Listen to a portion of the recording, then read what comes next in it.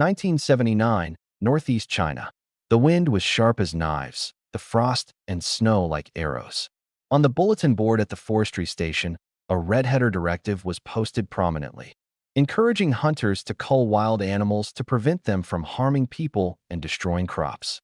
On the earthen Kang bed, I jolted awake. Cold sweat soaked through my coarse shirt in an instant.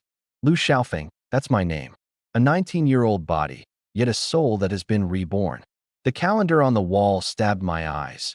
November 12th, 1979. It's today? The day my father will be killed by the tusks of a wild boar. Damn it.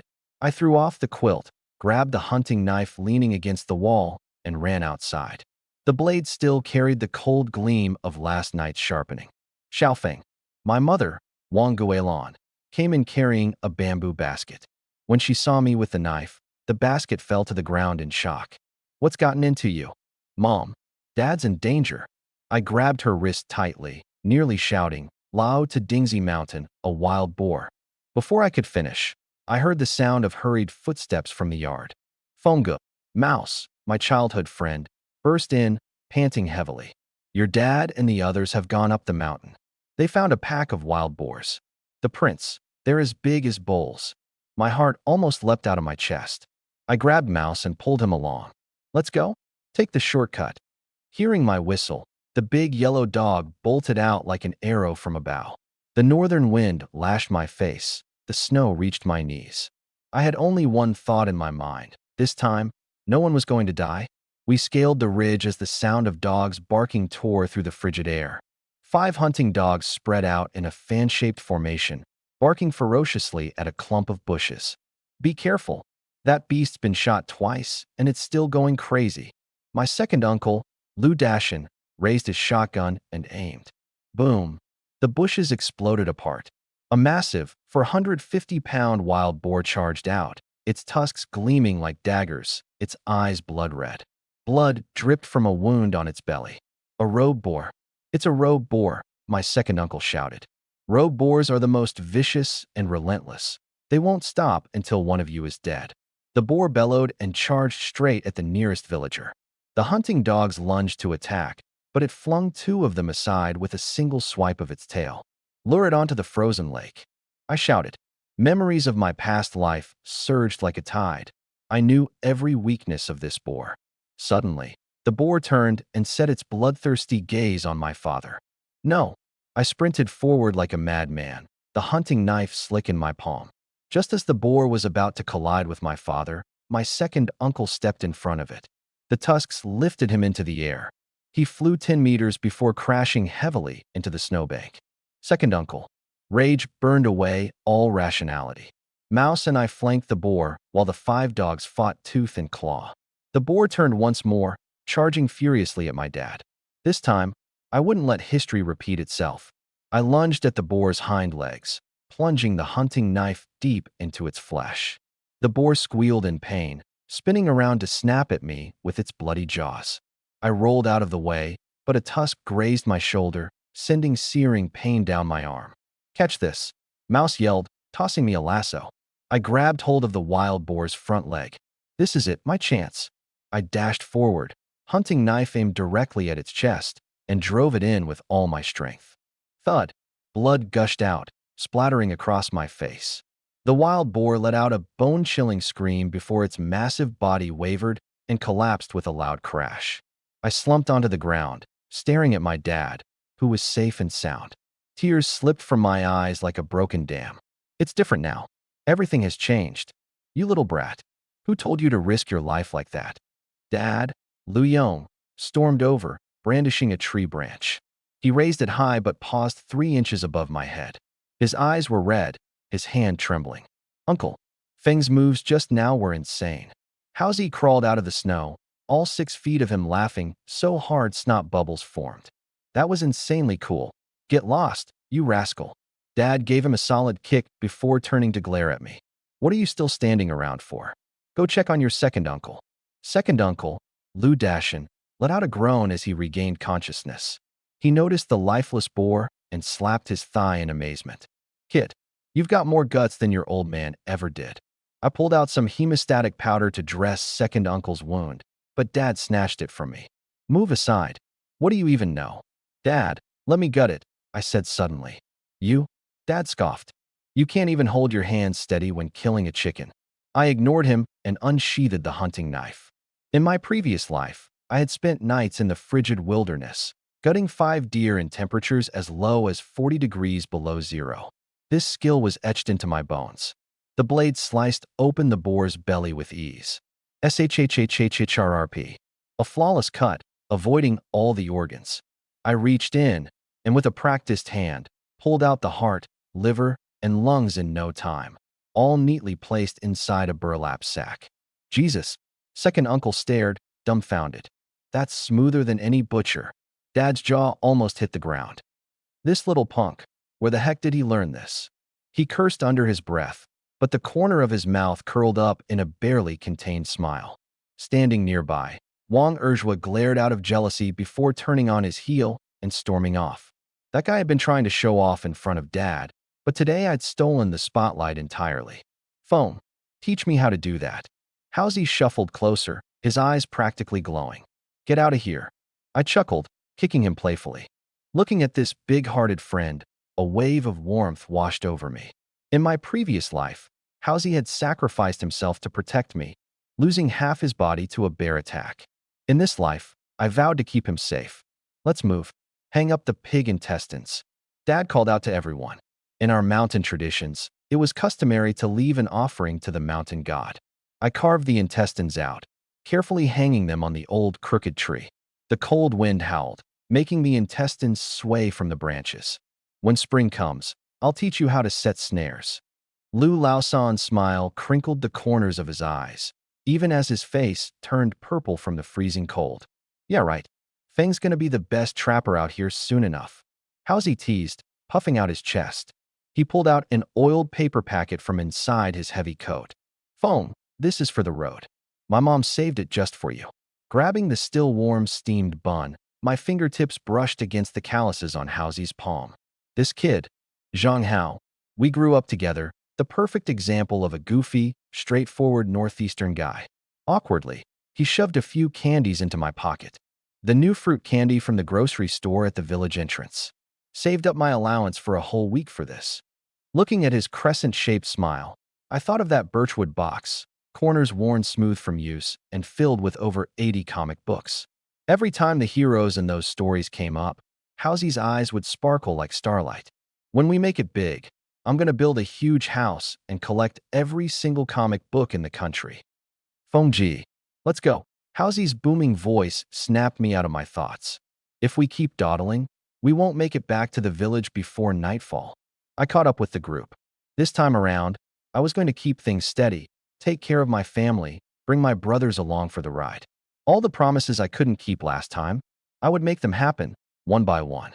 Lu Yong wiped the crusted blood off his face, the wild boar's head swaying on his shoulders. Less chatter, folks. Let's get back already. Uncle Lu Dashin hefted his hunting rifle, saying, move out. Tonight, we're having some strong baijiu. Nearly got turned into minced meat wrestling with that boar. He twisted his waist dramatically, sending the group into fits of laughter. Lu Laosan hollered at Housie. Take it easy. The sled's already bowing under the weight. Housie thumped his chest. This much? I can drag it back one-handed. Wang Erzhua jeered.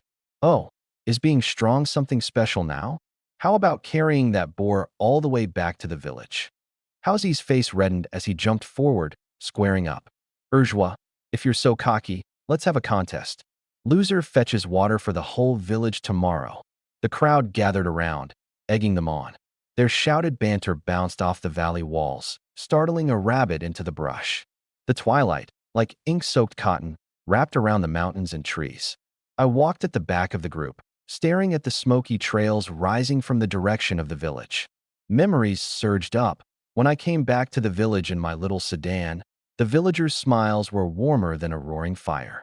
But when my business collapsed, those same smiles froze solid into blocks of ice. Toad, dreaming of eating swan meat, serves him right. Not a single hand reached out to help. I clenched my fists. This time, I'd make things right. I'd marry Yingzi, make sure my parents could eat white rice every day, and let no one dare bully my little sister, because they'd have to answer to my shotgun first. Fengji, what's got you in a daze now?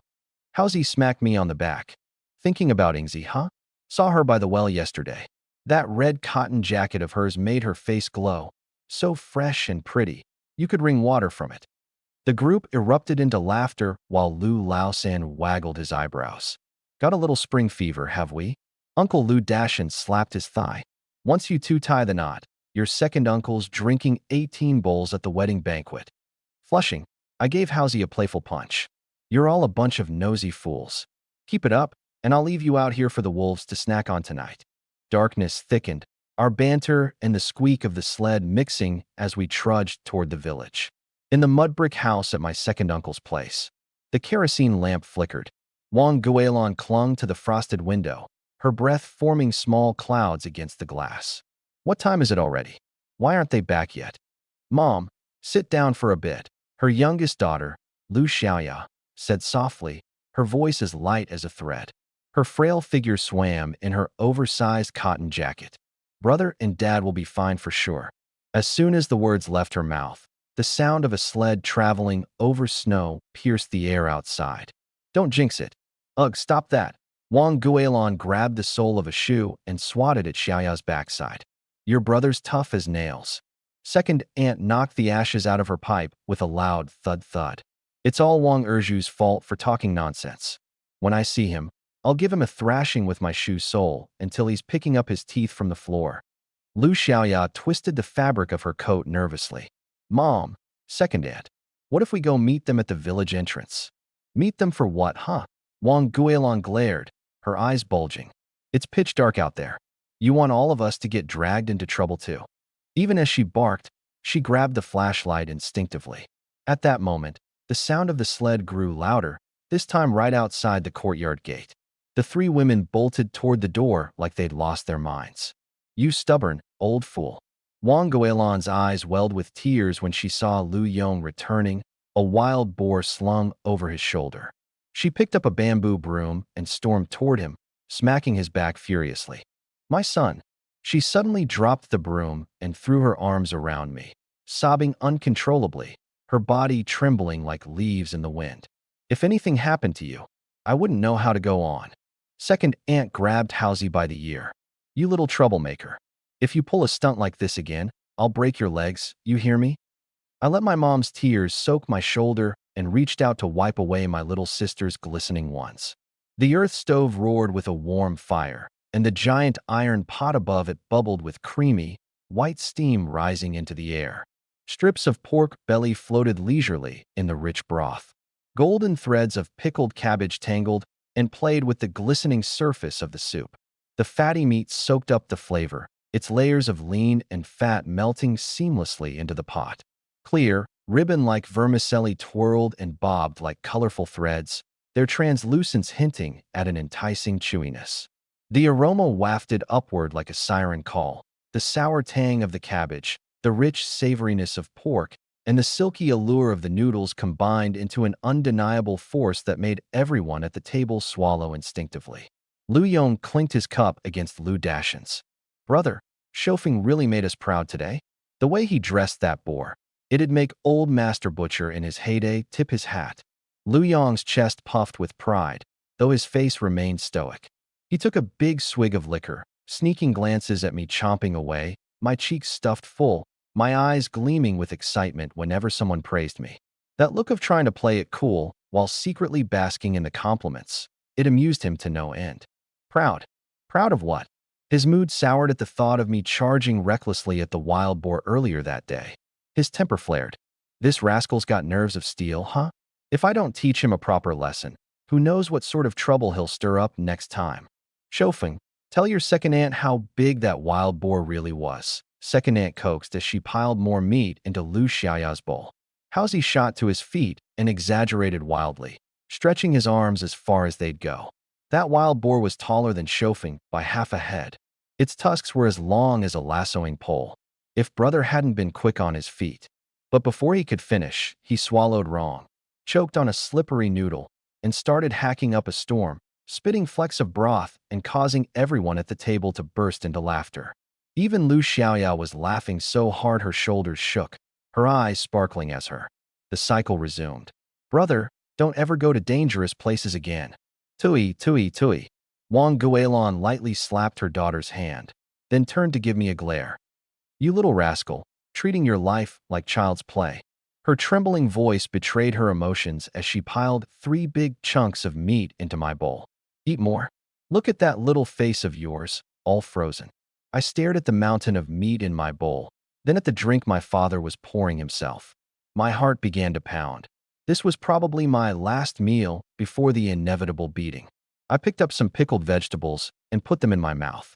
The sourness made me squint, but there was a comforting sense of grounding in it. The crunchy pickled cabbage cut through the greasiness of the meal, while the soft, chewy vermicelli warmed me up with every bite. Mom, don't worry about me. I wiped my mouth and looked at her with the same guilty puppy dog eyes you'd expect from someone who knew they were in trouble. From now on, I'll stay far away from danger when hunting. Save that talk for the king of hell. Lu Yong slammed his bowl down on the table. Wait till we get home. Just see if I don't tan your hide so bad that you won't be able to get up for 3 days. Lu Yong. Wang Guilin grabbed her apron and smacked him with it. The boy just dragged you out of a wild boar's jaws, and you're still scaring him? Lu Dashin raised his glass to diffuse things. Enough of that. Come on, another round. Laughter erupted around the table as everyone joined in. The smell of food and alcohol mingled with the laughter, so lively it seemed like it might just blow the roof off the old earthen house. Bam! The big wine bowl hit the table hard. Pickle soup spilled across it. All right, time to go home. Lu Yong's rough voice bellowed out as his eyes flicked toward me. That look? Oh, I knew it far too well. We'd be home soon, and he'd strip me of my heavy cotton jacket before he got down to the real business. It made the punishment sting more. If I wasn't bedridden for 3 days, he'd probably feel like he wasn't doing his job as my father. Girl, grab your brother's things. Mom said briskly as she started clearing the leftovers. You two drive me to worry every single day. My sister sighed in acknowledgement, her arms still clutching the blood sausages that Li Tsuhua had forced on her. Her little face was as red as ripe hawthorn berries from the cold. The snow crunched beneath our feet. The moonlight, like frost, blanketed everything in silver. Brother Foam, I'll come get you bright and early tomorrow so we can head back into the mountains, shouted Housie from behind me, his voice fading into the snowy night. Smack. The back of my head took a hit. Back into the mountains? Are you kidding me? You got a death wish. By the time we reached home, the piercing wind had made even the walls of the earthen house seem colder. Mom skillfully lit the stove, and with a whoosh, flames roared to life, filling the room with warmth. Brother, I don't get this math problem. Xiaoyao pulled her homework out from under the quilt, blinking her wide eyes. Chickens and rabbits in cages. Just as I was about to speak. Clang. The hunting rifle leaned heavily against the wall, knocking the calendar askew. You little rascal. Once you've solved that problem, wash yourself up and get ready for a beating. Xiaoya shrank her neck at Dad's voice. Brother, is Dad going to braise you alive? I pulled out a frozen pear I'd pocketed earlier at Second Uncle's and stuffed it into her little hands. Sweet before bitter. All you do when you drink is throw your weight around. Mom came in with a basin of warm water, tossing a towel straight onto Dad's face. With a sharp flick, the kid fought tooth and nail to save you. And now you want to hit him? What do womenfolk know? Dad grumbled in his deep, muffled voice. If something had gone wrong, you'd have nowhere to cry. Dad, look at my homework. Xiaoyao leapt over holding her notebook. Big bro taught me once, and I already got it. Dad scooped her up onto his lap, his stubble tickling her into giggles. My girl's got a sharp brain, sharper than your brother's. Back then, he couldn't even do this problem. Needed his toes to count. I was crouched by the stove, tending the fire, starting to feel uneasy. Dad being this happy? Couldn't be a good sign. Sure enough. Bang. The fire poker landed hard on my head. Why haven't you swapped out your dad's insoles yet? They stink worse than pickled cabbage. Mom's voice boomed from right behind me. Later, when Dad climbed onto the Kang, the heated brick bed, I realized something was seriously wrong. A brand new feather duster was ceremoniously placed at the head of the bed. Xiaofeng, come here. Dad patted the edge of the bed, a smile on his face so chilling it made my skin crawl. Like a lamb to the slaughter, I dragged my feet and slowly shuffled over. The second my butt touched the bed, my collar was grabbed. You little punk. Think you're tough now? Throwing down with a wild boar? Why not take on a tiger while you're at it? Old Lou, take it easy, Mom yelled, grabbing a pillow and hurling it. Dad, you promised not to hit big bro. Xiaoyao was hopping with urgency. Nobody stopped me. He's got to learn his lesson today. Thinking fast, I blurted, Dad, is that stash of secret cash still under the Kang mat? Dad's hand froze. I rolled to the edge of the bed and gave Xiaoyao a knowing look. There really is something here. A thick stack, Xiaoyao exclaimed, diving under the Kang mat to rummage. Old Lou, you dare to hide money from me. Mom blew up, brandishing the fire poker and rushing over.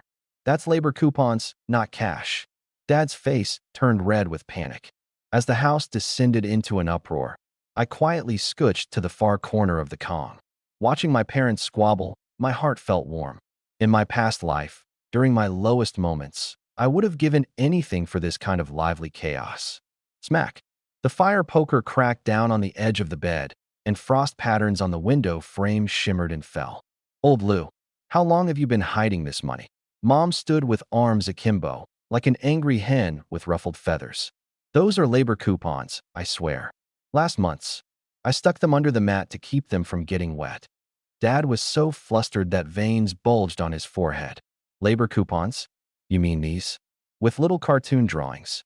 Mom shoved a piece of paper under his nose. I couldn't hold back my laughter. It was one of Xiaoya's sketchbook scraps.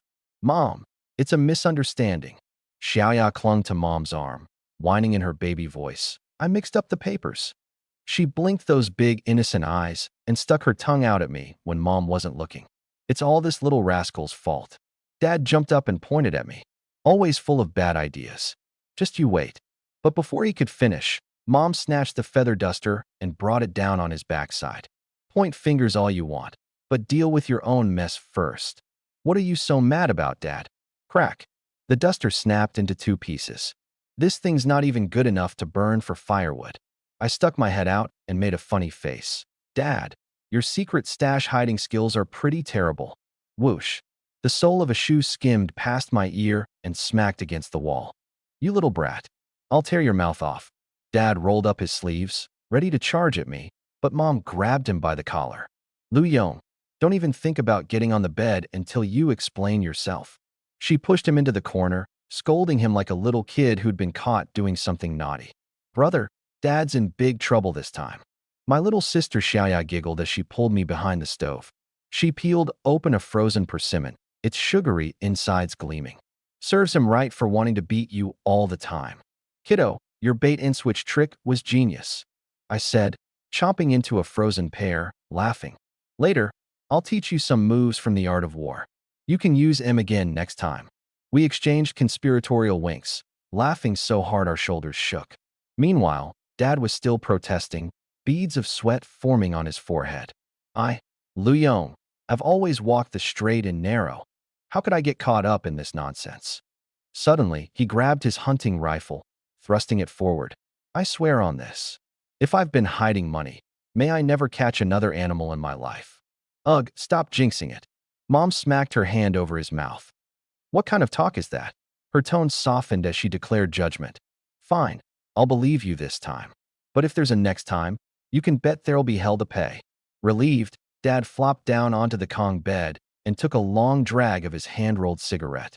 With a warning glare, he said, You little punk, just wait until your mom's asleep. Then I'll deal with you. Not missing a beat, I sidled up and started massaging his shoulders. Come on, Dad, calm down.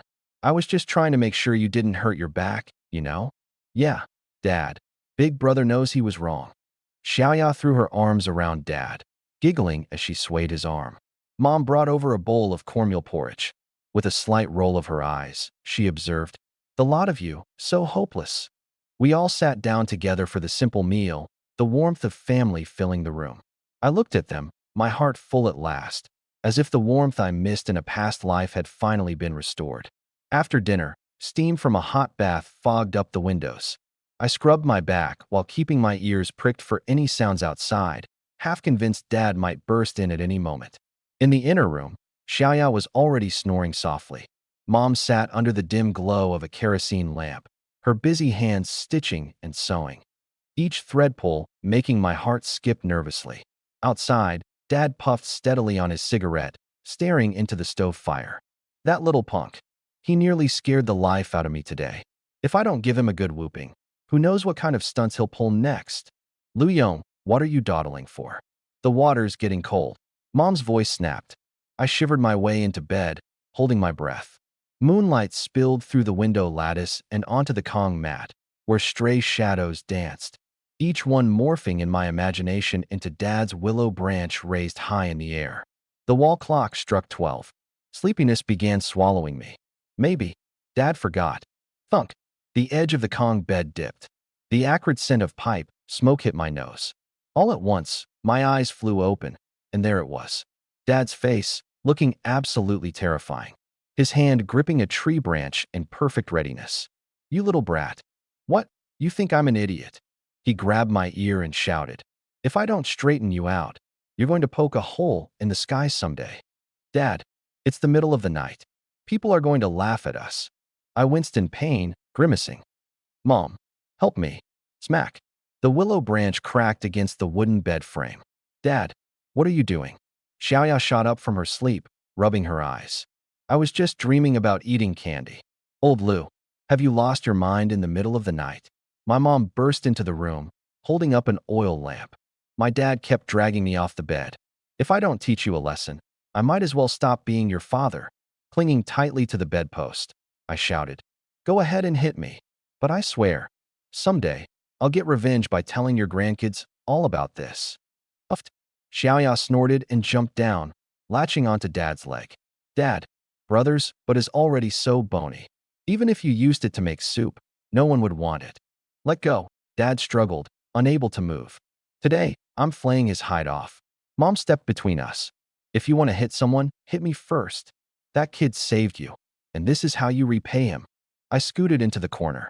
Dad, you've got the strength to take down a tiger.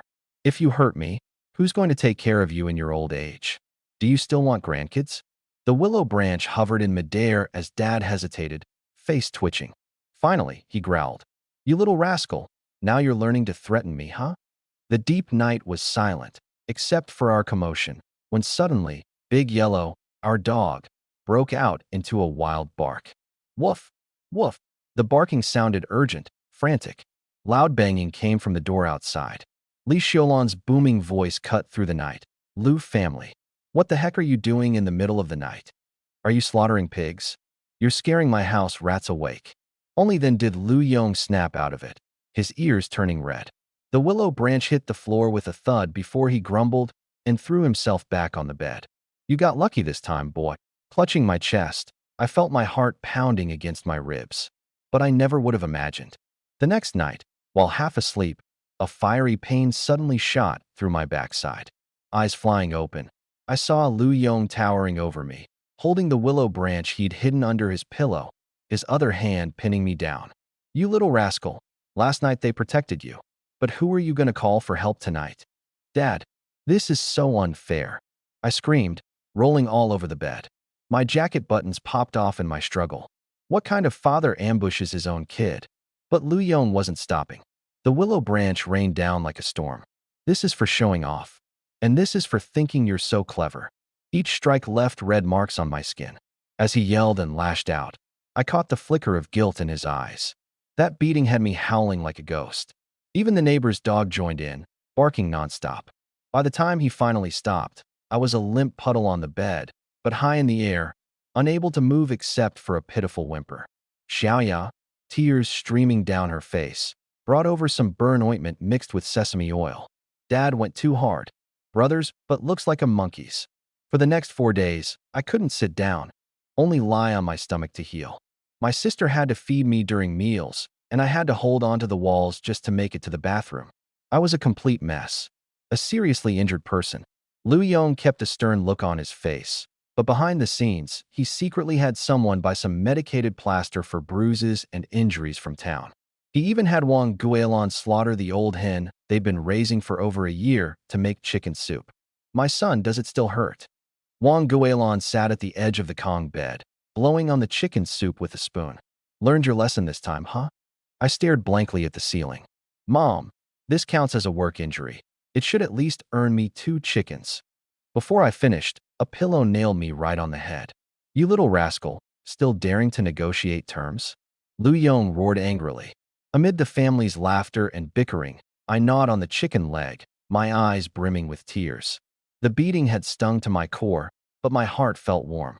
Having been lonely for half my life in my previous life, this lively punishment was the most priceless treasure. By noon the next day, the courtyard came alive with the clattering of the gate opening. Old Lu's family. Heard there was some brawling over here last night, shouted Lu Laosan in his booming voice, trailed by 4 or 5 other gossip mongers. Wang Guilon pressed her hoe firmly into the ground. Lu Laosan, your mouth's quicker than the town radio station. Lu Yong stepped out with a blackened face, tapping his pipe with loud bang-bang sounds. Y'all here to watch the show? Got nothing better to do with your lives. Big brother, we're just worried about Xiaofeng, that's all. Li Tsuehua wiggled her way into the yard, carrying a basket of eggs. Heard the boy got beat so bad he can't get off the Kang. Lying flat on the Kang, I groaned and grumbled inwardly. Great, now the whole village knew. How was I supposed to face anyone after this? The sound of hurried footsteps echoed in the courtyard, followed by loud banging on my door. Feng bro, how's he burst through the door? Heard you got beaten up so bad. You're looking like squashed eggplant. His bulging eyes stared at me from head to toe before he exclaimed, oh my gosh, your butt is so red you could hang it up as a lantern at the village gate. I grabbed a pillow and hurled it at him. Shut it. Why don't you take a beating and see how you fare? Howsy dodged nimbly and smirked as he plopped down at the edge of the Kang. Feng bro, you're something else. Fighting a wild boar single-handedly. This alone is enough bragging material for years to come. Then Da Huang, our loyal dog, started barking again. But this time, it was a friendly bark. I struggled to lift my head. Standing in the doorway was a figure with a red ribbon braided into her hair. It was Ingzi. She stood there, holding a blue cloth bundle in her arms, her cheeks flushed red from the cold, resembling ripe apples. At 18, she was tall and slender. Not even her plain cotton jacket could hide her graceful figure, and her big, glistening eyes held a timid sparkle. Ingzi. My tongue twisted in knots. In my previous life, after my dad passed, I had thrown everything into my business and took for granted the girl who quietly cared for me. By the time I realized what she truly meant to me, she was gone. Now, looking at her shy demeanor, a pang of sourness welled up in my chest. I swore to myself I wouldn't let her slip away in this life. Brother Xiaofeng, I heard you got hurt. Ingzi's voice was as soft as a whisper. I made you some medicinal patches, great for treating sprains and bruises. She handed me the cloth-wrapped bundle with a flushed face, her eyes avoiding mine. On the 4th day of recovery, just as the scab had started to form on my backside, I couldn't take it anymore. Before dawn, I stuffed 2 cornbread buns in my bag, grabbed my jujube stick, and hobbled my way toward Housy's place. The snow creaked under my feet as I trudged along, step after uneven step, each one sending a jolt of pain through my backside. I mumbled to myself, I've only been back for a few days, and I've already been laid up for 4. How embarrassing. Today, I have to borrow that gear. Feng bro, finally. Housey was sharpening a blade and dropped the whetstone with a clang the moment he saw me. My mom just steamed some cornbread. Let's have a bite before we hit the road. He squinted past me. Where's Da Huang? You didn't bring him. Left him at home to watch the house, I said, pulling my coat collar up against the wind. We're heading over to Uncle's to borrow the gun. Bringing the dog along wouldn't be a good idea. Even as I said it, my stomach tied itself in knots. Uncle's a stubborn man. How likely was it that he'd just lend us the gun without a fight? The 2 of us began trudging through the snow toward the west end of the village. Housey hunched his shoulders against the cold. Feng bro, you really think Uncle will let you borrow the gun? Last time, Erjuzi's brother tried and got whacked over the head with Uncle's pipe for his trouble. We'll give it a shot, I said, spitting in my hands and rubbing them together. Worst case, if Uncle gets hands, why? You hold him off while I make a break for it. I pushed open the firewood gate. A whoa, a deafening howl shot through the air, nearly bursting my eardrums. From behind the woodpile came a grayish-blue blur, sending snow flying all over my pants. Dear heavens, Howsy jumped back, scrambling to hide behind me. Is that a dog or a damn leopard? The beast was massive, half my height at least, with thick, muscular shoulders. Its gray fur gleamed under the faint winter light. It crouched low, its paws digging into the frozen ground, growling low in its throat. Drool dripped from its fangs, and its eyes glinted menacingly. My back was soaked in cold sweat, and the jujube wood stick in my hand was slick with my grip. I forced myself to inch forward. Couldn't afford to look scared. Show fear in front of a dog, and they'd never let you live it down. Uncle, why isn't your dog tied up? I called out. The wooden door creaked open, and out stepped Lou Dashin with his pipe in his mouth, chuckling as he slapped his thigh. Will you look at you two scaredy cats? Da Ching's just playing with you. He swung my wooden stick in front of the beast's snout. Shoo, shoo. Down, boy. They're family.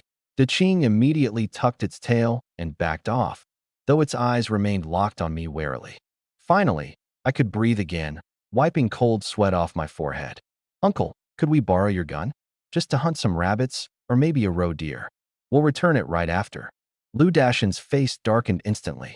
Not a chance. His pipe thumped against the ground as he knocked the bowl clean. Didn't you learn your lesson last time? Almost getting yourself killed by a wild boar? Give you a gun, and you'll be trying to shoot the moon next. Uncle, Howsy, rubbed his hands together anxiously. We promised to be careful. Come on, give me a break. Lou Dashin shot him a glare. You think I don't know what you two have in mind? If I lent you a gun, in less than 3 days, you'd stir up all kinds of trouble. My heart sank. But suddenly, Lou Dashin waved his hand dismissively. However, he gestured toward Da Ching. Da Ching here, I picked him up in the mountains 2 years ago. Built like a tank, and his nose is sharper than a wolf's. If you don't mind, you can take him. Mouse's eyes went as wide as saucers. Uncle, are you serious? I froze too. This dog was clearly something special. Why would he just give it away? But, Lou Dashin added, you've got to earn his loyalty properly. None of this is free. Xiaofeng, if you can get him to warm up to you, the dog's yours. If not, just pretend you never came here today. I took a deep breath and slowly squatted down. Tossing the stick aside, I extended my open palm toward the dog. Da Ching instantly stood up, a warning growl rumbling in his throat as his paws dug 2 shallow grooves in the snow.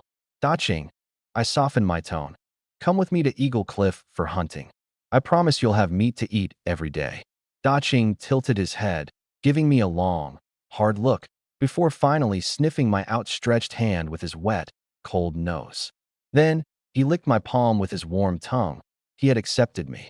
A hint of a smile tugged at Lou Dashin's mouth as he turned to grab a shiny leather leash. He attached it to Da Ching's collar and handed it to me. From now on, follow Xiaofeng closely. Watch his back. His calloused hands pressed the leash firmly into mine, their rough texture scraping my palm.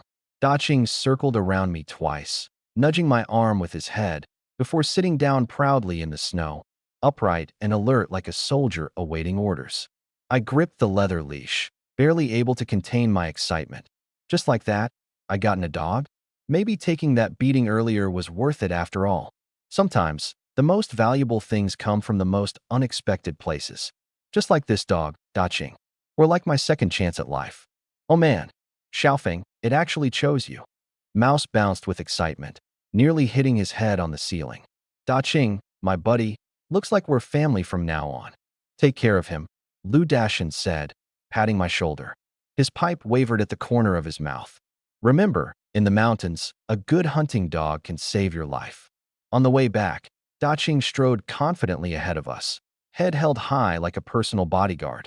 Villagers spotted us from afar, taking one look at Da Ching's fierce demeanor and giving us a wide berth. I heard someone muttering, where on earth did those boys get a hellhound like that? As I ran my fingers through Da Ching's steel wool-like fur, a sense of reassurance swelled within me. The gun could wait, but with Da Ching by my side, I felt bold enough to take on the mountain. Wild boar ears will bring out a hunting dog's killer instinct, I mused. Next trip into the mountains, we'll start training him to go for the ears. When we come across a wild boar, we'll know exactly how to handle it. Just as we reached my courtyard, our old dog, Huang, came bounding out with a loud woof.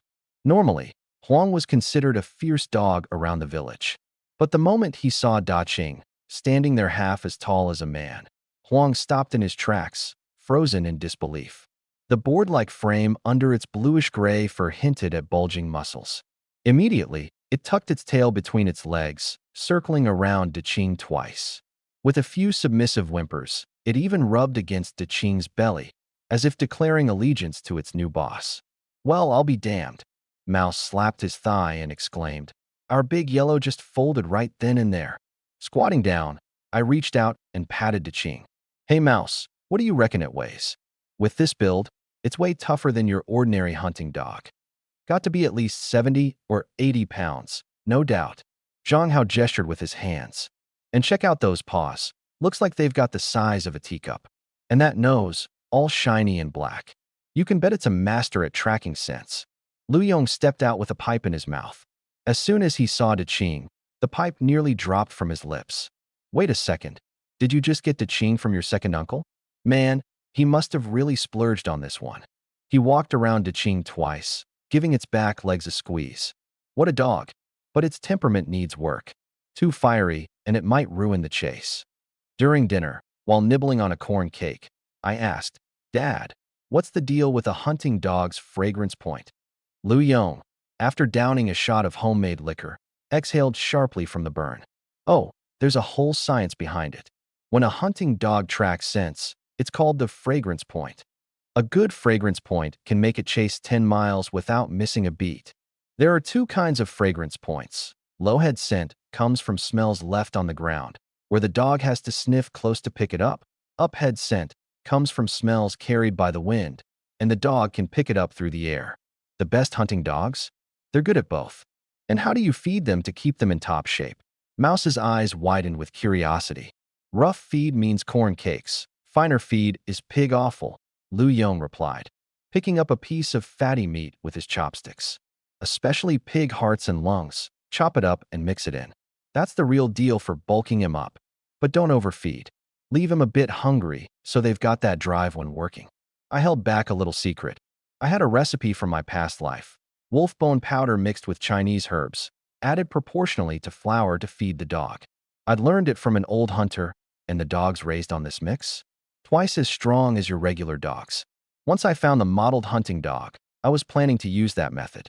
"And what's this dragging training all about?" I asked further. "Drag training's about the 3 things to look for." Lu Yong raised 3 fingers. "First, look at the paws. Daqing's are wide and thick, perfect for digging through snow or soil. Second, examine the back. It's got to arch like a bow, so it can generate power. Third, check the back end, the size of the hole. A dog with a large back end pulls its weight and won't let go once it's bitten its target." He tossed a piece of wood into the fire pit, the sparks crackling to life. "With wild boars, their rear end is a weak spot.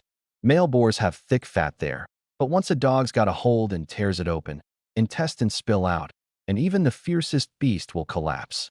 Dogs that can latch onto a boar's rear. Now those are your top-class mutts. But it's risky business." Lu Yong smacked his lips. "One kick from a boar, and it's either dead or mangled. Daqing's got the right fire. Train it well, and it could become your lead dog." The next day, my second uncle came over to show me how to train Daqing. He pried open Daqing's mouth, saying, "Xiaofeng, Daqing's never been out on a real hunt before. Train it to bite where you want now, and in the future, it'll always go for that spot. Up in our mountains.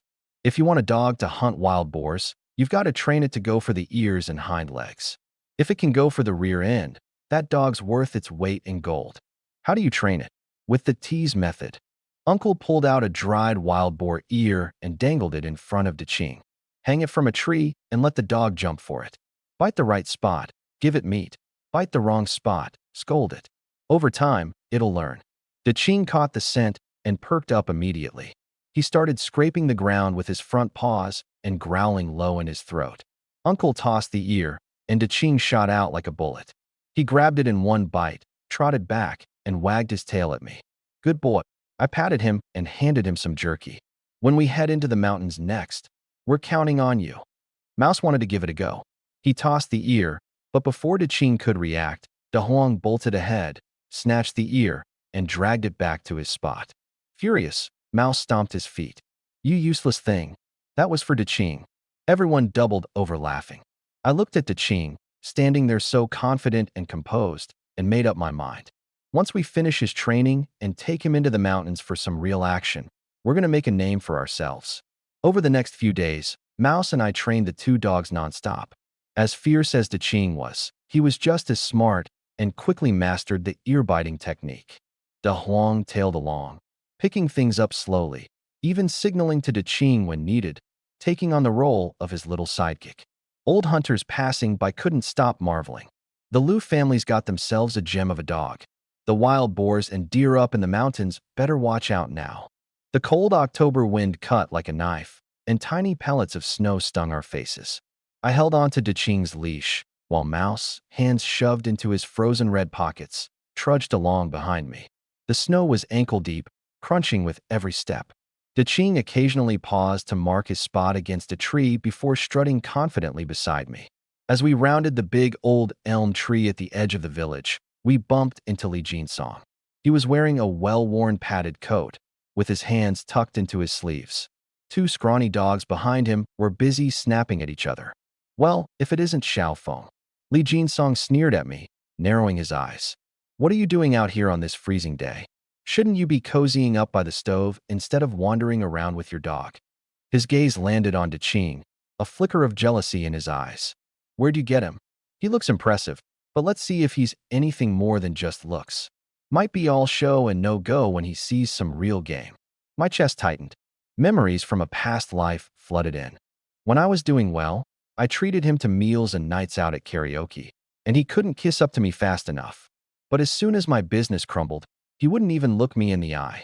Behind my back, he spread gossip. I always knew Liu Xiaofeng was just a show-off. Now look at him, crashed and burned into a million pieces. "Li Jinsong," I said evenly, suppressing the disgust that threatened to rise. "You'll only know if a dog's good after putting it to the test." I gave Ching a pat on the neck. Sensing my shift in mood, Ching let out a low growl. His ears stood tall as he fixed a cold gaze on Li Jinsong. Li Jinsong's two mutts immediately bristled, tails between their legs as they barked furiously. Ching shot them a single icy glare, standing unwavering like a rock. "What are you two barking for?" Li Jinsong snapped, kicked the dog and sneered. "You're just like your masters. Good for nothing, but barking for no reason." Haozi rushed forward, his face scrunched up like a steamed bun. Li Jinsong, cut the sarcasm. "Last time, who picked up our dumb deer and claimed they were the ones who shot it, huh?" He spat on the ground. "If you've got the guts, head into the mountains with us. Let's see whose dog is truly better." "With your skills?" Li Jinsong scoffed. "Remember Wild Boar Ridge? Who was hugging a tree, too scared to move? Us three brothers of the Li family. Every one of us is a skilled hunter. You two? You're just blind cats stumbling across a dead rat. And how many times have you been to Eagle's Cliff?" I stepped forward. "Last year, who was chased by wolves and lost their pants? Wasn't it my dad who led a rescue to save your sorry ass?" Li Jinsong's face turned dark. "You better shut up about the past." With a loud awoo, Ching clawed at the ground, leaving two small pits as it leaned forward. Li Jinsong's mutt shrank back, trembling. "Liu Xiaofeng, stop using your dog to make a point. If you're tough, face me one-on-one." Li Jinsong talked big, but his feet were already stepping backward. "One-on-one." I laughed mockingly. "Last time you arm-wrestled Air Zhuzi and lost, you accused him of hiding rocks under his hand. Going one-on-one with someone like you? Not worth my time." I grabbed Haozi and started walking away. "Liu Xiaofeng, just you wait." Li Jinsong shouted behind us. "Don't think you're something just because you've got a dog." As we walked further away, Haozi stomped his feet. "Fengji, what grudge do you have with him?" I sighed. "Haozi, that guy says one thing to your face and does another behind your back. Stay away from him. He's not worth trusting." Looking at the distant rising smoke from our humble clay house, I made a silent vow. Never again would I let someone like Li Jinsong push us around. Back where Li Jinsong stayed rooted, his teeth clenched so hard they audibly cracked. His eyes were cold and venomous. With a hard kick to his dog, he snarled, "Useless. A lousy mutt that can't even stand its ground." Haozi and I trudged through the snow toward home. Ching and De Huang frolicked in the snow behind us. The moment we stepped in, Wang Guilin was stitching the sole of a shoe. Seeing our faces, she dropped her all with a clatter onto the Kong. Oh heavens! Your faces look like purple eggplants from the cold. Get up here and warm yourselves. Lu Xiaoya darted out of a corner with a roasted potato in hand. Big bro, it's fresh out of the fire, sweet enough to knock your socks off. I pulled off my shoes and climbed onto the Kong, beckoning to Qing. It yawned deeply, trotted up to the side, clawed twice at the door, and sprawled down like a loyal stone lion guarding the entrance. Haozi rubbed his hands together. Fengji, what's the real deal with Li Jinsong? I clenched my fists, making the Kong mat creak under pressure. That bastard's a sneaky snake through and through. You two keep your distance. As for me, I'll find my chance to deal with him good and proper. Lu Xiaoya took a bite of her potato. Big bro, could he really be worse than the black bears in the mountains? Bang! My palm slammed onto the Kong table, making the jar of pickled vegetables tremble. That scum is worse than any black bear. Rage boiled inside me as though magma was surging through my veins. Gritting my teeth, I growled. That piece of trash from the West End, Zhao. A widow, her husband passed away early, leaving her to raise a little one on her own. That scumbag Li Jinsong saw she was struggling to make ends meet and practically wedged himself into her life every day. Claims he's helping, but really full of bad intentions. The last time, Zhao Widow's brother-in-law caught him red-handed.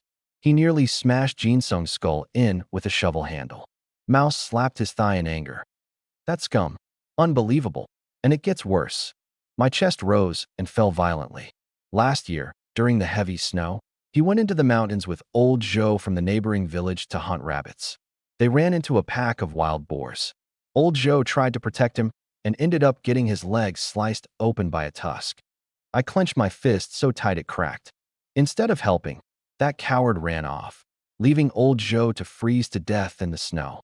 If old Zhou wasn't so tough, he'd have been an ice sculpture by now. Lu Xiaoya gasped, covering her mouth. That's straight-up murder. Shoo. I quickly gestured for her to be quiet and glanced warily toward the window. Keep it down. The Li family brothers run the show in this village. We can't take them head-on just yet. If only we had some kind of system, we could crush that scum outright. Suddenly, a commotion erupted outside. I pried open the frozen gap in the window to look outside. Li Jinsong was standing under the old tree at the village entrance, spitting venom while a crowd of onlookers gathered around. Listen up, all of you. His voice was harsh and grating, veins bulging on his neck. Lu Xiaofeng's green dog is a menace. It's vicious enough to eat people. Just yesterday, I saw it with my own eyes. It killed all the chicks at Lame Wang's place. That beast will end up biting people, and when it does, the whole village will suffer. Someone in the crowd argued back. Xiaofeng's an honest kid. His dog wouldn't be untrained. Li Jinsong sneered coldly. Don't believe me? Just wait and see. That beast will cause a disaster sooner or later. Inside, my body trembled with anger. De Qing suddenly stood upright, its sharp teeth glinting coldly, growling low and menacingly in its throat. Mouse sprang to his feet. Brother Foam, let me at him. I'll knock him flat.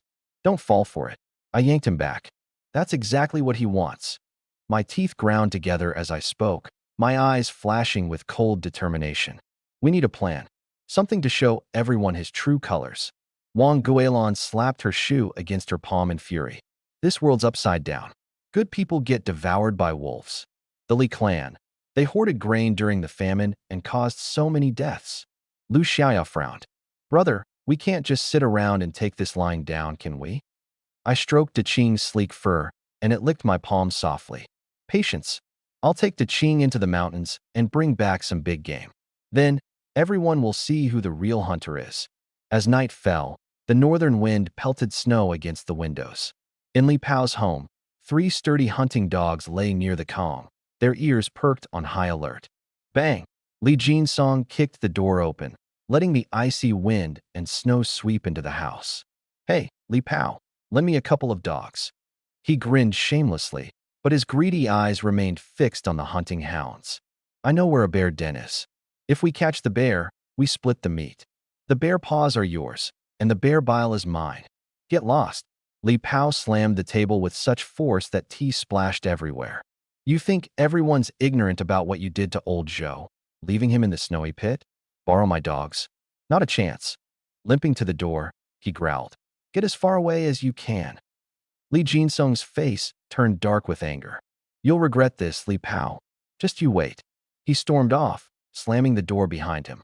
Next door, Ingzi bit her lip anxiously. Li Jinsong knows the location of a bear den? This can't be good. I've got to warn Xiaofeng. The night was pitch black, and the cold wind howled outside. Ingzi bundled herself up in a cotton coat, tucked a baked sweet potato inside for warmth, and sneaked out of the house. Fresh snowfall quickly covered her tracks. De Qing, the loyal dog, was the first to notice her and wagged his tail as he ran to greet her. I pulled back the curtain and saw her pale, frostbitten face. Warmth filled my heart as I said, Ingzi, it's so late. Come inside quickly. Brother Feng, Li Jinsong came to my house asking to borrow dogs. He said he found a bear den, she said breathlessly. My father didn't lend him any, and Li Jinsong left furious. I'm worried he might do something bad, so I came to tell you. I handed her a cup of hot water, my brows knitting in concern. A bear isn't something to mess with. But those scrawny mutts he has are no match anyway. Brother Feng, be careful. Concern filled Ingzi's eyes. Seeing her braving the freezing night to deliver this warning, warmth and gratitude welled up in my chest. Thank you, Ingzi. Let me walk you home. It's fine. She shook her head firmly. Just be on your guard. She disappeared into the night, leaving her snowy footprints behind. I clenched my fists tightly. Li Jinsong, this isn't over between us. Meanwhile, in Li Jinsong's home, the ramshackle house reeked of damp and tobacco smoke. Bang! Bang! The Zhang brothers barged in. Eldest brother Zhang Tiniu was massive and broad, carrying a hefty axe. Second brother Zhang Erju was bow-legged, and the youngest, Zhang Goxing, had shifty, rodent-like eyes. Each had a scrappy, mangy dog tugging at a makeshift leash. Jinsong, did you get any dogs? Zhang Tiniu threw his axe onto the table with a loud thud. Get dogs, my ass. Li Jinsong took a harsh drag from his cigarette, his brows twisted in rage. That crippled fool wouldn't lend me any. I'll bag that bear and make him grovel before me. Zhang Goxing's crafty eyes darted. Jinsong, we can't just let this go. Old Zhao has a hunting dog, and so does Lu the cripple. If we sneak in at night, it's not like anyone will notice. Exactly. Li Jinsong shot to his feet, his eyes gleaming with malice. I've got my gun, you all bring the axes. Tomorrow, we head for the mountains. If anyone dares get in our way, they'll regret it. And that Lu Xiaofeng kid, he sneered. Thinks he's some kind of hero? If he tries to mess this up, we'll take care of him too. Zhang Tiniu tightened his grip on the axe and nodded firmly. We'll do whatever you say, Jinsong. Let's get it done. Bear paws and gallbladder, those are treasures. Sell them for cash, and we'll be the big shots in the village. Right. Zhang Erju waved his axe. Anyone in the way gets the axe. Li Jinsong chuckled darkly, patting his gun. We strike before dawn. And if we run into anyone, no matter who they are, no one's walking out alive. Zhang Goxing rubbed his hands together. And if we see Lu Xiaofeng, we might as well take his dog too. Under the dim oil lamp, the four of them hatched their sinister plan, their shadows on the wall twisting and writhing like demons. Little did they know, this plot was leading them straight to their doom. And me? I was ready to fight back. They want to mess with me? Let them try. My blade's ready for an answer. The next morning, the four of us plunged deep into the old forest. The snow was so thick it reached up to our thighs, crunching underfoot with every step in the freezing air. Li Jinsong gripped his 16-gauge single-barrel shotgun tightly, nerves getting the better of him. This ancient relic of a gun required babying. Every shot meant carefully ejecting the shell, nothing like those sleek semi-automatics. Hey, Jinsong, that pine grove over there, Zhang Goxing whispered, pointing with his frost-bitten fingers to the trees ahead. Could that be the bear's den? Li Jinsong squinted. Just beneath the weathered old pines on the ridge, the cave entrance glittered with frost. From deep inside came guttural, heavy-breathing sounds. His blood boiled. Keep it down, idiot.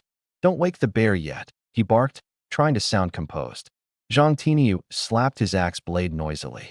Jinsong, let the dogs go first. Have them bite its hind legs. Once it's distracted, you take the shot. Got it. Li Jinsong chambered around, then motioned to the hunting dogs. Go. Tear it apart. 5 hounds shot forward, their howling slicing through the icy stillness as snow sprayed into the air like a burst of powder. The bear, now awake, surged out of its den. It stood taller than two men, a massive black shadow rising up. Its fur bristled like steel needles, and its foul breath came in heavy plumes, steaming in the biting cold. The fiercest of the dogs latched onto the bear's ankle. Wham! One swing from the bear's paw sent the dog flying. It spun through the air, landing in a heap in the snow, bloody drool dripping from its mouth as it whimpered pitifully. "Shoot it quick!" Zhang Erju's voice cracked with panic. Li Jinsong pulled the trigger. Bang! The bullet grazed past the bear's ear and disappeared into the forest. The beast was truly enraged now. Its bloodshot eyes burned with fury as it unleashed a deafening roar that shook the trees, sending snow crashing down from the branches. With a powerful lunge, the black monstrosity charged, this time like an unstoppable snowplow barreling forward, sending up chunks of ice and debris. Zhang Goxing winced and stumbled back as chunks of snow showered him.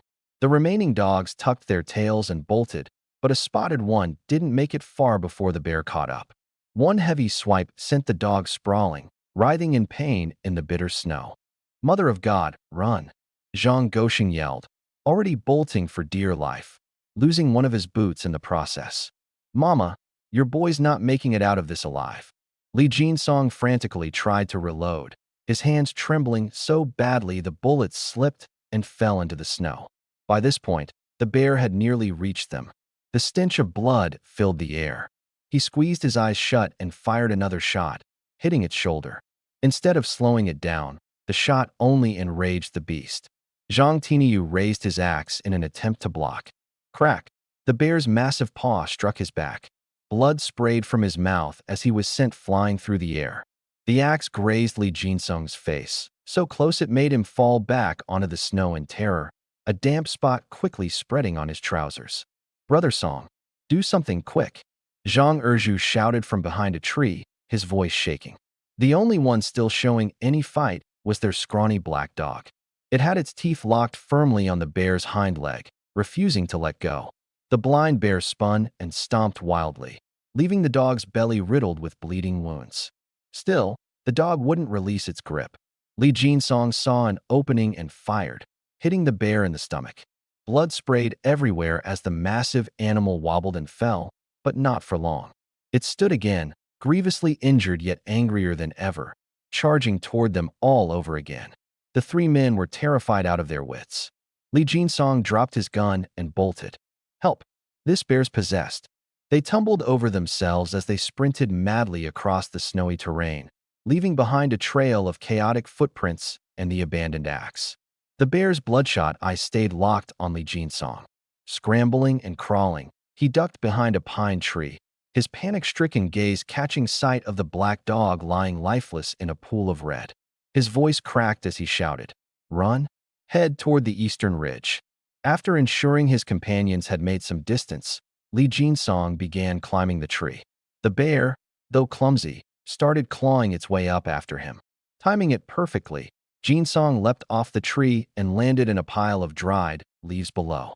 Pain shot through his knee as it struck a rock, but he staggered to his feet, grabbed his gun, and limped after his fleeing companions without looking back. They lost 4 of the 5 dogs. Zhang Tinyu's back looked like it had been torn apart, while Zhang Erju clutched his swollen leg, sobbing in pain. "Dear Lord, we nearly lost our lives back there." Li Jinsong gasped, breathless. That bear is harder to handle than the Grim Reaper. Talk about losing face. After hastily patching up the scarred black dog, Li Jinsong helped carry Zhang Tinyu as the 4 men hobbled step by step down the mountain. In the distance, the bear's furious roars still echoed, sending flocks of startled crows flapping noisily into the air. "Brother Song, our axe, and the food, we left it all back there." Zhang Goxing whimpered, his voice trembling. Li Jinsong coldly glanced back toward the misty forest. "Forget it. We almost died in there. You want to go back for a snack?" The howling winds carried icy flakes of snow, casting a dull gloom over the sky. I trudged through the thick snow, heading toward my Uncle Lu Dashin's house. My coat's collar was pulled up as high as it could go, but it still failed to keep the biting cold from creeping down my neck. As soon as I stepped into the courtyard, I spotted Uncle squatting by the wall, puffing on his hand-carved tobacco pipe. The sharp clangs of him tapping out the ashes rang out. Clink, clink. His hooded eyes were calm, exuding an unhurried sense of ease. Uncle, I called out at the top of my lungs. Can I borrow that 16-gauge shotgun? Lee Jin-song went up the mountain yesterday, and if he screws up my bear gall, I'm screwed. Uncle squinted at me, the embers in his pipe hissing softly as he took a long drag. Xiaofeng, that gun's no toy. It's powerful, but it reloads slowly and kicks like a mule. You remember last year when Big Zhuzi used it to hunt boar? His shoulder was bruised for half a month. He jabbed my chest with the pipe stem and added sternly, think about it carefully. The moment this thing fires, it's either you or it that's going down. I puffed out my chest. Second uncle, I've been roaming the mountains for years. What haven't I seen? Heck, just last year I chased down a lone wolf all by myself. I flexed my arm, muscles pressing against the wool jacket. These arms can haul 2 big sacks of corn for over a mile. You think I'm afraid of a little recoil? Second uncle let out a sigh, his knees creaking as he stood up. He reached into a grease-stained cloth bundle. Use it sparingly. Once you're done, pull the shells out immediately or you'll jam the chamber. And make sure it's back here before nightfall or your old man'll skin me alive. Got it. I slung the gun over my back and started heading home. On the way, I ran into old Wang. Xiaofeng, showing off with that gun again, huh?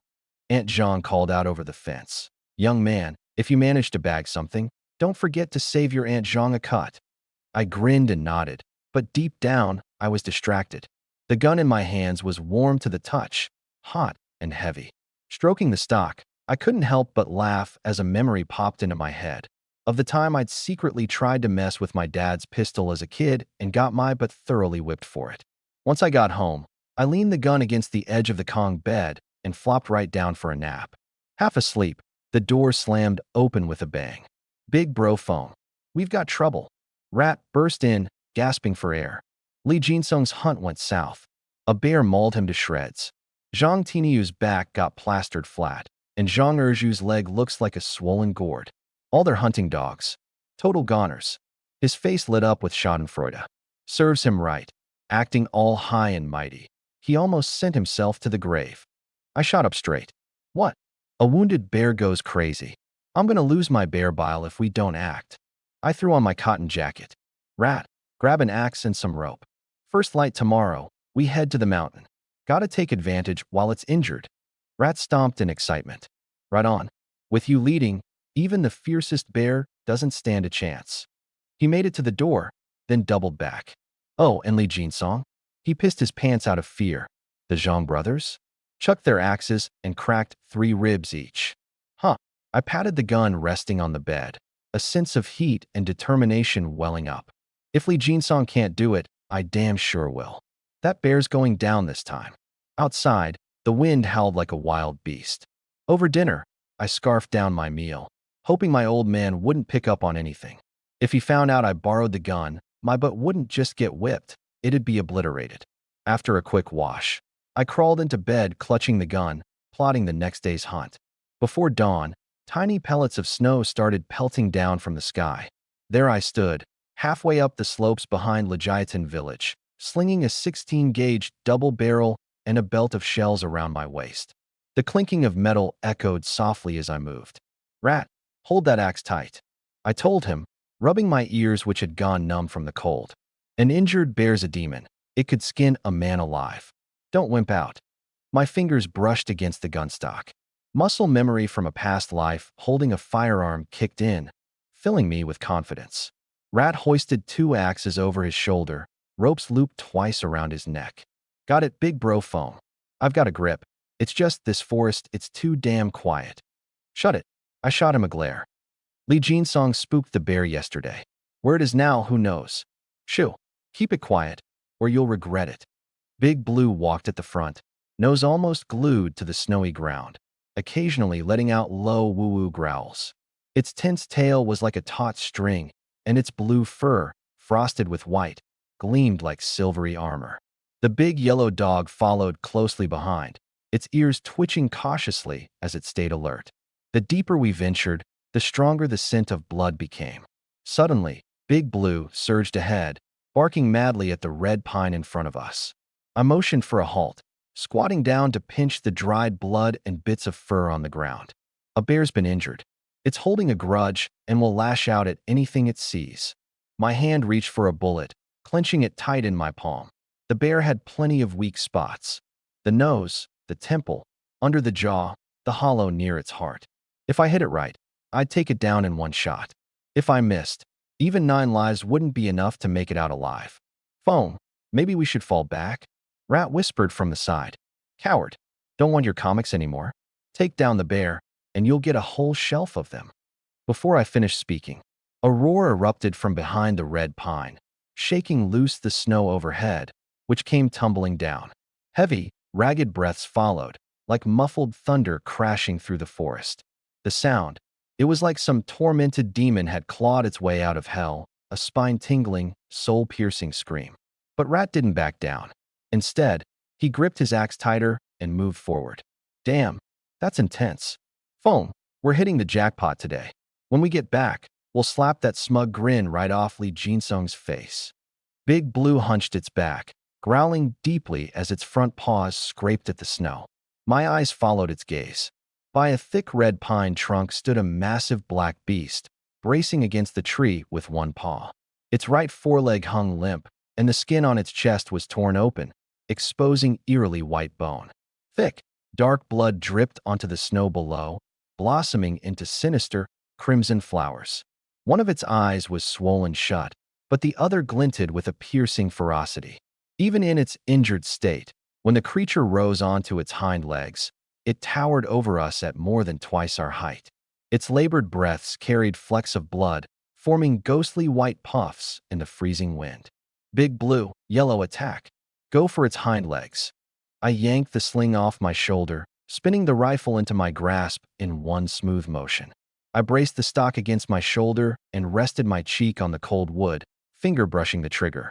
Leaning forward slightly with my feet apart and knees bent, I locked into the stance. The old hunter's famed rooted form, perfect for stability on snowy ground. The 2 dogs darted forward like arrows released from a bow. Big Blue darted left and right, aiming for the hind legs, while Yellow harassed it from the side, snapping at its soft underbelly. The bear roared in pain, swinging its massive head with enough force to send bitter winds whipping snowflakes into the air. My pupils shrank to pinpoints as I locked the crosshairs directly on the bear's temple. It had turned its head to snap at Big Blue, its neck fur taut and stretched. This was the perfect shot. I took a deep breath, the biting cold air sharp as knives as it filled my lungs, steadying my hands. The hunter's wisdom echoed in my mind as I squeezed the trigger. When you're aiming at a creature, wait until it's exhaling. Its body's at its stillest. Bang! The rifle's crack echoed throughout the valley, jarring my shoulder with a sharp jolt. The bear merely shook its head. The bullet had only grazed its ear.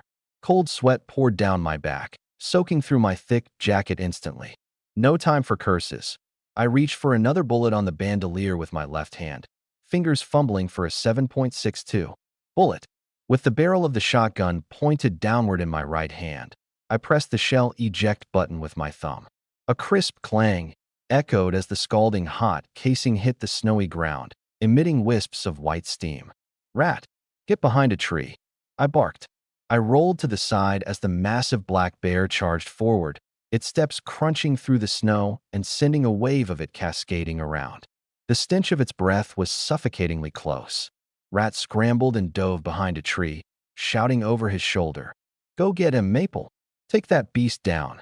Hiding behind a snow heap, I leveraged my motion to load a shell into the shotgun chamber. With a swift snap, I shut the barrel and jammed my shoulder against it to ensure it locked tight.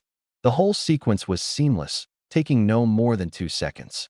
I had practiced this reloading maneuver countless times in the mountains of my previous life, and now it was a life-saving skill. One thought consumed my mind. Hit the jaw, the weakest spot on a bear's skull, and send the bullet straight to the brain.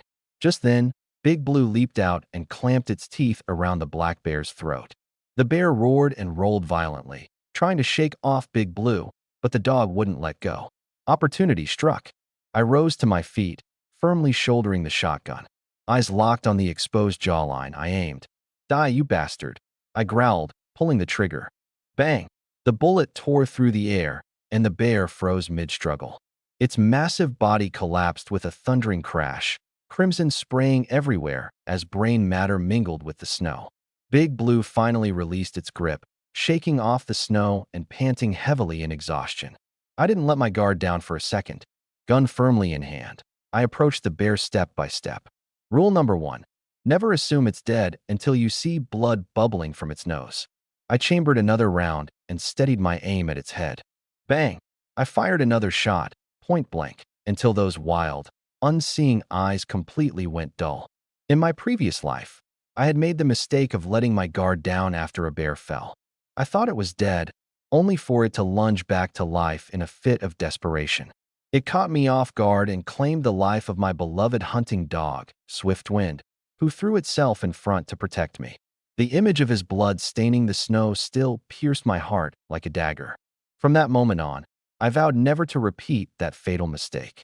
I'd never allow my carelessness to endanger a companion again. Rat, get over here. Bring the axe. First, take off the bear's front paws at the joints. They're the best insurance against a zombie-like comeback. Rat scrambled to my side, his eyes wide with excitement. Damn, Maple, that was some sharpshooting. 2 shots, and you took down a black bear. Save the flattery. Pay attention. This is a valuable lesson. Next time, you're doing this yourself. I snatched the axe from him and brought it down with a swift strike. Crack. Now, we open it up for the gallbladder, I said, pointing just below the 3rd rib on its side. Hold on to the hind leg steady. Be careful not to puncture the gallbladder. It's worth half as much if it leaks. The sooner we do this, the larger the gallbladder. If the bear was furious before it died, there's a better chance it'll have a prized golden gall. Rat nodded furiously, eyes lit with awe. You're incredible, Maple.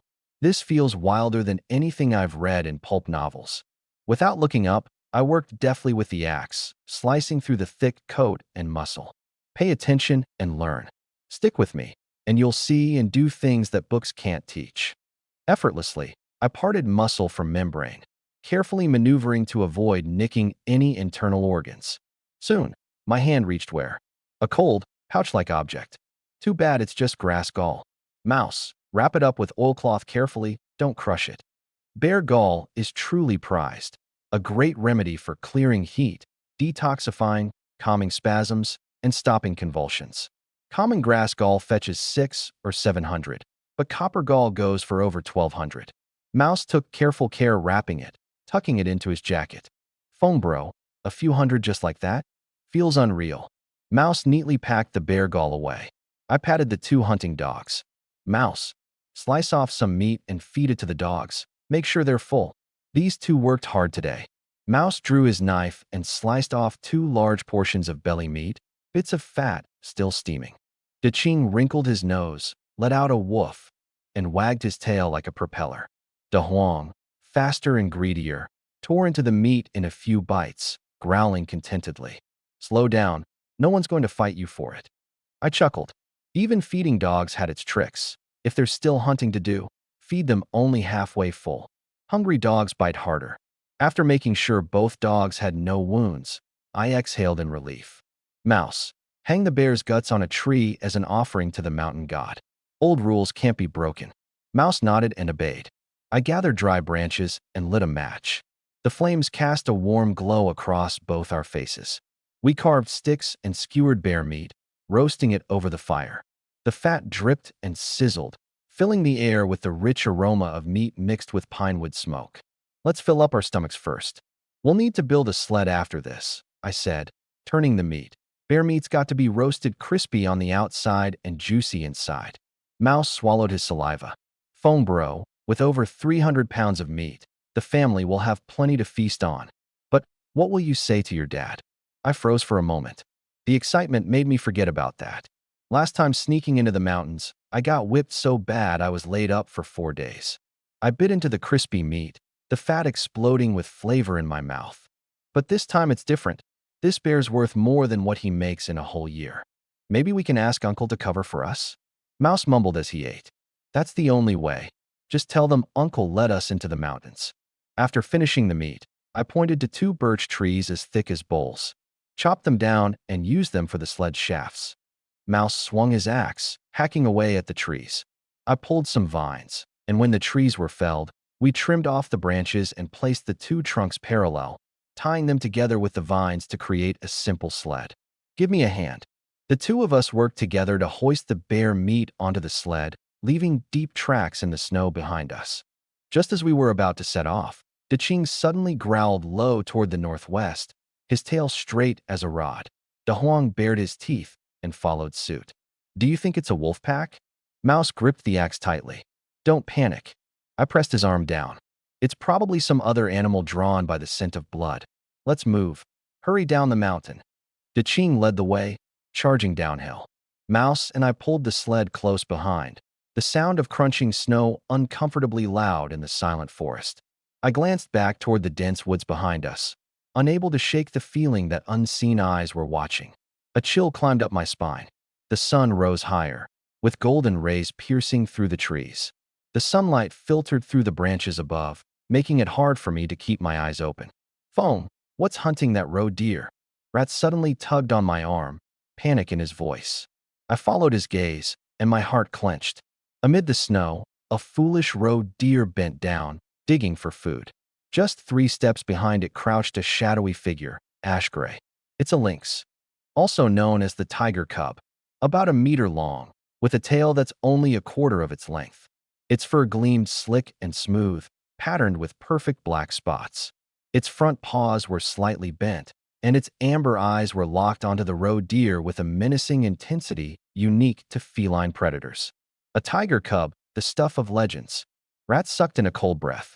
The moment the words left his lips, Big Blue tucked its tail between its legs and shrank behind mine, while Big Yellow dropped straight to the ground, shaking at the tip of its tail. These dogs, who had just fought like mad against a bear moments ago, now refused to take a single step forward.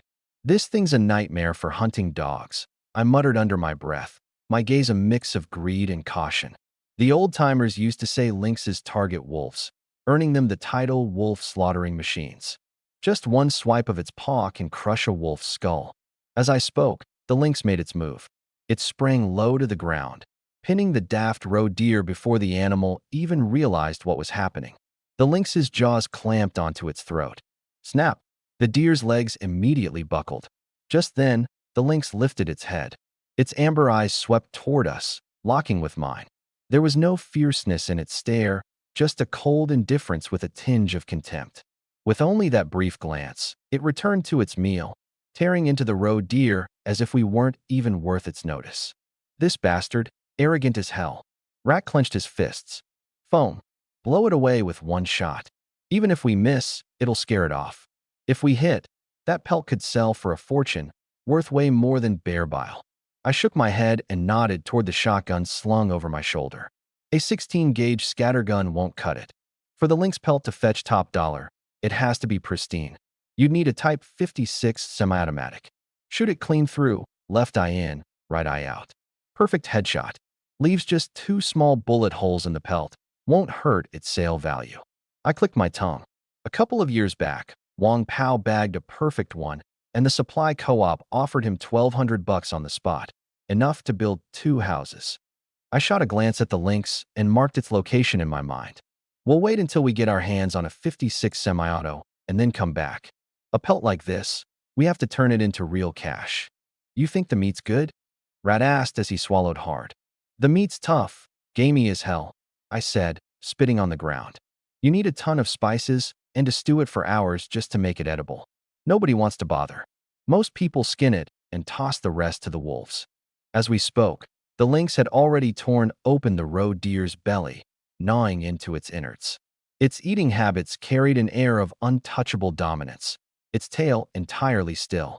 Big Blue and Big Yellow clung to our legs, frozen stiff, heads lowered. I patted the sled and said, let's go around. No need to provoke it right now. This thing, the tiger holds grudges. You leave it alone, it won't mess with you. But cross it, and it'll chase you for 2 miles. Mouse nodded repeatedly. Yep, let's get out of here. Once we have a gun, we can deal with it. We pulled the sled and quietly circled around the side. careful not to make any noise. After we walked far enough, I glanced back. The tiger cub was still squatting in the snow, eating. Every so often, it lifted its head, staying on alert. Mouse wiped sweat off his face. My legs were cramping up earlier. I kicked a chunk of snow with a grin.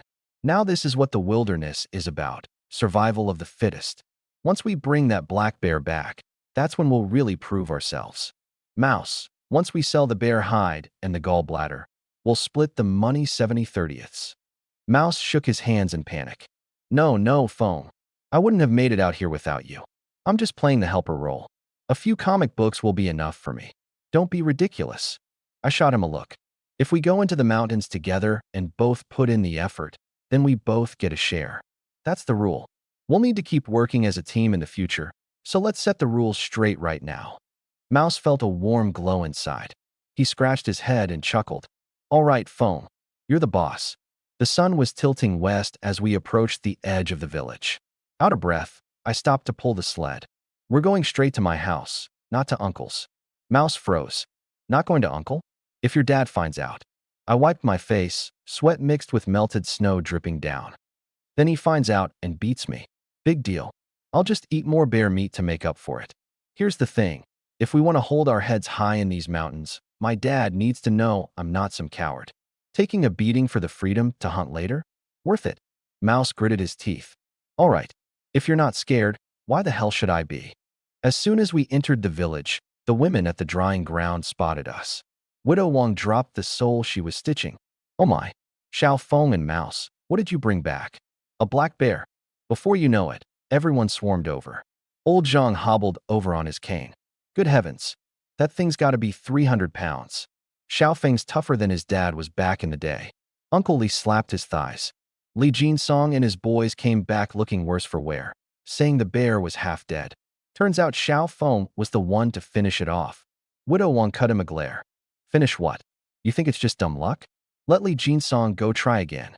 He'd get torn apart. I scratched my head. Aunties and uncles, it was just luck. How about this? Help us out, and everyone gets 2 pounds of meat to try. Deal.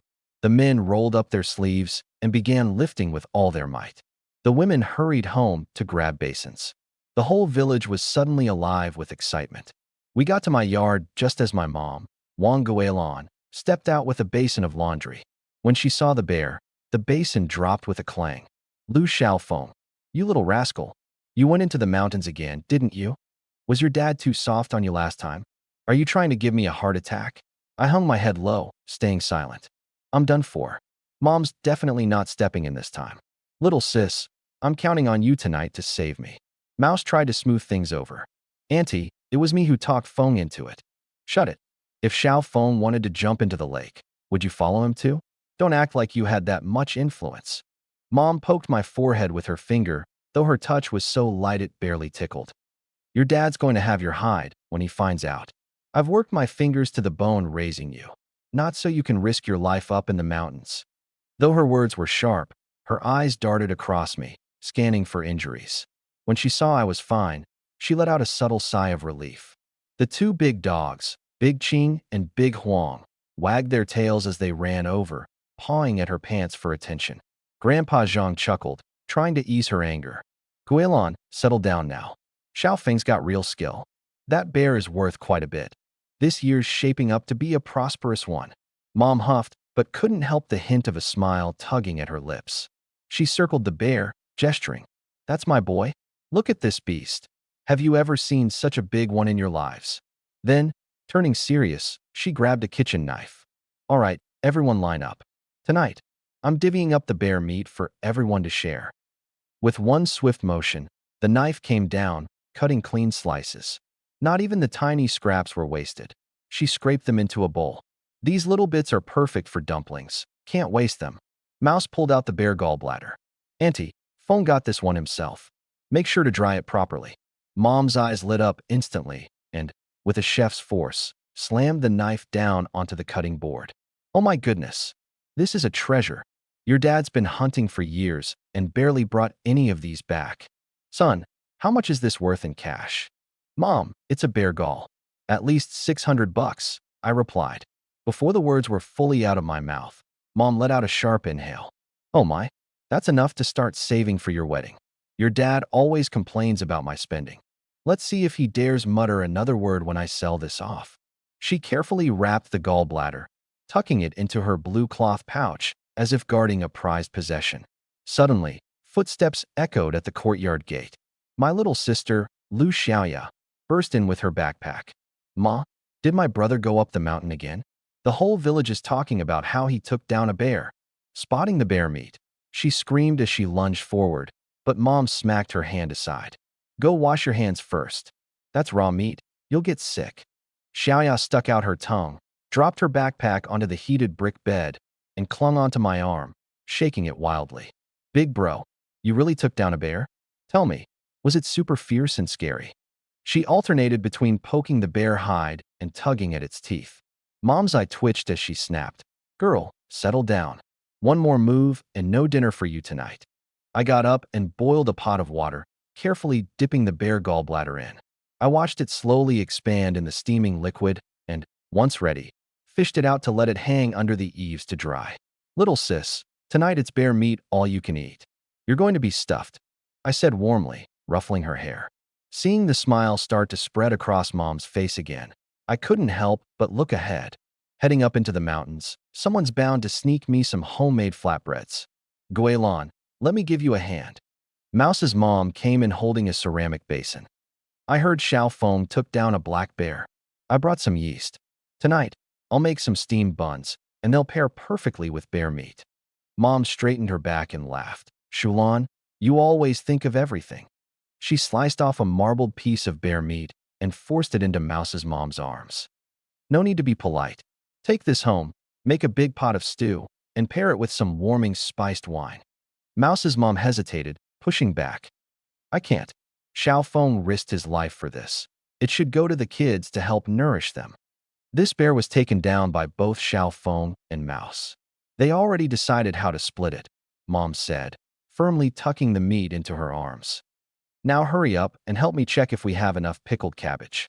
In the yard, the villagers gradually dispersed with their portions of meat. Old Zhang leaned on his cane. The Lu family, they have a good system. When splitting meat, Guilin uses a scale. She'll make sure each piece is as fair as can be. That's how you run a household. Uncle Li weighed his share, nodding. Last time, Li Jinsong hunted a pheasant and tried to keep it all for himself. Even his aunt wasn't allowed so much as a bit of giblets. But Xiao Feng, he takes after his mother, open-hearted. Widow Wang scoffed. It's just dumb luck. Mark my words, he's bound to get into trouble in the mountains sooner or later. Aunt Lu tugged at her arm. Don't say things like that. Xiao Feng earns his living with skill. And you just took their meat.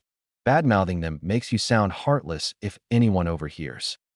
Inside, Xiaoya clung to my side, begging me to recount the bear hunt. Brother, are the bear's paws really bigger than my feet? Mouse spoke through a mouthful of food. Xiaoya, you don't even know. That bear stood taller than your brother when it rose on its hind legs. And our dog, Daqing, went a woof and clamped down on its back leg. Then your brother went bang, bang, bang, 3 shots, and the bear went straight down. Xiaoya's eyes widened. Wow, my brother's amazing. Mom came in carrying a plate of dumplings. She patted Xiaoya on the head. Stop clinging to your brother. Let him rest a bit. She set the dumplings down and poured some hot water for me and Mouse. You should have let us know ahead of time, but at least you came back safe and even brought back this beast. I'm proud. A warmth spread through me, and I bit into a dumpling. The crisp tang of pickled cabbage melded with the rich savor of bear meat, filling my mouth. Guess I've bought myself a pass. When it's time for a scolding, someone's bound to jump in to spare me. Mouse mumbled through a full mouth. Auntie, your dumplings are the best, way better than my mom's. She always says to make the dough stiff. It turns out like rocks when she steams it. Mouse's mom emerged from the kitchen, laughing and scolding. You little rascal, turning your back on your family. She handed him a lump of dough. Go knead this, or no food for you tonight. After dinner, Mouse and I moved some stools out to the yard. We spread the bear hide out flat, and I gripped a scraper, removing the fat layer in the direction of the grain. Sweat beaded densely on my forehead. Mouse stretched the hide out next to me, occasionally wiping off the blood while humming some tune. A tune that refuses to fall into harmony. Mom pulled out a big clay pot, chopping the bear meat into chunks and tossing them in. When the water in the pot began to boil, the meat hit the bubbling surface, and within moments, the rich aroma filled the room. "This bear fat is worth its weight in gold," she commented while stirring. "Add just a bit to a stir fry, and you'll eat yourself into a second bowl of rice. These days, we're always short on fat like this. With this, we'll be set until spring." Before she left, Mouse's mom had her basket half filled with bear meat by my mom. "Take it and don't try to refuse me," Mom insisted. "Guilin, you're too kind," Mouse's mom said, her eyes welling up as she clutched the meat. When they left, I leaned against the wooden doorframe, looking at Mom. Her hunched figure was busy stoking the fire at the stove. The steam from the pot blurred the fine wrinkles by her eyes. My younger sister ran over, holding a piece of paper with scribbled stick figures. Her small hands, dusted with flour, tightly clutched the corner of my shirt. A rush of emotion hit, and the tip of my nose stung. In my last life, when I got the news of Mom's passing, my cell signal cut in and out as the car wove through mountain roads. The wailing of the ambulance siren back then stabbed through my ears like needles. The doctor later said it was sudden heart complications. I was working far away from home at the time. I didn't even get the chance to see her one last time. "Xiaofeng, go grab the jar of sauerkraut from the west room." Mom's shout broke through the haze, wafting through the air along with the smell of burning firewood. "Tonight, I'll cook something special. You just wait and see if it doesn't knock your socks off." I snapped back and turned toward her voice. This lifetime, I'd hunt more over the winter, make some real money, and get Mom to the county hospital for a full workup. We'd make up for the time we lost last time, one day at a time. Crunch, crunch. Snow crunched under footsteps near the gate. Dad pushed through, bundled in his military coat, the brim of his hat dusted in frost. He carried a wooden stick for protection, just returning from the forest. When he stepped inside and pulled back the door curtain, his eyes froze wide open. The bear fat glistened on the stove, bear skin lay spread out across the wooden table, and in the corner, there was a cloth bundle propped up.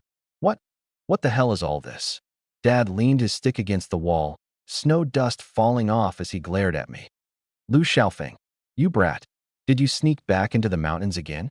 Wasn't it just 2 days ago that I gave you a piece of my mind?" I stood up slowly, looking him right in the eye. "Dad, I shot a bear. You think I'm blind?" His face flushed red as his finger jabbed toward my nose.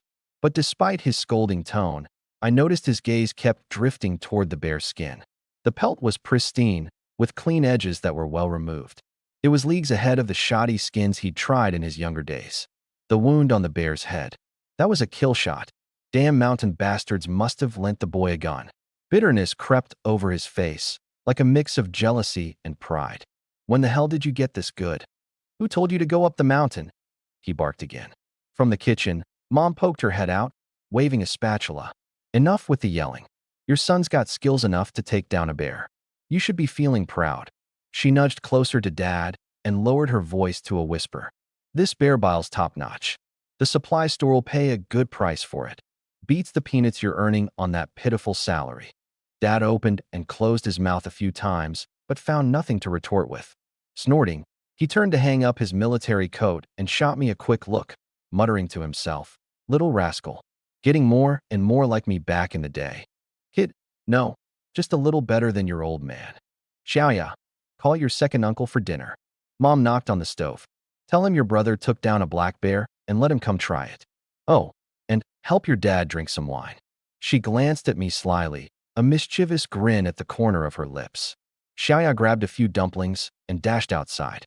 "Uncle, my brother took down a huge black bear, way bigger than the deer you hunt." Before long, Lu Dashin, my second uncle, walked in, rubbing his hands nervously, avoiding Dad's gaze. If Dad realized he'd lent me the rifle, he might get kicked out lying flat today. "Big brother, sister-in-law, I heard my nephew took down a black bear." His eyes landed on the bare gallbladder hanging from the beam, and his heart jumped. Damn, they really nailed it. "Xiaofeng, your shooting is even better than your dad's back then." He gave me a sly wink while Dad wasn't looking. I immediately understood. Just luck. We stumbled upon Li Jinsong and his folks' leftovers. Mom brought out a pot of braised bear meat, the delicious aroma instantly filling the room. Dad poured himself a glass of wine, filled up Uncle's cup, downed one in a gulp, and commented, this bear meat's not bad, but could have been cooked a touch better. Back in the day, your second uncle and I. Dad, didn't you and second uncle lose the deer last time you went hunting? Xiaoya said with a mouthful of dumpling. My brother took down the bear with just 2 shots, way better than you. Right, uncle? Lu Dashin nearly spat out his wine and quickly shifted topics. Yeah. Oh, your brother's got some skills. Better than me, that's for sure. Dad shot a glare at Xiaoya, but Mom elbowed him playfully. What? The kid's wrong? You chased that silly deer for 2 miles and still missed. Came back claiming it had turned into a spirit. Dad's face turned red. His teeth clenched as he stared at Uncle. Drink. Don't think about leaving unless you're passed out. Uncle downed a bowl of wine in one go, then pulled out his pipe. Xiaofeng, next time you plan to head into the mountains, let me know. Your uncle will take you somewhere good. I felt a stiff chill down my neck as I saw Dad silently topping off his wine bowl out of the corner of my eye. Uncle took a deep drag from his pipe, tapping it nervously against his shoe sole, eyes full of defeat. Kid, I can't help you with this one. My 2 sons are always studying. I doubt they'll even dare hold a gun one day. Uncle sighed. Studying is a good thing, Mom said, placing another piece of meat into his bowl. Getting out of these mountains someday is the best path forward. I lifted my cup. Dad, Uncle, I toast to you both. Next time I'll surely let you know before heading out. Dad slammed his bowl down heavily. Don't try buttering me up. Go into the mountains without permission again, and I'll break your legs. But the smile in his eyes betrayed him. After a hearty meal and drink, Uncle wiped his mouth clean, his lips glossy from the oil. Half drunk, he patted my shoulder. Kid, call me next time you catch something wild. Oh, and don't forget to bring that rifle back tomorrow. Dad leaned back lazily in his bamboo chair, a content expression finally spreading across his face. The smell of alcohol mixed with spit sprayed out. You little rascal, don't think this is over. Before he could finish, he swayed and collapsed into Mom's arms. I hurried to support him, feeling the rough calluses in my palm as a wave of bitterness hit my nose.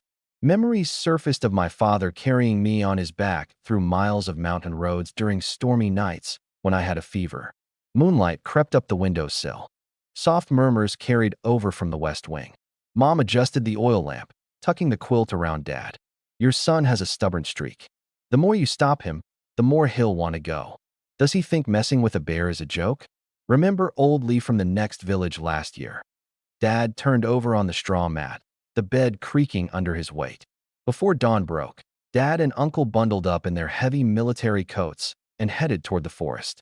The sound of their boots crunching the snow, crunch, crunch, echoed distinctly in the quiet village. Mom was at the stove flipping pancakes. Grease sizzled on the iron griddle as the golden batter crisped. Mom, I'm off. Don't forget to save me some meat tonight. Littleya ran out with her faded school bag on her back and half a pancake in her mouth. Mr. Zhang said he's teaching a new lesson today. If I'm late, I'll get punished by having to stand. Mom tightened her braid and stuffed some brown sugar into her pocket. Take it slow on the road and come home directly after school. I squatted in the yard butchering the bear meat. The sharp blade scraped against the bone with a rhythmic sh. Lu Xiaofeng, get out here. Li Jinsung's booming voice rang out from behind the fence, rattling the air like the clanging of a rusty gong. That bear was ours. We had our eyes on it first. Mom stormed out, brandishing a rolling pin. Li Jinsong, what the hell are you yelling about so early in the morning?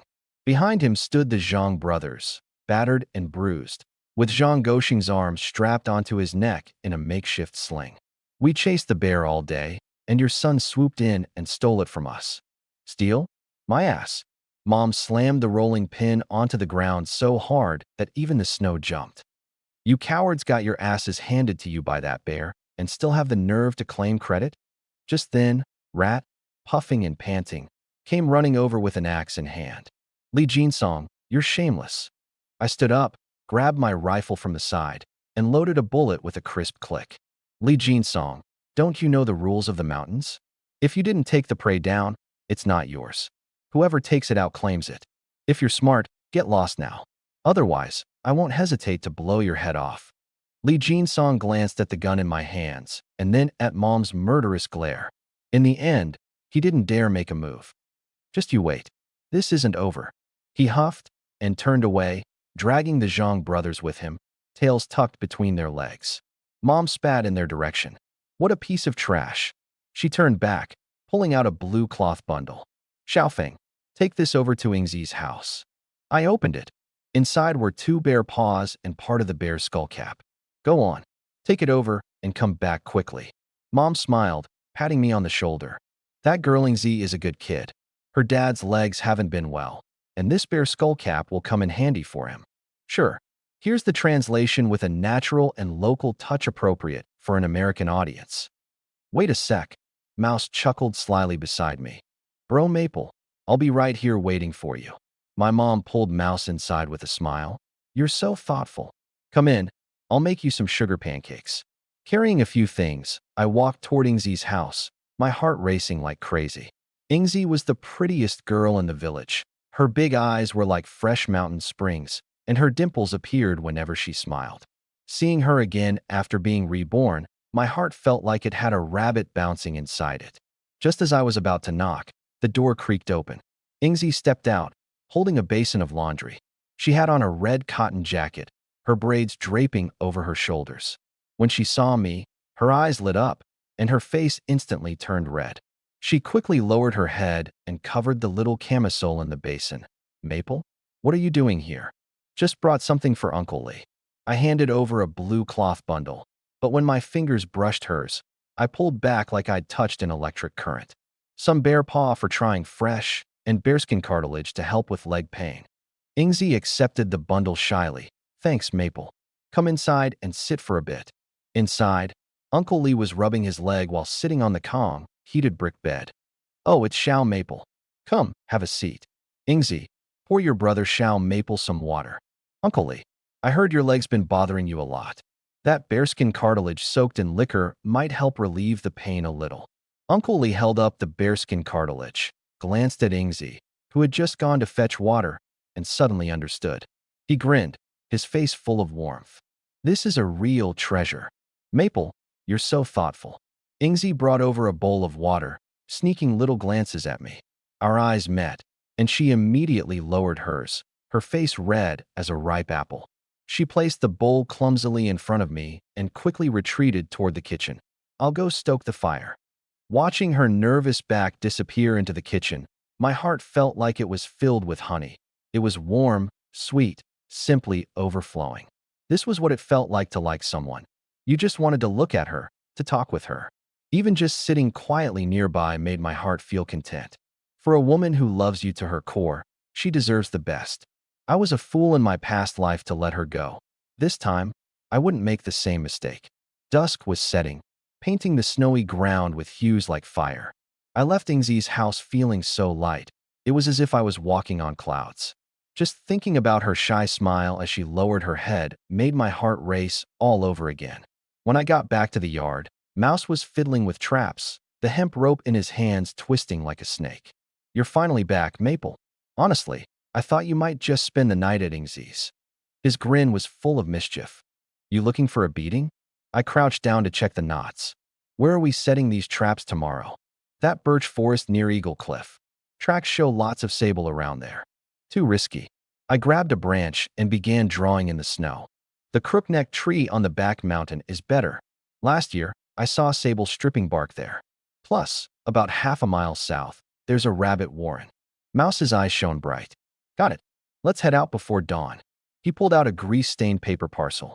Oh, and here, these sugar pancakes your mom made are still warm. Maple, firewood, Mom called from the kitchen, poking her head out with her apron dusted in flour. Mouse, you clean out the stove ashes. I grabbed the axe, lined up the log on the splitting block, and crack. Wood chips flew everywhere. Got it, Mom. Tomorrow, I'll head into the mountains with Housie, and the day after, we'll have earned you enough for that flower-patterned cloth. You're just full of it, Mom scolded with a playful smile, pointing her rolling pin at me. Be careful your traps don't get snatched up by a wolf. Despite her words, she kneaded the dough in the basin a couple more times. Xiaoya came home skipping, icicles hanging from the ends of her braids. Big brother. Teacher Zhang praised my essay and even read it as an example to the class. Her eyes sparkled. When will you let me go hunt bears with you? I want to be a hero too. Howsy slipped her a hard candy. Hey, little princess, bears aren't something to mess with. The creak of the courtyard gate. Lu Yong pushed open the door, snow dusted all over his military coat. Guilin, fresh tofu from the co-op. He glanced at the trap in my hands. When you're setting snares, stay within bounds. Don't break the mountain's rules. Like you're the expert. Mom took the tofu from him. At the dinner table, the aroma of bear meat mingled with the scent of fresh steamed buns, wrapping the room in warmth. Lu Yong sipped a mouthful of liquor. There's a pine grove on the back slopes of the forest. Before spring, you'll often see gray foxes there. Good for practice. He handed a piece of meat to Housie. Two of you working together, it's safer. Xiaoya raised a bone high. Dad, when my brother buys a new gun, you have to teach him how to shoot. Lu Yong coughed in surprise. Mom thumped his back. You cheeky girl. Your brother's aim. Ah, never mind. Eat your food. After dinner, Lu Yong leaned against the Kang, smoking a cigarette. All right, walk me through that bear hunting story one more time. When I got to the part about stumbling upon the tiger cub hunting a roe deer, his hand trembled. Ash fell onto his padded coat. Where was it? His voice shook slightly as he stabbed the end of the cigarette against the edge of the Kang. A sharp glint, a hunter's instinct, flashed in his eyes. I was just about to remind him. Xiaoya snapped her workbook shut and strolled right up to Lu Yong. Dad, with your shooting skills, you're miles behind my brother. Don't come back empty-handed next time. Lu Yong froze, clutching his chest. My little cotton-padded jacket's letting in the draft? Picking at my sore spot, huh? Mom walked in with another bowl. You're too old to be arguing with kids. Lu Yong couldn't wait for the Kang to warm up. He threw on his padded coat and rushed out toward the village office. Junzi, open the door. Let me borrow a gun. He pounded hard on the wooden door.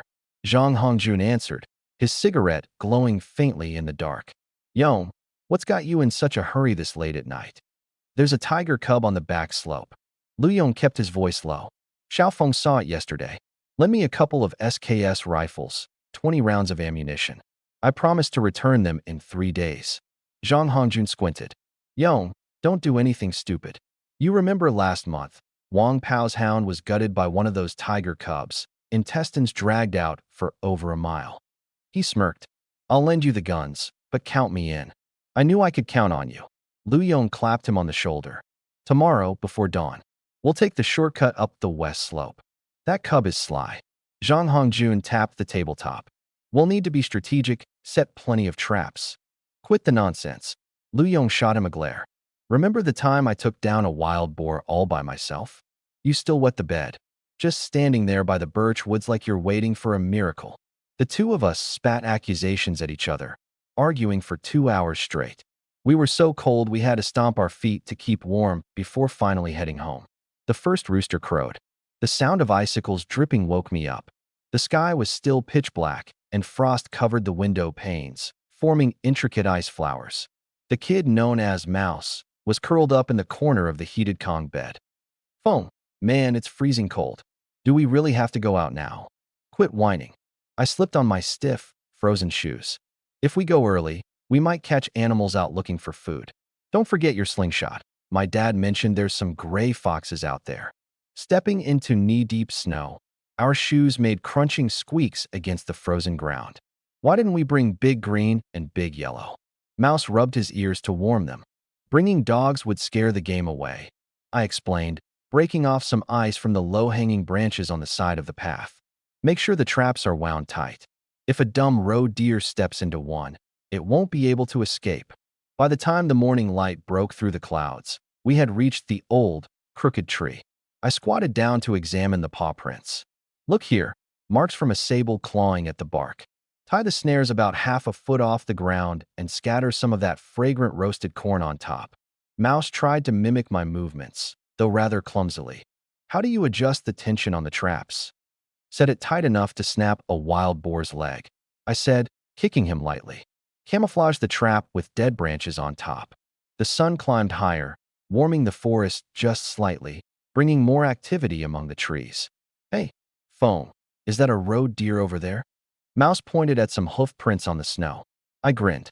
Let's go set up a snow pit trap for that dumb thing. We dug our pit, covering it up with branches and loose snow for disguise. Sure enough, two foolish roe deer wandered nearby, sniffing at the ground for food. With a thud, one of them fell right into the concealed pit. The other circled its trapped companion nervously, not running away, earning its title as one of the three fools of northeast China. Let's get it. Grabbing a hefty branch, I charged forward. The moment they realized they were in danger, the two deer tried to flee, but the one with its legs stuck in the trap couldn't move. A few hits later, it stopped struggling. Pulling out a knife, I made a cut along its neck, deep and precise. Blood spread across the white snow like blooming red flowers. Bleed it out properly. That way the meat will stay fresh and the hide will be easier to preserve. With the deer dealt with, I spotted a cluster of delicate, flower-like paw prints nearby.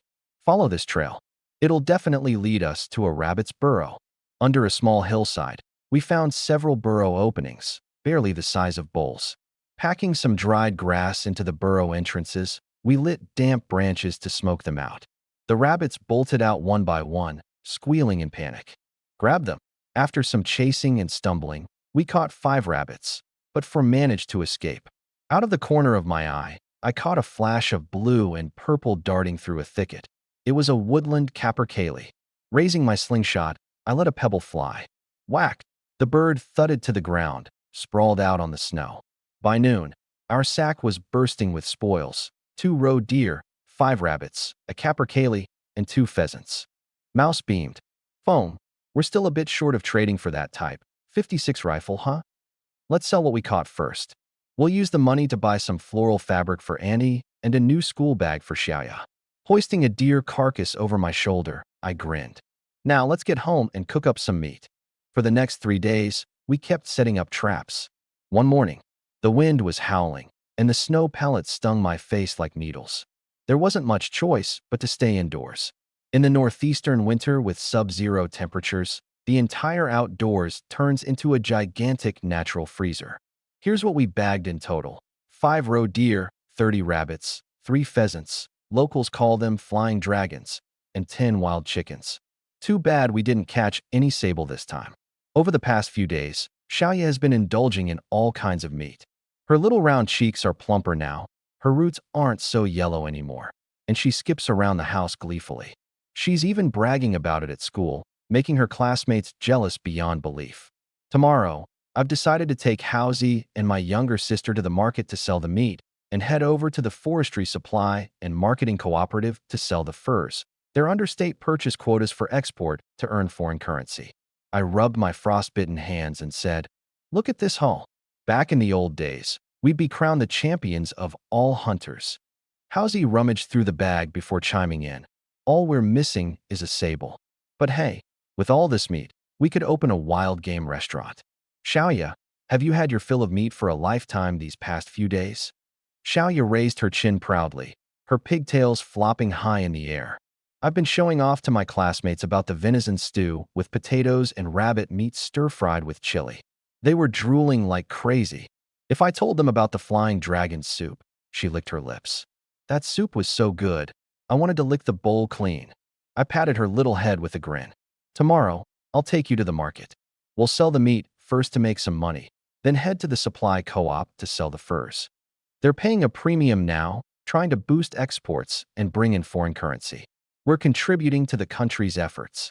Hausie hoisted the bag of furs onto his shoulder and deliberately put on a straight face. "Once we get the money, you'd better buy me a bottle of Erguo too, a local strong liquor." Xiaoya immediately jumped up. "And I want Tanghulu, candied hawthorn sticks." That night, Mom sat by the Kang, the heated brick bed, inspecting the dried bear while we harvested, her eyebrows shooting up in excitement. She slapped her thigh and exclaimed, "This haul is going to fetch a nice sum." She hollered out the window, toward our neighbor. "Xiaolan, just wait till I show you what we've sold tomorrow." Then she pulled out some pelts from the camphorwood trunk, holding one up to her nose for a sniff. "So smooth. The supply co-op will definitely give us a good price." Out of nowhere, she grabbed my wrist, her expression serious. "Son, be smart when selling. Don't let anyone scam you. And keep the money safe. There are lots of pickpockets these days. She hurried into the kitchen and scooped a handful of roasted soybeans into my pocket. Something to nibble on the way. Watching her bustling around, my eyes stung with emotion. I nodded firmly. Don't worry, Mom. I'll handle everything just fine. In my head, I started planning. I'd use some of the money to get Ingzi a new floral handkerchief and pick up 2 packs of fruity candies as well. The next morning, before daylight broke, the 3 of us were already out the door, each carrying a sack over our shoulders. The biting northwestern wind cut across our faces like knives, and our boots crunched through the snow as we trudged forward. Xiaoya skipped ahead, her red ribbon bouncing with every step. In the distance, we could see the market's wooden archway, and beyond it, a bustling crowd. The air was alive with calls from vendors, bargaining voices, and the sounds of livestock. The atmosphere was full of life, steaming with energy. Frozen autumn pears. Take a bite, crispy and sweet. Sticky bean buns. An old lady lifted the quilted curtain, revealing golden buns dusted with white sesame seeds, the enticing aroma making my stomach growl. Phone. Mouse tugged at my sleeve. That old guy's wild boar meat is way worse than ours, and he's still asking for that kind of price. I smirked. Let's go, it's time to set up shop. As soon as I laid the venison meat on the cutting board, people started gathering around. A man in a sheepskin coat poked at the meat and said, "Whoa, look at this, so fatty. How much is it?" 60 cents a pound. No ration tickets needed. The crowd erupted in noise. "Are you robbing us blind?" scoffed an old man in a dog fur hat. "The supply center only charges 50. Mouse's face turned red with urgency. "The supply center's meat is old and tough. Ours is fresh. It's practically still warm." I raised my hand to calm the crowd. "Sir, this meat is from just 2 days ago. No ration tickets needed. Buy it all, and I'll give you a deal, 55 cents. The old man hesitated. A nearby woman piped up, "Give me 3 pounds. My boy at home has been craving meat for weeks." Once that first sale was made, business started booming. With a knife in one hand and a scale in the other, I sliced, weighed, collected payment. I was so busy I didn't even have time for a deep breath. "Sweet," smiling Xiaoya chimed in. "Uncle, can I take 2 wild chickens too? They're amazing stewed with mushrooms." By the time we sold out, the sun was already high in the sky. Mouse beamed as he wiped the sweat off his forehead. $260 in the bag. I kicked him lightly. "Let's go. Off to the supply center to sell these pelts." Xiaoya's eyes widened. "Brother, I want some fried cakes." The supply center had a banner out front reading, "Support National Construction." I slapped the pelts onto the counter. "Comrade, I'm here to sell these." The bespectacled clerk shook his head. "The venison and rabbit pelts are decent, but the gray pelts got flaws. Can't offer you top dollar here." A middle-aged man with a round face, wearing a badge that read "Manager," emerged from the back room. "Let me take a look," he said. He picked up the venison pelt, and his eyes lit up. "Where'd you get this, kid?" "From the hills behind Lujia village," I replied, keeping a firm hand on the pelts. "Beautifully handled," the manager praised. "This stuff is headed for export to earn foreign exchange. I'll pay $3 per gray or rabbit pelt, and 80 for the venison." Mouse just about jumped out of his shoes. 80. The manager nodded. "And next month, we're looking for 10 sable pelts. Bring me those, and I'll pay 1,200 each." I raised an eyebrow. "Manager, you're from Wangjia village, aren't you?" "How'd you guess?" he asked, surprised. "My mom's Wang Guilon. Same village." The manager slapped his thigh in delight. "Ah, Guilon's son. Well, family's family. Let's add 50 cents per pelt. How about that?" I pulled out bear gall and bear pelt from my bag. The manager put on his reading glasses for a closer look. "The gall's got good color, 700. The bear pelt, 150. Altogether, it's 1,780. The abacus beads clicked crisply as he calculated. He then slid a stack of bills across the counter. "Count it carefully. Don't forget those sable pelts. This is all part of supporting our country's development." I took the money in hand. Money urgently asked, "Director, how much for the Type 56 semi-auto rifle?" "The brand new one is 1,300. The 80% used one is 900. Bullets are 10 cents apiece, but you'll need a hunting license." I pulled out my certification. "Got one." "That makes it simple." Director Wang glanced at the document. "So, your name's Lu Xiaofeng. Want the new one or the used one?" I quickly did the math. After selling the meat and pelts, I had 1,560 in hand. Rat's share was 468. The used one, 80% new, and throw in 200 rounds of ammo. When I took the rifle, the metal was still warm to the touch. I gently ran my hand along the barrel, unable to let go of the newfound treasure. Take good care of it, Director Wong said with a smile. I used to love hunting back in the day too, running wild in the mountains with your mom. Really? Yep. Your mom used to be the wild tomboy of Wong Village. Climbing trees for bird eggs, diving into rivers to catch fish. She could do it all. After leaving the supply co-op, I counted out 468 bucks in a corner and handed it to Rat. Rat's hands trembled as he held the money, his lips quivering. Brother Foam, you're really giving me this much? Before I could answer, he grabbed me in a hug, his voice on the verge of tears. Brother Foam, you're like my real brother. I'll follow you for life. He wiped his face with his sleeve after letting go. I used to think I was useless, but hunting with you made me realize I could actually make good money. I patted him on the shoulder. No need to be formal with me. From now on, we'll earn even more together. Rat caught a glance at the roadside dog market, and his eyes lit up. Brother Foam, I want to buy a pup to help you hunt. I crouched in front of a cage. Picking a hunting dog takes skill. Pointing at a black pup, I explained. The eyes should be sharp and bright, the paws thick like garlic cloves, the bark clear and strong. I touched its ribs and lifted its snout to check the nostrils. It should be in good shape, not too fat to run, not too skinny to lack energy. The nose has to be wet, with fine, clear patterns to show it's sharp. The black pup stayed calm as I handled it, its dark glossy eyes fixed on me, wagging its little tail. Rat poked the pup's belly, and it stuck out its tiny pink tongue to lick his fingertips, making him laugh out loud. Rat bro, just buy it. Xiaoya couldn't hold back anymore. This is the one. Boss, how much? 40. Not negotiable. The dog seller leaned back casually with his legs crossed. 30. I countered firmly. Not a penny less. I shot Rat a look and tugged him away. Let's check out other sellers. We hadn't walked far before the seller called out. All right. 30 it is. You sure know your stuff. With the newly bought hunting pup in our arms, we browsed around some more, picking up rice, canned fruits, and cotton-padded clothes and shoes for mom and little sis. I also got some red fabric, handkerchiefs, and fruit candy for Ingzi. Xiaoya was munching on a candied hawthorn stick, her cheeks puffed up like a hamster, while her other hand clutched a fried dough cake, powdered sugar spilling all over her coat.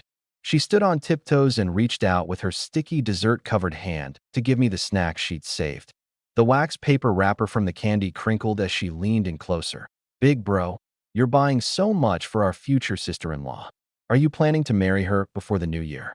I couldn't be bothered to reply. Carrying my Type 56 hunting rifle on my back, with Hosey cradling the puppy, and Xiaoya munching on a snack as we walked, the three of us made our way back to the village through the snow. The puppy wriggled and squirmed in Hosey's arms, its pink tongue licking his hand. Brother Foam, what should we name it? Hosey asked. I glanced at the dog's inky black fur. It's all dark and sleek. How about Black Panther? Sounds like it'll grow up to be strong and fierce like one. Xiaoya clapped her hands with excitement. Black Panther, like a black piece of coal turned into a panther. The three of us laughed and chatted, the snow crunching under our boots. When Black Panther grows up, we're heading to the mountains again. Hosey's eyes sparkled. I nodded. Hunting isn't just about having good dogs. It's about skill, too. I'll teach you how to track animals next time. Xiaoya blinked at me. Brother, do you think we'll find another huge animal like that bear again next time? I ruffled her hair. In the mountains, anything can happen. The silhouette of the village began to emerge through the snow haze. The mud brick houses stood scattered along the slopes, their thick, thatched roofs weighed down by heavy layers of snow. Wisps of smoke curled skyward from chimneys. The main road was a slushy mess of snow and mud, while firewood stacks towered like small mountains by the roadside. A few old hens scratched around in the icy ground, leaving disorganized trails of claw marks. Suddenly, the sound of commotion broke through the quiet. At the entrance of the village stood Li Jin Song, wrapped in a flashy new army coat, his cigarette smoke curling in the air. Following close behind him were Zhao Ermatzi and Sun Tuzi, trailing like a pair of lapdogs. Well, The big hero finally returns. Lee Jin-sung's voice was sharp, almost cutting. I heard you struck it rich in the mountains. What's this? Buying guns now, huh? He approached us with a smirk plastered across his face, but his eyes were glued hungrily to the hunting rifle strapped to my back. He wasn't hiding his greed. An irritation stirred inside me. You got something to say? Speak like a man instead of yapping like a woman. Lee Jin-sung began circling around us like a starving coyote eyeing prey. His gaze landed on the puppy in Hosey's arms, and he reached out to touch it. Oh, bought a pup too? You trying to build your own crew, huh? Instinctively, Hosey stepped back and held Black Panther closer to his chest. Lu Xiaofeng. That fake smile instantly disappeared from Lee Jin-sung's face, replaced by jealousy as venomous as a viper. You've got bare hides, bare gall, probably raked in a pretty penny, huh? Not sharing the wealth with your brothers? Kind of shady, don't you think? Xiaoyao's temper flared. My brother worked hard for all that. Why should he share it with you? Watch your mouth, you little brat. Zhao Ermatzi screeched, pointing a bony finger at her. Your brother lucked into prime hunting spots and snatched up all our chances. The villagers nearby began to murmur amongst themselves. Old Mrs. Zhang stepped forward in defense. Ermatzi, don't you go spouting nonsense. Young Xiaofeng here is an honest lad. He'd never stoop to stealing or cheating. Exactly, added old Mr. Wang, leaning on his cane. Xiaofeng's got real skills when it comes to hunting. You lot are just jealous because you can't measure up. Lee Jin-sung's face turned an ugly shade of green. He shot me a venomous glare and spat out. We'll see who has the last laugh. With that, he stormed off with his two lackeys trailing behind like chastised dogs. I narrowed my eyes slightly, watching his retreating figure.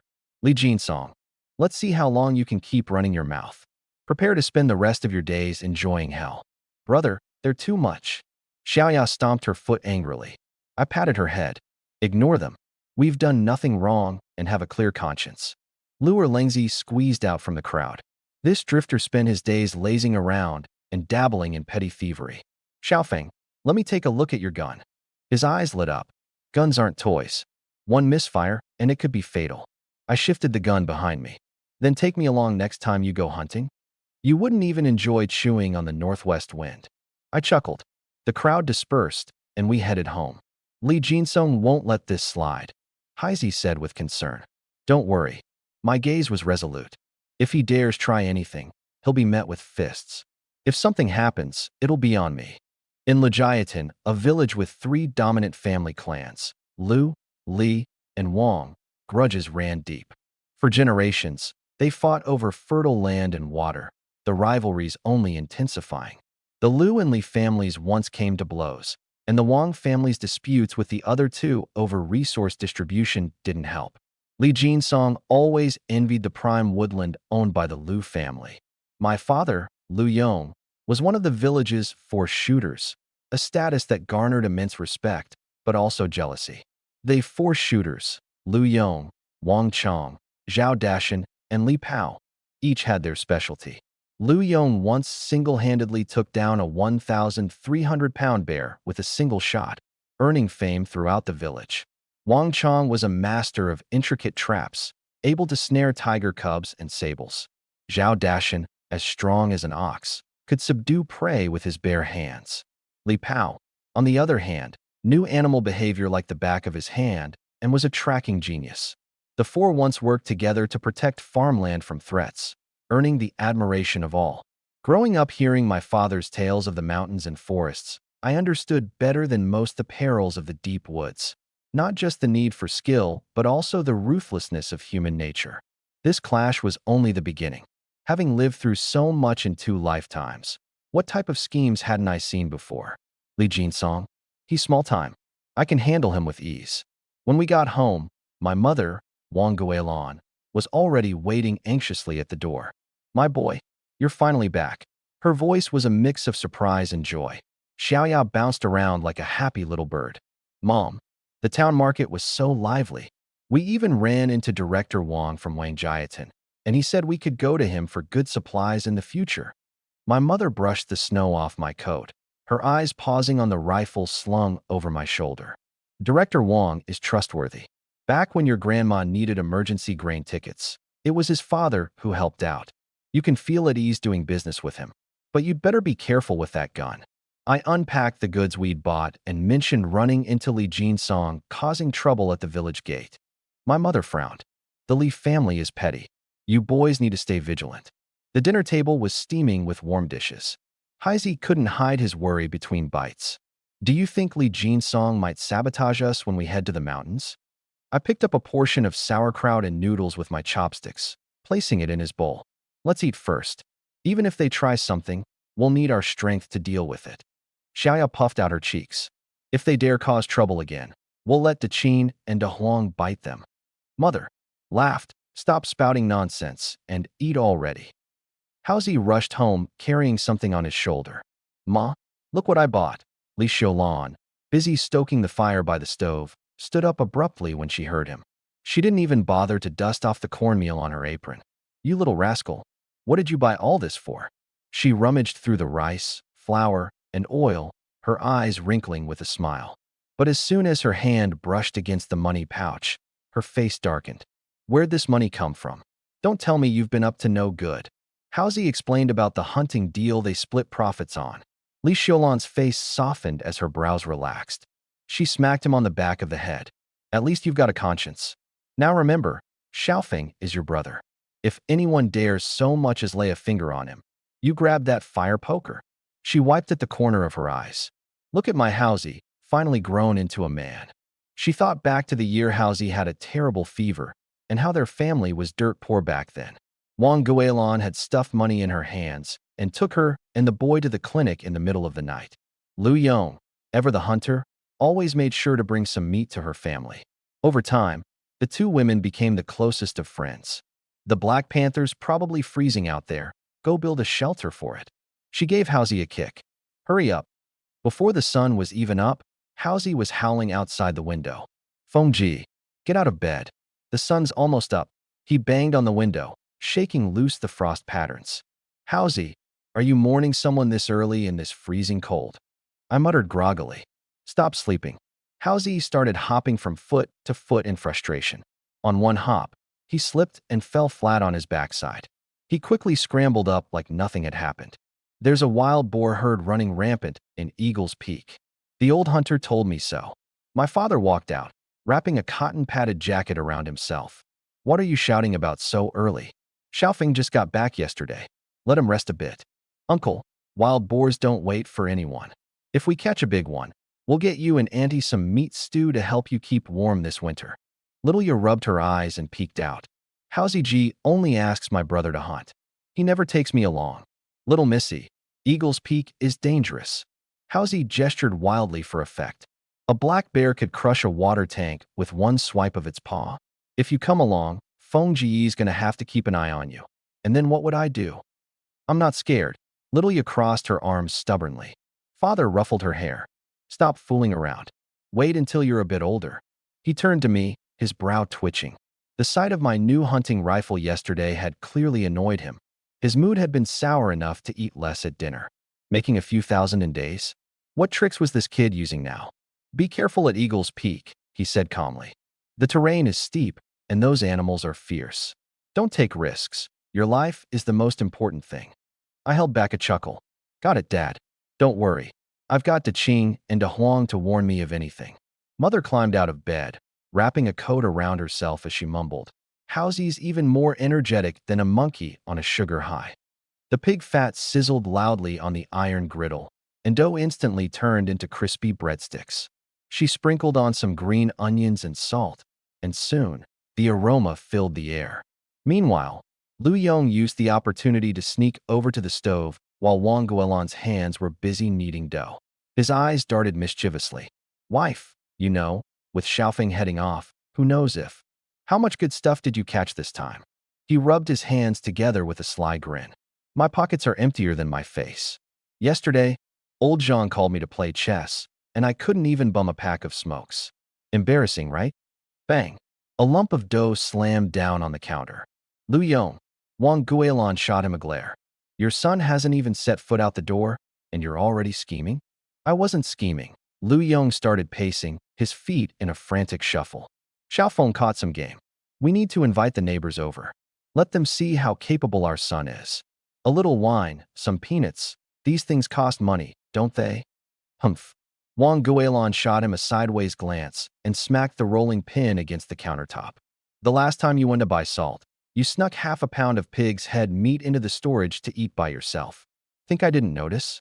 Lu Yong's face turned beet red. That was just cause I was craving it. Craving? Then why didn't you leave me any? With that, Wang Guilin pulled out a crumpled half-yuan note from her apron and slapped it into his hand. Take it, but if you dare spend it on anything unnecessary, I'll smash that pipe of yours to bits.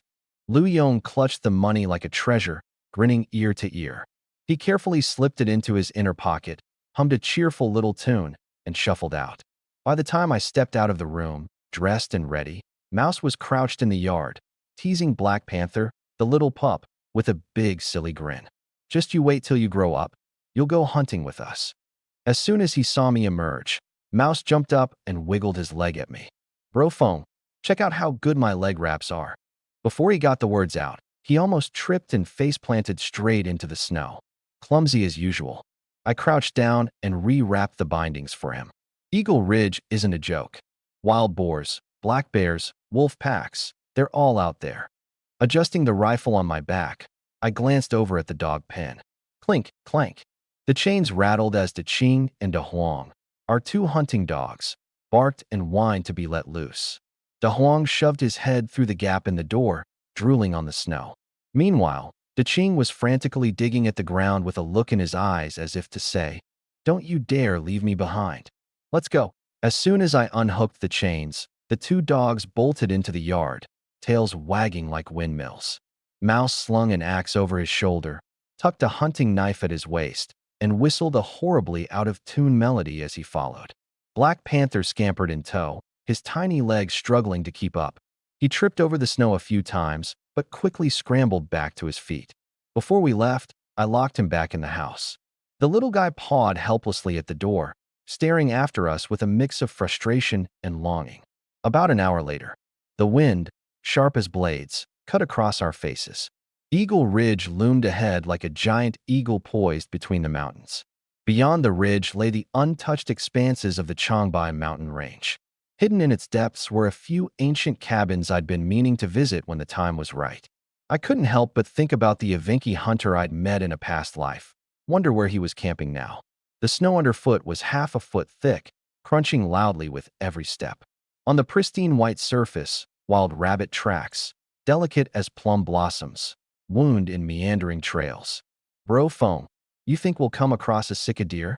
Mouse rubbed his frostbitten red hands together. I heard their antlers fetch a crazy price. Quit dreaming about the good stuff. I scanned the dense forest, every movement cautious. Out here, anything can happen. The biting wind howled through the trees. Snowflakes drifted down from the treetops. Suddenly, Big Blue stopped in his tracks, pressed his nose to the ground, sniffing incessantly. A deep rumbling growl escaped from his throat. Something's up. Before the words were fully out of my mouth, Big Blue bolted like a shot arrow, and Big Yellow followed right after, barking wildly. We chased after them. Up ahead in the snow, several fresh piles of animal droppings still emitted heat. I raised my hunting rifle, flicked the safety off, and scanned the dense forest through the sights. Roar! A thunderous roar broke through the air. From nowhere, a massive wild boar, nearly 500 pounds, burst out. Its black bristles stood stiff like steel needles, and its tusks, each as long as a man's hand, gleamed with an icy menace. The beast's bloodshot eyes burned with rage, and a rusty trap clung to its hind leg, leaving a crimson trail in the snow. Snorting furiously, it scraped the ground with its front hoof, sending dirt flying everywhere. Go! At my command, Big Yellow darted like lightning and sank his teeth into the boar's rear leg, pulling it off balance. Big Blue lunged at its belly, his sharp teeth digging deep into flesh. The boar screeched in agony, violently thrashing its head. Its tusks slashed past Big Blue's ear, gouging a half-foot groove into a nearby tree trunk. The dogs worked like a seamless team, dodging and biting in perfect harmony. Mouse, get up a tree, I shouted at the top of my lungs. Climbing a tree might not help you against a bear, but it could save your life with a wild boar. Without hesitation, Mouse scrambled up a sturdy branch and clung to the trunk like his life depended on it. I steadied my rifle, searching for a clear shot. Just as I was about to pull the trigger, the boar wrestled free from the dogs. Its eyes, now blood red, locked onto me, and it charged like a freight train. Its gleaming tusks flashed as snow sprayed in all directions. Big Blue and Big Yellow kept biting at the beast, but man, pig, and dogs tangled into one chaotic blur, leaving me no safe shot. Then, Big Blue seized the moment, sinking his teeth into the boar's wound. The boar bellowed in pure agony. It went berserk, abandoning me, and veered straight toward Mouse's tree. Bam! The colossal beast crashed into the tree with a force that made it tremble violently. The trunk creaked and groaned from the impact. Foam! Help me! Help! Mouse cried, his face ashen and voice shaking. It's coming after me. Big Yellow panicked. Mouse was the very master who'd been feeding him bones for years. Bark! With a desperate leap, Big Yellow clamped onto the boar's ear. The beast lowered its head and flung its tusks upward. Normally, Big Yellow would have dodged at the last second. But this time, he chose to fight to the bitter end. Bam! The boar flung him through the air like a rag doll. Big Yellow crashed into the snow, motionless. Foam! Mouse's snot and tears flowed freely, his voice cracking apart. Time slowed to a crawl. Just then, Big Blue, filled with fury, struck out. With one vicious bite, he clamped down on the wild boar's most vulnerable spot. The boar stumbled in unbearable pain, exposing its neck. That was it. The opening I needed. I pulled the trigger. Boom. The shot echoed through the forest. Smoke curled from the muzzle. My bullet shot straight through the heart. The monstrous creature collapsed with a thud that shook the snow-laden ground, sending a cascade of powder tumbling off nearby branches. Big Blue, triumphant, circled the lifeless beast, barking and licking at the blood. Mouse slid down the tree and wiped the sweat off his face. Thought I was gonna die. I slung my rifle over my shoulder and crouched to inspect the boar. The trap had sunk deep into the bone, and the wound was badly infected. No wonder it was so aggressive. It's been in that trap for ages. What are you standing there for? Go check on Big Yellow. Mouse scurried over. Big Yellow was lying in the snow, his stomach heaving rapidly. His thigh had a deep gash, with flesh turning outward. I took off my leg wrap, sprinkled some tobacco powder on it, and bandaged the wound. Head back and find Dr. Lee to sew it up. Make sure he gets a tetanus shot too. Isn't Dr. Lee a human doctor? Mouse asked, puzzled. Give him a pig head, and he can even deliver a puppy, I replied, patting Big Yellow on the head. Go gut the pig, hearts for the dogs, and hang the intestines on the trees to honor the mountain gods. Mouse muttered under his breath. Pig head sure is worth a lot, huh? The knife sliced through the fur, unleashing a sharp, pungent smell. Big Green eagerly nudged Mouse's hands as if in anticipation. Mouse cut out the heart and tossed it to Big Green. The intestines were hung up on the tree. Big Green devoured the heart in a few bites, their tail wagging furiously. Big Yellow struggled to stand but fell back down, painfully rubbing against my pant leg. I gently stroked his head, slicing off a large chunk of pork belly. Big Yellow, you've had a hard day. Big Yellow's eyes lit up instantly. He tried his best to chew it slowly, savoring every bite. As I watched the two dogs enjoy the meal, my gaze shifted to the depths of Eagle Peak. We've already hit tough challenges this early in the mountains. Who knows what's ahead? What are you scared of?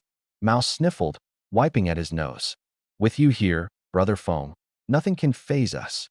As the sun lowered, I decided to build a fire to roast some meat.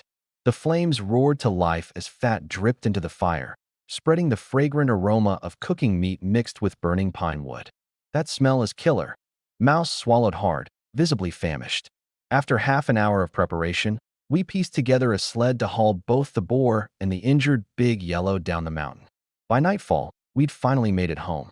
Black Panther, the dog, was barking urgently in the courtyard. Lu Yong met us at the gate, his eyes lighting up the moment they landed on the boar. Well, I'll be. You really landed a big one. Come inside. The sauerkraut's been waiting to hit the pot. Wang Guilin peeked her head out the door, apron tied around her waist. Finally. But, oh, good heavens, what happened to Big Yellow? Her face turned pale at the sight of his injury. As I unloaded our gear, I recounted the events. Lu Yong clapped his thigh repeatedly, absorbed in the story, while Wang Guyan crouched down to gently stroke Big Yellow, concern written all over her face. Lu Xiaoya squeezed through. If I'd known, I would have snuck along too. She poked at the pig's head. Is this for me? Why does it smell so bad? This is Big Yellow's medical payment, Mouse said, protectively guarding the pig head. He saved my life today. Lu Yong pointed to a pig leg, slicing it off before heading towards the kitchen. Tonight calls for a drink. No question about it. At the charcoal-heated table, Lu Yong pulled out a bottle of homemade liquor. Mouse, you pulled your weight today. Have some more. Don't just drown yourself in booze. Wang Guilin hollered from the stove. Grab the sauce for the meat. The clanging of the wok was soon followed by the rich aroma of sauerkraut and stewed meat wafting out, enough to make the neighbor's dog scratch at the wall in anticipation. I handed Big Yellow a piece of meat. Mouse, after dinner, head over to Dr. Lee to get the wound handled. Got it, Brother Foam. Don't worry about a thing. The rat lifted his cup and downed the liquor in one go, immediately gasping and panting from the spiciness. We'll head out as soon as we're done, he said.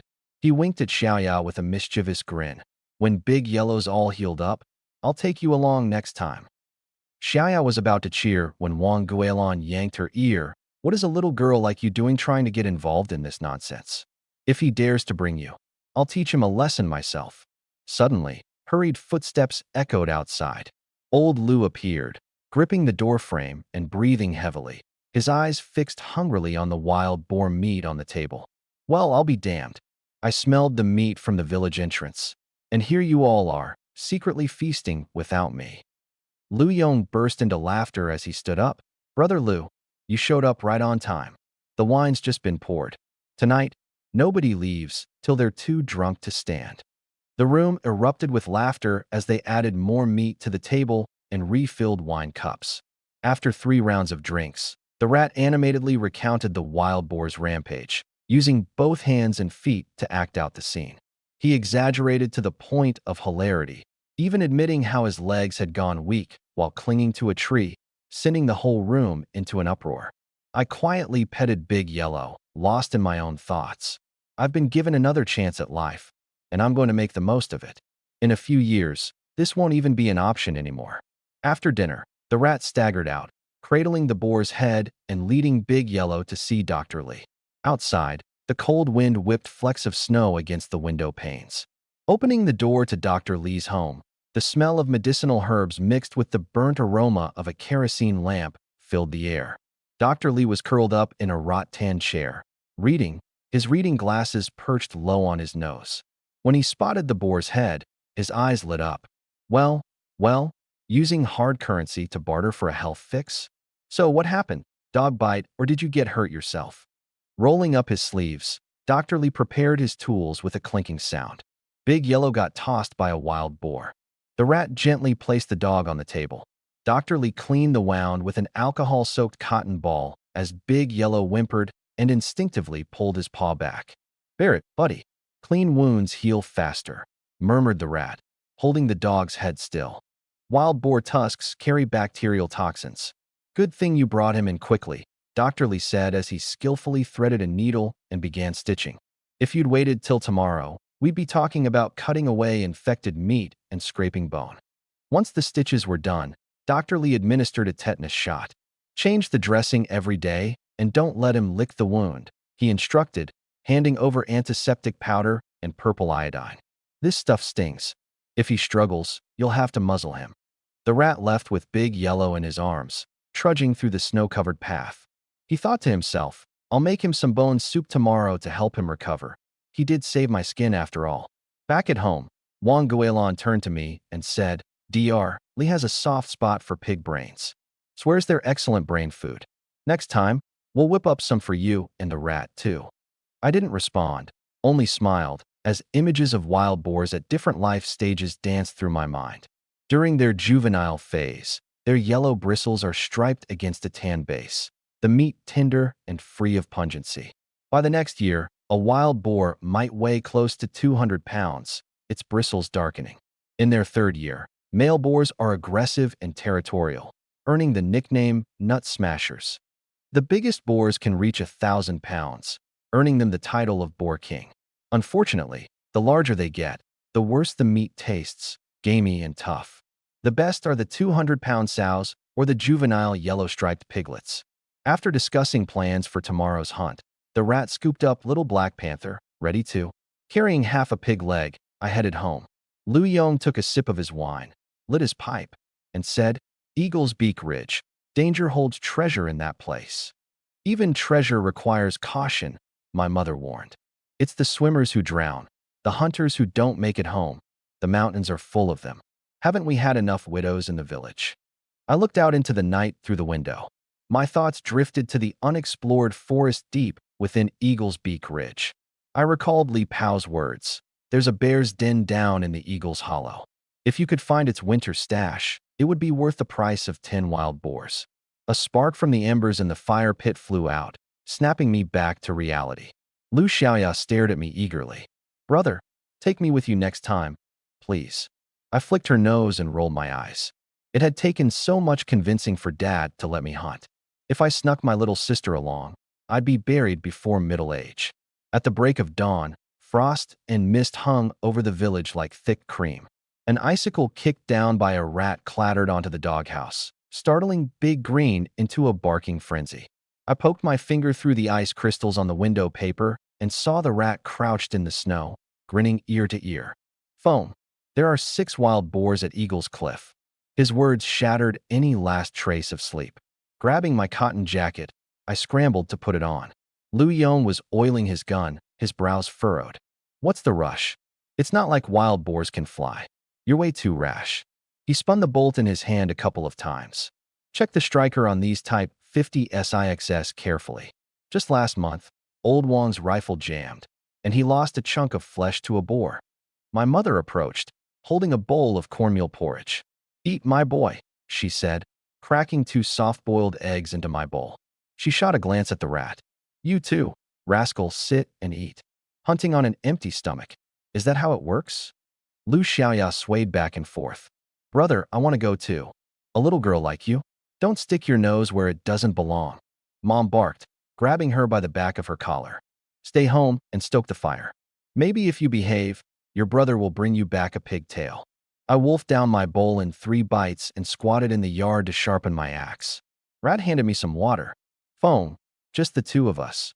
Can we handle this many boars?"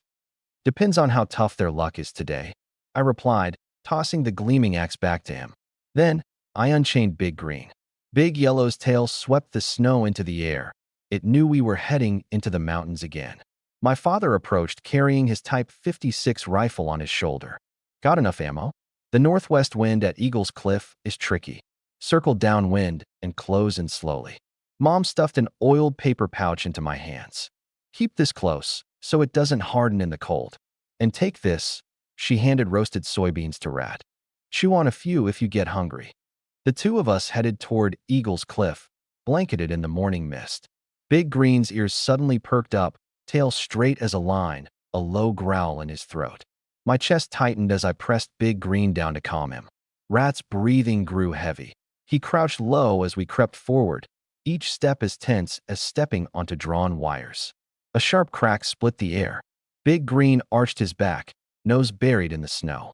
I signaled Rat with my hand, motioning for him to circle downwind. Through the branches, 6 wild boars were rummaging furiously through a pile of decaying leaves, the cracking of acorns mixing with their heavy, labored breathing. "Foam, that big brawler is massive." Rat's Adam's apple bobbed up and down nervously. "Should we take down the sow first?" I fixed my eyes on the giant boar leading the pack. The beast, nicknamed Big Brawler, was half the height of a human and cloaked in coarse, iron-like black fur.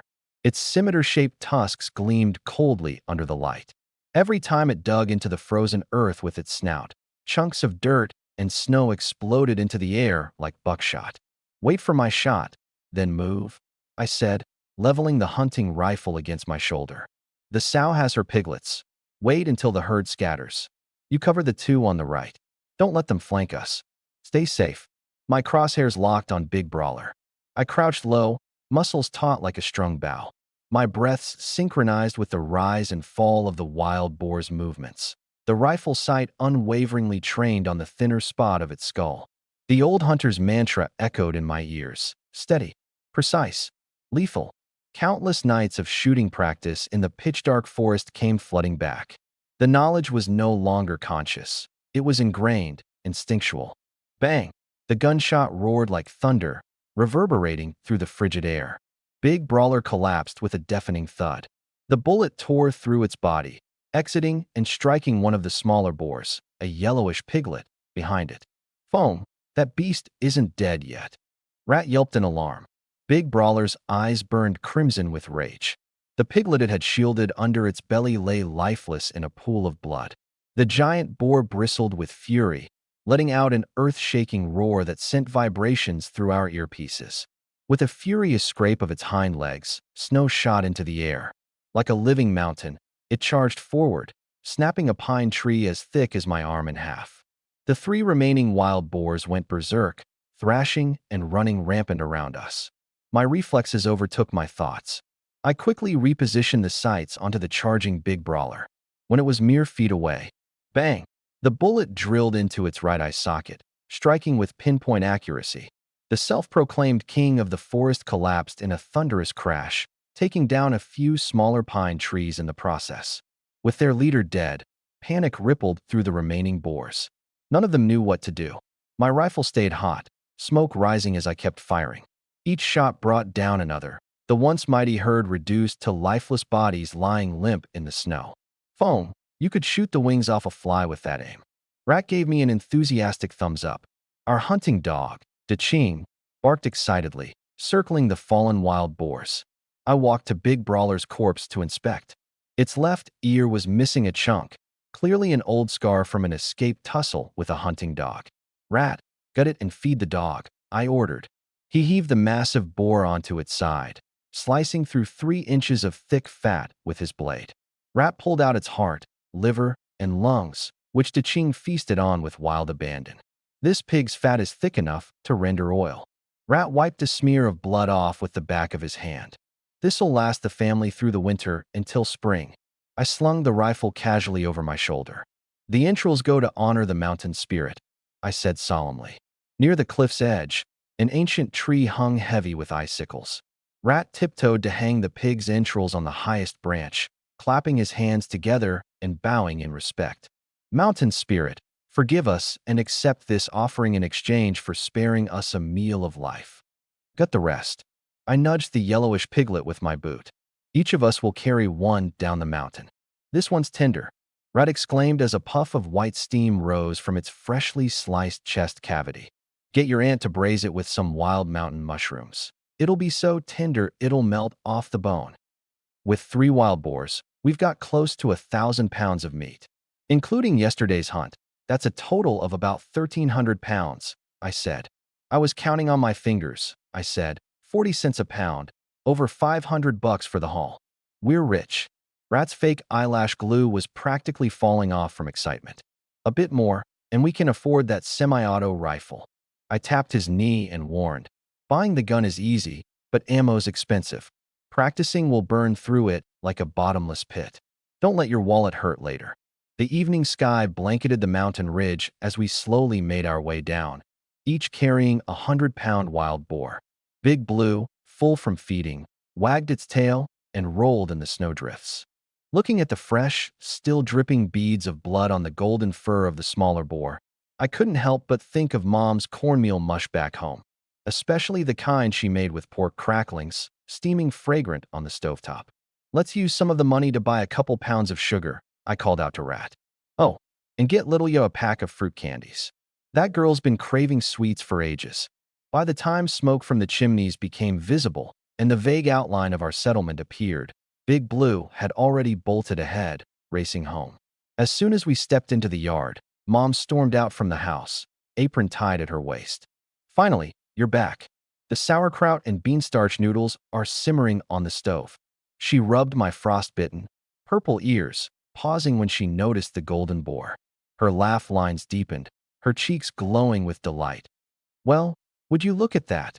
You boys actually caught one. Get on the Kang bed stove, she beckoned excitedly. I've got the heat cranked up, and little Yuz saved half a soybean cake for you. The dinner table was a feast. The sauerkraut and noodles bubbled, steaming furiously, while the sorghum buns were piled high like little mountains. Uncle Yong poured a half keg of homemade rice wine and leaned in.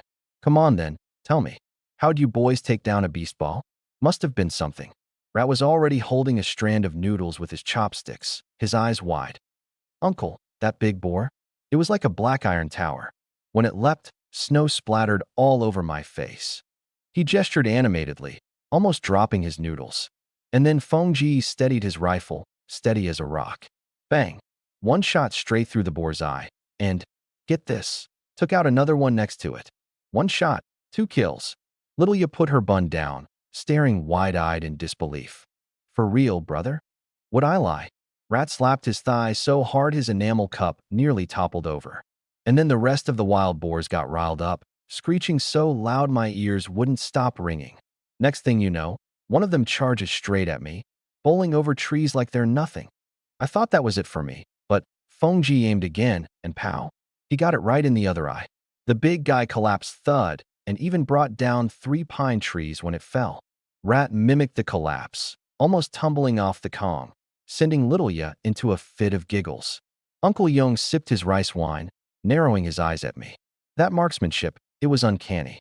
The techniques he had taught could never lead to this level of precision. He'd spent decades hunting in the woods, and even then, he still struggled to hit a rabbit dead on at 20 paces. As far as he remembered, his son used to tremble just holding an air rifle while trying to shoot sparrows. So how had the boy suddenly become such a sharpshooter?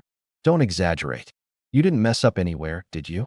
His tone was stern, masking the thoughts brewing in his head. Clearly, he intended to find an opportunity to test this change firsthand. What could have gone wrong? I said casually, placing a piece of braised meat into his bowl. Rat had an axe for backup. Big Blue was barking up a storm, and the boars were panicking. They didn't stand a chance. Dishes and drinks. Huh, you two really know your way around things. Wang Guilin served me another helping. Tomorrow, make sure you negotiate a good price for the pork. Don't worry, Mom. I patted my chest. We won't sell it bit by bit at the market. I'll take it directly to the supply and marketing cooperative and talk to Director Wang. How's he wiped his mouth? By the way, Uncle, we should get a few militia members to haul the rest of the wild boar from the ravine. Each person gets 2 pounds of meat for their effort. Lu Yong let out a satisfied burp. Got it. I'll gather them right after we eat. He glanced at me, his mind already turning to testing my skills by taking me lynx hunting. Xiaoya tilted her head and looked at her dad. Dad, were you as tough as my brother when you were young? Aunt Wang said you once got chased up a tree by a wild boar. You little rascal. Lu Yong's face flushed red as he pretended to playfully knock her on the head. That was ancient history. Your brother's marksmanship, though, well, maybe just a teeny bit under what I could do back in my day. Xiaoya poked at his warm face. Dad's skin is thinner than a walnut. Just wait until my brother shows off his skills. Let's see who dares to say the Lu family has no successors. She ripped off a piece of steamed bun to feed the big dog, who wagged its tongue eagerly, eyes filled with expectation. Lu Yong, at a loss, grabbed a gulp of strong liquor and ended up coughing hard as it burned its way down. You old clown. Wang Guilin tossed him a towel, scolding playfully. The room burst into laughter. Looking at Xiaoya's lively, expressive face, I couldn't resist the urge to tousle her hair, only for her to dodge away like a slippery fish. I knew Dad was up to something sneaky. Xiaoya clung to my arm, pouting and whining. Big bro, can you buy me a red ribbon when you go to the cooperative tomorrow? The one with little embroidered flowers on a red base. All right, I agreed. Suddenly, the image of Ingzi wearing her blue headscarf flashed before my eyes. I wondered what she was doing now. The last time I was at her place, I couldn't string together a proper sentence in front of Li Pao. Son, my mother's voice drifted over. After you sell the pork tomorrow, stop by Ingzi's place and bring her some wild boar meat. I want to go too. Xiaoya's eyes sparkled. I'll bring the sorghum candy I've saved up. Ingzi still hasn't finished teaching me to embroider that mandarin duck purse. By the hearth, Wang Guilin fed more wood to the flames, her smile flickering in the firelight. You should visit. Also, pick up a couple of patterned fabric bolts. That girl's skillful with her hands. How about we send matchmaker Wang to feel out what the Li family thinks? Yay! Xiaoya clapped her hands, bouncing up and down. If Yingzi becomes my sister-in-law, she can teach me embroidery every day. Feeling my ears heat up, I flicked my sister on the forehead lightly. You little chatterbox, always running your mouth. Looking at my mother's gentle lines of laughter and Xiaoya's jubilant energy, a wave of warmth filled my heart.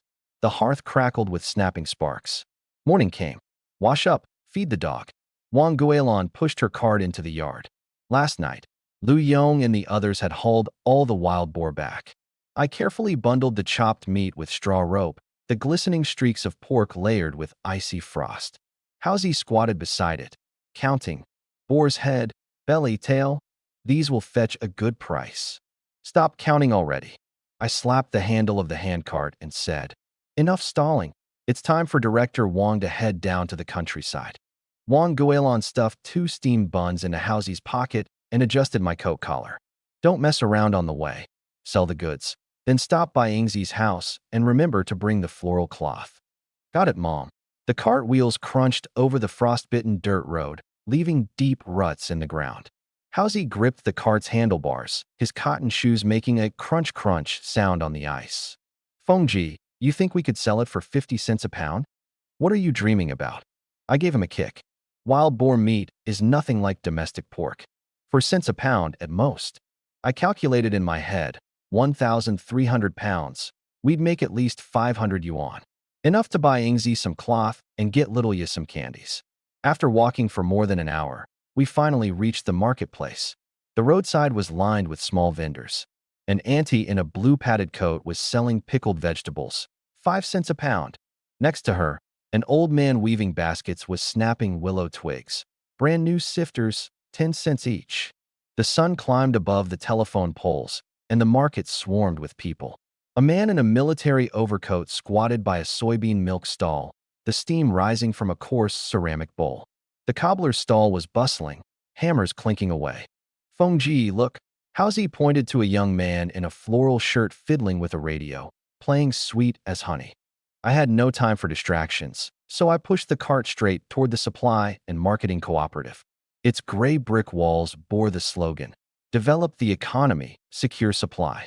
Inside, a mix of soap and soy sauce smells filled the air. On the shelves were biscuits, cold cream, and enamel mugs. Is Director Wang here? Director Wang looked up, and his eyes lit up. Lao Feng here already? What goods did you bring this time? Wild boar meat, I said while unveiling the burlap sack. He inspected it, pressing on the fat. Not bad. 4 cents a pound. Will that work for you? Housie got impatient. Director, can't you give us a bit more? This is pure wild boar meat, and there's plenty of tender cuts. You little rascal. Director Wang chuckled, patting him on the back of the head. All right. On account of Guilin, I'll throw in 2 boxes of matches. Shaoli, get the scale. 1,350 pounds, Shaoli said as he worked the abacus. That's 549 yuan in total. Director Wang counted out the money. Check it over. And Lao Feng, don't forget about the mink hides. The higher-ups are getting anxious. I'll head up the mountain in a few days. Once outside the co-op, I handed 165 yuan to Housie. Even between brothers, accounts need to be clear. Housie leaned in, grinning mischievously. Fengji, I brought the money we made last time too. I want to buy a semi-automatic Type 56 rifle. Help me talk to Director Wang, would you? A man's desire for a gun is something that can't be repressed. Hiding it well, are you? I laughed. Fine, leave it to me. We turned back to the co-op. When Director Wang heard us out, his eyes lit up. If you've got a hunting license, I'll give you the same price as last time. Come on, let's pick a gun. He dragged out a metal box containing 3 Type 56 rifles in a row. The smell of gun oil mixed with rust hit me. The one on the far left was made in '73 at a military factory, retired by the Forest Patrol team, he said, wiping down the one in the middle. This one's seen combat in a defensive counterattack. There's a shrapnel nick on the trigger guard, pointing to the one wrapped with electrical tape on the right. Smuggled, unknown origins. The rifling's still usable, though. In the end, I chose the forestry team's issued sidearm. The cold steel, the familiar weight. I checked the feel, opened the chamber, quick and clean, then handed it to Rat. The moment Rat took hold of the gun, his eyes lit up, almost alarmingly bright. His fingers trembled slightly as he ran them over the scratches on the frame, like he was caressing a lover's face. Director Wong fished out half a box of expired gun oil. The tin made a crisp click when it opened, a sound that reminded me of the heartbeat just before pulling the trigger during a bear hunt. "What are you standing there for?" I nudged the dazed Rat. "Hurry up and stash it." Rat snapped back to reality, fumbling as he stuffed the gun into a canvas bag. Halfway through zipping it closed, he noticed the barrel sticking out and opted instead to take off his padded jacket and wrapped it snugly around the bag. Leaning against the counter, Director Wong pulled out a crumpled firearm management manual. "Take this home and read it. Don't cross the line." After saying our goodbyes, I slipped Rat a 5 yuan bill in the corner. "Go get Xiaoya a red hair ribbon and pick up 2 pounds of sugar. I'll get some fabric for Ingzi." Half an hour later, we were pushing a cart out of the marketplace. Sweat dampened my palms. The cart creaked and groaned, mirroring the rhythm of my own heartbeat. "Brother Feng, just you wait. When Ingzi sees this fabric, she'll be grinning ear to ear." Rat bounced ahead as he spoke. Though my gaze drifted toward the poplar grove in the distance. Ingzi's house sat beyond those woods. Last autumn, I helped carry corn for her family. The branches of an old elm had snagged and torn my sleeve. Inside the fabric bundle lay pale pink calico with fine floral patterns and 2 handkerchiefs embroidered with mandarin ducks. Annie Wang Guilin had shoved them into my hands this morning. As we turned past the crooked tree, smoke rose from the chimney at Ingzi's home. I came to a sudden stop. "Rat, head back first." "Oh, gotcha." He grinned slyly, dragging the cart off, but not before turning to yell, "Brother Feng, don't forget to call on a matchmaker." I scooped up a snowball and hurled it at him, but he dodged nimbly. Taking a deep breath, I pushed open the gate. The creaking startled the old hen into flight. "Who's there?" Ingzi's mother came out with a slop bucket. When she saw me, her face lit up. "Ah, Xiaofeng, come on in." I shifted the fabric bundle behind my back. 2 lifetimes over, yet facing a future mother-in-law still left my nerves in a wreck. "Auntie, I'm here to see Ingzi." Before I could finish, Ingzi poked her head out. Her braided hair was jet black, with the tips tied off by a red ribbon. The moment she saw me, she pulled back, though the curtain remained slightly ajar, revealing half of her flushed face. Inside, Ingzi perched on the edge of the brick Kang bed, working on shoe soles. The thread looped around her fingers, but she struggled to press the needle through, fumbling for ages. I perched on the very edge of the Kang, barely touching it. My spine was burning. This is for you," I said, carefully handing over the bundle. I pushed the cloth bundle over to her. "What are you doing?" Her voice was as soft as a mosquito's buzz. "Last time with the bear, I owe you for warning me. The fabric is new, and the handkerchief is something my mom asked me to bring for you." Ingzi's mother came in with tea, deliberately placing the cup between us. "You're so thoughtful, Xiaofeng." "Ingzi, aren't you going to thank him?" "Then, thank you, Brother Feng." She sneakily lifted the corner of the cloth bundle and saw the delicate pink floral pattern. She held her breath. Summoning my courage, I blurted out, "Auntie, my mom was thinking about asking matchmaker Zhang to come by." Puffed. Ingzi spat out her tea, coughing violently. Ingzi's mother, however, couldn't stop grinning. "Great. Have her come over tomorrow." My face instantly turned beet red. Ingzi, hugging the cloth bundle, moved toward the edge of the Kang bed. She almost tripped, stumbling over her own feet. Reaching out instinctively to catch her, my hand barely brushed her sleeve before we both jerked back as if shocked. Ingzi's mother quickly found an excuse to leave us alone. Now it was just us in the room. The air felt thick and still. "Brother Feng, your shooting is really good," Ingzi said softly, her fingers fiddling with a piece of candy wrapper. "Taking down a bear like that takes real skill." I scratched my head awkwardly. "Just luck, really. When spring comes, I'll take you to Eagle's Cliff to pick wild apricots." "Okay." Her voice was so light, like a feather drifting in the air. My heart began pounding wildly. Sunlight streamed through the window lattice, casting a golden edge on the fine peach fuzz along her face. As I stepped out of their courtyard, I breathed in the snowy air deeply. My steps felt as light as if I were treading on cotton. In the distance, Mouse, our nosy neighbor, was peeping from behind a haystack along the field ridge. Brother Feng, was that a success? Should I be calling her sister-in-law now? I laughed, throwing a playful punch at him. Didn't I tell you to head back earlier? Glancing back at Ingzi's house windows, a memory from my past life hit me suddenly. In that lifetime, I'd been blinded by the glitz and glamour of life in the city. I'd married a woman drenched in the smell of expensive perfume. It wasn't until my company went bankrupt that I saw her true colors. Returning home in disgrace, I learned too late. Ingzi had remained unmarried all her life. At 36, she passed away, wasting away in sorrow. This time, I wouldn't make the same mistake. Mouse whistled an off-key tune as he walked home. His prized possession, a rifle wrapped in blue cloth, its stock bound with hemp rope, was his hard-earned treasure bought with every cent he'd saved. Mom, guess what I got? Mouse shouted excitedly as he ran through his door.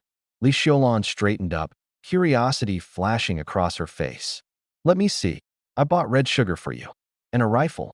I made over 500 by selling the wild boar today. And Brother Feng gave me more than 100. You did well. Tears glimmered in Li Xiaolan's eyes. Feng can't keep shouldering the bigger share for everything. Wait, I've got even better news. Brother Feng's asking the matchmaker to talk to Ingzi's family. Really? Ingzi's a good girl, a perfect match for Xiao Feng. Back at my house, I walked in and said directly, Mom, I just came back from Ingzi's. I brought up asking the matchmaker to go over. Wang Guilan's rolling pin slipped from her hands, tossing a puff of flour into the air. Her face lit up in astonishment. Really? Finally, something I've been waiting forever to hear. Xiaoya popped her head out. I want sister-in-law to teach me embroidery. We need to tidy up the west room. Stretch some red silk.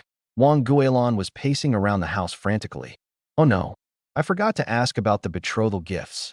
Don't worry, Mom. Matchmaker Zhang will go tomorrow. I pulled out a piece of orange candy. Ingzi gave this to me. The next day at noon, Matchmaker Zhang stepped into the courtyard. Auntie, I'm here to drink wedding wine. Inside, the iron stove was glowing warmly. Xiaofeng and Ingzi are a match made in heaven. Matchmaker Zhang took a drag of her cigarette. Ingzi's mother says the betrothal gifts should include 2 pigs, 2 loads of grain, and a piece of fabric for new clothes. That's not acceptable. Wang Guilan slapped her thigh. We need to add a silver bracelet, get the total to at least 3 digits, and throw in 2 pairs of wedding quilt covers with mandarin ducks. At that moment, Ingzi's mother entered, lifting a basket of red eggs. Matchmaker Zhang, munching on sunflower seeds, chimed in. March 3rd in spring is a lucky day. Have Xiaofeng drive the rubber-wheeled cart to fetch the bride, tie it with red silk ribbons, and paste big red double happiness characters. I hid behind the door, eavesdropping. Wang Guilan was rummaging around and pulled out Liu Yang's third-class military merit medal and the longevity lock I wore as a child.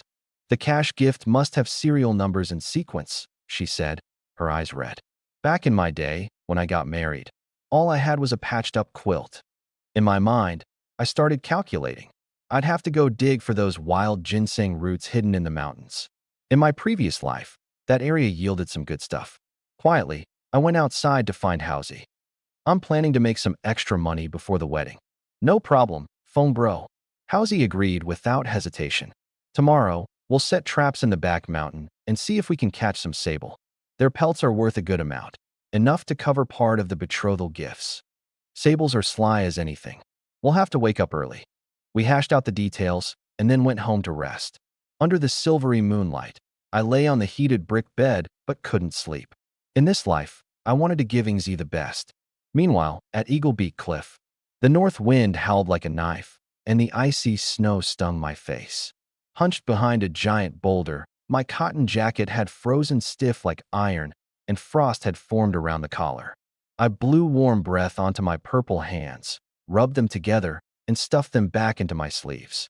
Zhang Hongjun was oiling the gun bolt with pig fat, cursing, "Damn it, this wretched weather. We've been staking out all day and haven't seen so much as a whisker. You sure Xiaofeng didn't mess up the location?" I glared at him and bit into the frozen cornmeal pancake in my hand. Xiaofeng saw a lynx hunting a roe here a few days ago. He didn't make a mistake. That creature is clever. Don't scare it off. We hadn't been home in 2 days. Zhang Hongjun peered through the rock crevice and muttered, Should have brought some corn whiskey. This cold creeps right into your bones. And we should have brought Big Blue and Big Yellow along too. You don't know a thing. I passed him the pancake. Those two dogs are too attached to Xiaofeng. If we actually came across a lynx, they'd be scared witless. That animal's claws are sharp like hooks. If Big Blue got hurt, Xiaofeng would lose it. Suddenly, Yong, listen. Zhang Hongjun lowered his voice. I held my breath. In the wind, the faint crunch of footsteps whispered from the pine woods on the right. We quietly raised our rifles and moved along the edge of the boulder. On the snowy ground, a series of paw prints emerged, shaped like plum blossoms, but twice as large as a cat's. Just pass through, Zhang Hongjun said while poking the prints with his gun barrel. This beast is circling us. I spat into my palms and tightened my grip on the gunstock. To the left, those scattered rocks could lead us to it. Hunched over, we advanced as quietly as possible. Zhang Hongjun slipped, nearly crashing into me. About 30 steps away, something grayish-brown flashed between the crevices of the rocks. It had dark fur mottled with black spots the size of coins, like a natural camouflage armor. A lynx crouched low, pinning down a frozen sheep leg. I slowly raised my rifle. Through the sights, the lynx's ears suddenly twitched. Its amber vertical pupils narrowed sharply, and the mane at the back of its neck bristled. Quick! Just as I squeezed the trigger, loose stones fell from the cliff above. The lynx bolted like a streak of lightning, its hind legs surging with explosive power. Its body blurred through the snow, each leap covering about 2 meters, as if merely a shadow on the white expanse. I cursed under my breath, chasing it with my gun. Bang! The bullet grazed its tail. Red blood splattered onto the snow. The wounded lynx let out an ear-piercing roar, its primal nature fully unleashed. It vanished into the rocky depths even faster than before. Almost had it. Zhang Hongjun stomped in frustration. Don't bother chasing, I grabbed his arm. That cliff's too slippery. Let's head back and get Xiaofeng to bring to Qing. We'll track it by its blood trail. As we headed downhill, I was still stewing over it. If I'd just steadied my aim a second longer, I'd already have its hide. There's still time. Let's hurry and find Xiaofeng. When we got home, Wang Guilan was in the middle of discussing Xiaofeng's engagement. Xiaofeng! Xiaofeng! Urgent shouts came from outside. I pushed open the door to see Lu Yong and Zhang Hongjun barging in, cloaked in snow and frost. Get your gear. Lu Yong grabbed my sleeve. The lynx is injured and on the run. We can still catch it with Qing. Stop right there. Wang Guilan shot to her feet. Xiaofeng's engagement is today, and you, as his father, have been nowhere to be found. She grabbed a broomstick, swinging it in the air with a loud whoosh. If you dare let Xiaofeng take one step out that door, I'll fight you till the end. Hunching his shoulders, Lu Yong backed away. Don't be mad. I was just thinking that with the lynx's hide, I could buy you a nice coat and make Xiaofeng's wedding look even better. Nobody's going anywhere. Wang Guilan planted her hands on her hips. Today, we're settling this engagement business once and for all. If I'm not satisfied, no one's stepping a foot outside. Defeated, Lu Yong and Zhang Hongjun slumped onto the heated bed platform, looking utterly dejected. I glanced at my dad's reddening face, then at the fiery determination in my mom's eyes. Without a word, I turned, grabbed my rifle, wrapped my leg bindings, and led Qing out to hunt the lynx myself. The rat, teasing the Black Panther, asked me a few questions. After explaining the situation, the two of us, along with Qing, headed straight for the mountain pass. The winter forest was eerily silent, with snow layered half a foot deep, creaking under every step we took. Qing bounded ahead, darting around and occasionally stopping to sniff the snow for scents. Foam, the rat panted heavily. Uncle and Uncle June couldn't handle it. Can the two of us really do this? I glanced up at the snowy mountain. Dad already injured it. There's blood. Qing will track it down. As I spoke, I felt an overwhelming sense of strength course through me. This new body, after my rebirth, was something entirely different. What once had me out of breath on this mountain trail now felt effortless. My breathing was steady, my steps light. This rebirth perk? Coming in handy. Qing stopped near a crack in the rocks, sniffing the ground intently, letting out low growls. I squatted to pat his head, noticing the blood that had frozen in the snow. Qing's good, but not the best at tracking prey. If only Flower Dog were here. That one's got a sharp nose and knows how to go for the kill, always straight for the weak spot. Well, timing adds up. Flower Dog should be born by now. After we deal with this lynx, let's head to the market to buy it back, I said. The rat grinned with excitement. Foam, the lynx must be hiding somewhere nearby. We raised our guns and moved deeper into the rocky crevice. The space continued to narrow as we advanced, the walls lined with icicles gleaming under the glimmer of light, casting a chilling glow. Suddenly, Dachshund bolted forward, barking wildly but refusing to venture further. At the end of the crevice was a cave, hidden beneath layers of dry branches and piled snow. Gripping my gun tightly, I stepped in first. Damn, this stench is strong, the rat mumbled, covering his nose. The lynx must be in here, nursing its wounds. Suddenly, two green glows flashed in the darkness. A deafening roar echoed through the cave. The lynx pounced like lightning. Relying on pure instinct, I squeezed the trigger. Bang! The gunshot rang out as the lynx let out a sharp cry. My shot had grazed its ear, causing it to stumble momentarily, but it didn't fall. It grew even more ferocious and lunged straight at us. My heart pounded, but I didn't panic, instinctively calculating every movement it made as my body reacted on its own. The lynx was almost on me now, its powerful hind legs tensed, launching it into a full leap, claws gleaming as they aimed straight for my face. I sidestepped just in time, narrowly avoiding a fatal blow, and spun into a swift kick, striking its abdomen. Ah! The lynx howled, crashing fiercely into the rock wall. The rat fired his gun, but the bullet barely grazed it. Wounded, its fury ignited. The lynx staggered up and, with reckless abandon, charged once more. This time, I wouldn't let it get close. Steadying my gun, I aimed right between its eyes. This shot, I whispered to myself, it's over for you. Bang! The lynx's head snapped back in an instant as its body wavered before collapsing to the ground motionless. I exhaled deeply, lightly kicking its lifeless body to ensure it was truly dead. That's done. This one's for the bounty. The rat stared in awe, clearly impressed. Foam, your shooting is unbelievable. Just now, those moves, you were quick and precise. When the hell did you get so good? I chuckled lightly, replying, just got lucky, that's all. Come on, skin it. Tomorrow, after we see Director Wong, we'll go buy some pups.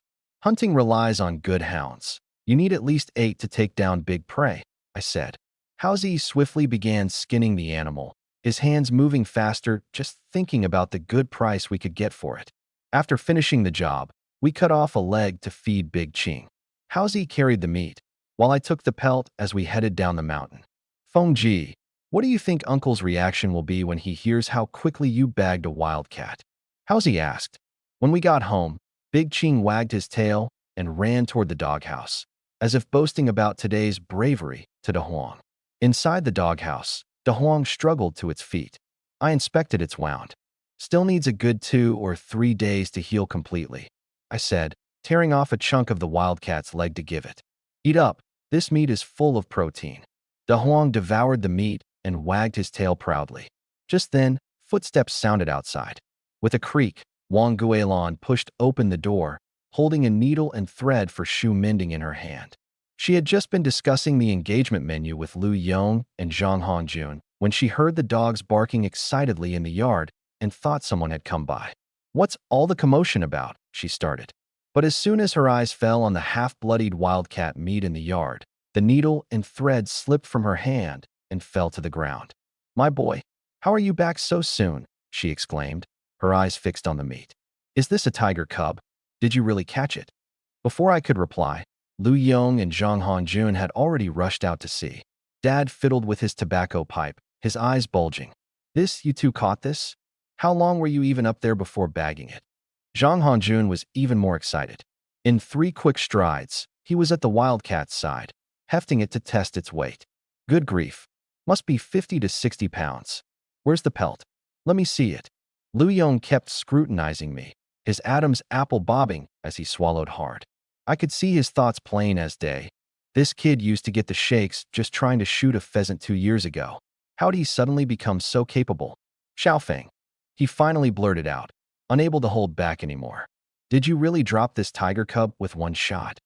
Pa, it was team effort with Housie, I said, nudging the wildcat's hind leg with my foot. Better to stay humble. Its tail was injured, so it couldn't run fast. I timed my shot carefully and finished it off. Zhang Hongjun clapped his thigh with a laugh. No need to be modest. Your father and I were freezing our noses off at the cliff pass for 2 days, only for this wildcat to slip past us. And now you're back already, before the sun's even set. He nudged Lu Yong with his elbow. Lao Yong, what do you think? This Xiaofeng's aim is something else. From now on, the village hunting trips should be led by him. Lu Yong took a long drag from his pipe, the fire crackling in its bowl. Did the tiger cub fight back at all? The pelt doesn't seem too roughed up. It did. Housie suddenly burst out, practically jumping up as he reenacted the scene with animated gestures. That guy came at me like he'd lost his mind, claws sharp like little knives. Maple dodged with a swoosh and kicked it flying far away. Finished it with a clean headshot. Wang Guilan's eyes widened as she reached out to touch my arm. Did you get hurt? The other day, old Lee's cow got its belly ripped open by one of those. I'm fine, Ma. I brushed her hand away. I was quick on my feet. Zhang Hongjun squatted beside the lynx meat, poking its thick fur with his finger. Xiaofeng, when spring comes, we should organize a hunting group and deal with that wild boar herd near Eagle's Cliff. I'm all in. Lu Yong knocked his tobacco pipe against his palm. As we were talking, Xiaoya's voice called from outside the yard gate. Ma, I'm home. The little girl ran into the yard, her school bag bouncing on her back. Seeing the lynx skin lying on the ground, she took a step back in fright. Oh my gosh. What is that? It's a tiger cub. Your brother just took it down. Wang Guilan's face lit up with pride. One shot, and it was done for. Xiaoya's eyes went wide as saucers. Brother, that's a tiger cub. I told you you're even cooler than Dad. Lu Yong's face flushed red. What does a little girl like you know? I was just giving your brother a chance to shine. Umph. Dad, you're all talk. Xiaoya pointed at his coat. Look at your jacket. It's got holes all over from the tree branches. The group burst into laughter. Wang Guilan wiped away tears of laughter. By the time your dad got back, his pants had frozen stiff like a shell of ice. I had to thaw them with hot water for ages. Zhang Hongjun was laughing so hard, he could hardly stand straight. Brother Yong, your daughter's really your Achilles heel. Lu Yong rubbed the lynx pelt thoughtfully. This is quality stuff. The supply and marketing co-op will pay a good price for it. Wang Guilan stamped her foot. It's freezing cold out here. All of you, stop standing around. I'm going to get the meat on the stove and whip up a proper hearty dish. I carried the lynx meat into the house. Wang Guilan tied on her apron and hunted down some spices. Housie grabbed an axe and split firewood, setting the fire. Xiaoya tugged on Housie, pestering him for details of the hunt. I picked up a cleaver and sliced the meat into hefty chunks with brisk efficiency. The meat slapped into the clay pot with a satisfying thunk-thunk. Zhang Hongjun sidled up to the stove with a pair of tongs, stirring up the fire. Sister-in-law, don't skimp on the chili. The flames roared higher, casting a warm red glow over Wang Guilan's beaming face. This lynx meat needs an hour to stew. By then, the smell will draw everyone from the next village over. Housie pulled out an oil paper package. Almost forgot. Dried wild mushrooms. Trust me, toss these in, and this stew'll be so good it'll make your eyebrows fall off. Chunks of meat bubbled and flipped in the clay pot. Wang Guilan lifted the lid, and the steam rushed out in a fragrant cloud. Xiaoya craned her neck on tiptoes. Ma, how much longer till we can eat? I gave my little sister's nose a playful flick. Feeling the itch for a drink, Lu Yong piped up. Xiaoya, go fetch my dear meat liquor. Bring it here. Let's have a good drink with Junzi tonight. Xiaoya came back holding the wine jar, its red cloth seal still speckled with cobwebs. Dad, this jar is so heavy. Lu Yong twisted off the lid, and a rich aroma of wine filled the air. He poured a bowl full for Zhang Hongjun and half a bowl for himself. Junzi, bottoms up. Both tilted their heads back and downed the wine in one go. Lu Yong smacked his lips in satisfaction, the corners of his eyes wrinkling in a smile. Junzi, deer meat and tiger cub wine. We're going to have a lively night on the Kang tonight. Zhang Hongjun choked and coughed. Brother Yong, you always start talking nonsense after just one drink. Wang Guilan approached with a plate of meat. Quick, eat while it's hot. Xiaoya couldn't wait and stabbed a piece with her chopsticks, huffing and puffing as she blew on it. It smells amazing. I picked up a piece and placed it on my mom's plate. Mom, try some. You sweet talker, she replied, smiling, before ladling soup into bowls for Lu Yong and Zhang Hongjun. She turned to Haozi. I've saved a bowl for your mom, too. Haozi looked at her gratefully. Thank you, Auntie. You're so thoughtful. Zhang Hongjun slapped his thigh. Brother Yong, we still need to finalize the plans for Xiaofeng and Ingzi's engagement banquet. Wang Guilin quickly grabbed red paper and a pencil. Oh right, can't believe we almost forgot the main thing. Everyone gathered around the table, discussing the banquet's details. Xiaoya insisted on adding sugar cakes to the menu, which set off another round of laughter. The next morning, the mist still lingered in the air. I pulled the lynx pelt out of the cabinet. Its fine fur shimmered golden in the morning light. Every hair was intact. Haozi paced inside the room. Brother Feng, with a pelt this good, we can definitely get a great price for it. Let's go. I carefully rewrapped the fur. Mom, Haozi and I are off to sell this. Take your time and be careful, Wang Guilin called out from the backyard as she fed the chickens. The supply and marketing cooperative had just opened when we arrived. Manager Wang was sipping tea but set it down with a wide grin as soon as he saw us. Xiaofeng, Haozi, you're early today. Manager Wang, we skinned a tiger cub yesterday. I explained, handing over the bundle. He forgot his tea entirely, pulling us inside and quickly unwrapping the package. His hands ran over the pelt reverently. What a treasure! The fur is dense, shiny, and perfectly intact. Haozi jumped in. That tiger cub was sneaky, but Brother Feng got it with a clean headshot. Manager Wang turned to me, his tone full of admiration. Xiaofeng, you've got real skills. This is top quality, no holes at all. After a moment's thought, he said, how about 1,300 yuan? Haozi's eyes lit up. 1,300 yuan.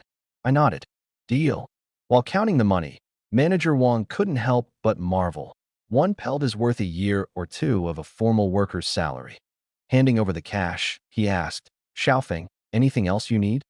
I'm planning to get engaged soon, so I'll need to pick up some things, I replied. Director Wang pulled me over to the counter. Snow cream from Shanghai. All women love it. Also, floral fabric and hair clips. He was bustling around, wrapping up a whole heap of items. These are essentials for a wedding. Your fiancé will definitely be satisfied. After leaving the supply and marketing cooperative, Mouse was still buzzing with excitement. Earning money has never been this easy. I handed him 390 yuan. As promised, 70-30 split. Mouse folded the money carefully, then clasped his hands like in an old martial salute. Godfather, this child thanks you. Good boy. I patted his shoulder. There'll be plenty of opportunities in the future. Mouse, there's a market today. Want to go check it out? The market was bustling with life. In a corner, I spotted an elderly woman's stall. 5 little puppies were squeezed together in a wooden cage. Ma'am, how much for the puppies? The old woman sighed. My husband hurt his back hunting. We need to buy medicine. I crouched down to take a closer look. One little multicolored puppy was particularly lively, wagging its tail and licking my hand. This one's the one. I stood up. I'll take all 5. The old woman's eyes widened in surprise. You want them all? Name your price. 300 yuan, I suppose. These are purebred Malu hunting dogs. They grow into great hunting companions. I handed her the money. Count it, please. Her hands trembled slightly. Young man, you're such a kind soul. I've been here for 3 days, and everyone who hears the price just walks away. These dogs will come with me, and I'll take good care of them. The old woman gently patted each puppy, her eyes misting over. They've been smart since they were small. They were just weaned a few days ago. Start with soft food when you feed them. Mouse looked puzzled. Brother Feng, what do you need this many dogs for? Raise them right, and they'll be excellent hunting dogs, I replied, taking the sack of puppies from her. This one little multicolored pup alone is worth 10 times that price in the future. And training this entire litter from such a young age? Hunting will be way more efficient with a pack like this. Combined with Big Blue and Big Yellow back at home, I'll be able to form the ultimate team of hunting dogs, the Lu family gang. The thought made me smile. My steps lightened as the puppies let out a few soft yips from inside the sack. Opening the top of the bag, The 5 little ones poked their heads out and wiggled about. I stopped walking, looking down at them. Once you're grown, we'll train together in the mountains. Build a real crew of hunting champions. Mouse grinned. Brother Foam, I can't wait to see your dog gang in action. Just don't end up with a house full of dogs. By midday, we were near the edge of the village. Woof woof. Big Blue was clawing at the fence, nearly climbing right over. Big Yellow's tail was wagging like a helicopter blade, barking thunderously. Mom came out from the house, pointing at the sack. Son, are those puppies? Don't we already have Big Blue and Big Yellow?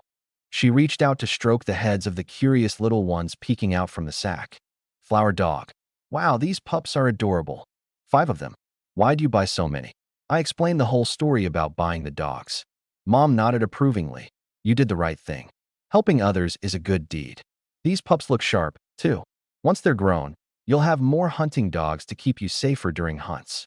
She took the burlap sack and said, Come on inside. I've kept some braised pork warm for you all. Mouse's eyes lit up. Auntie, then I've got to eat an extra 2 bowls of rice. After dinner, Mouse and I got to work setting up a shelter for the puppies in the storage room. A wooden frame, thick straw, and an old cotton coat. It's too cold for them to be left in the doghouse outside. Puppies need to grow up indoors, getting used to their owners' scent to bond closely. I placed the little pups into their cozy new home and watched as they wiggled around and snuggled together. Mouse nudged the white pup. Brother Foam, which one's your favorite?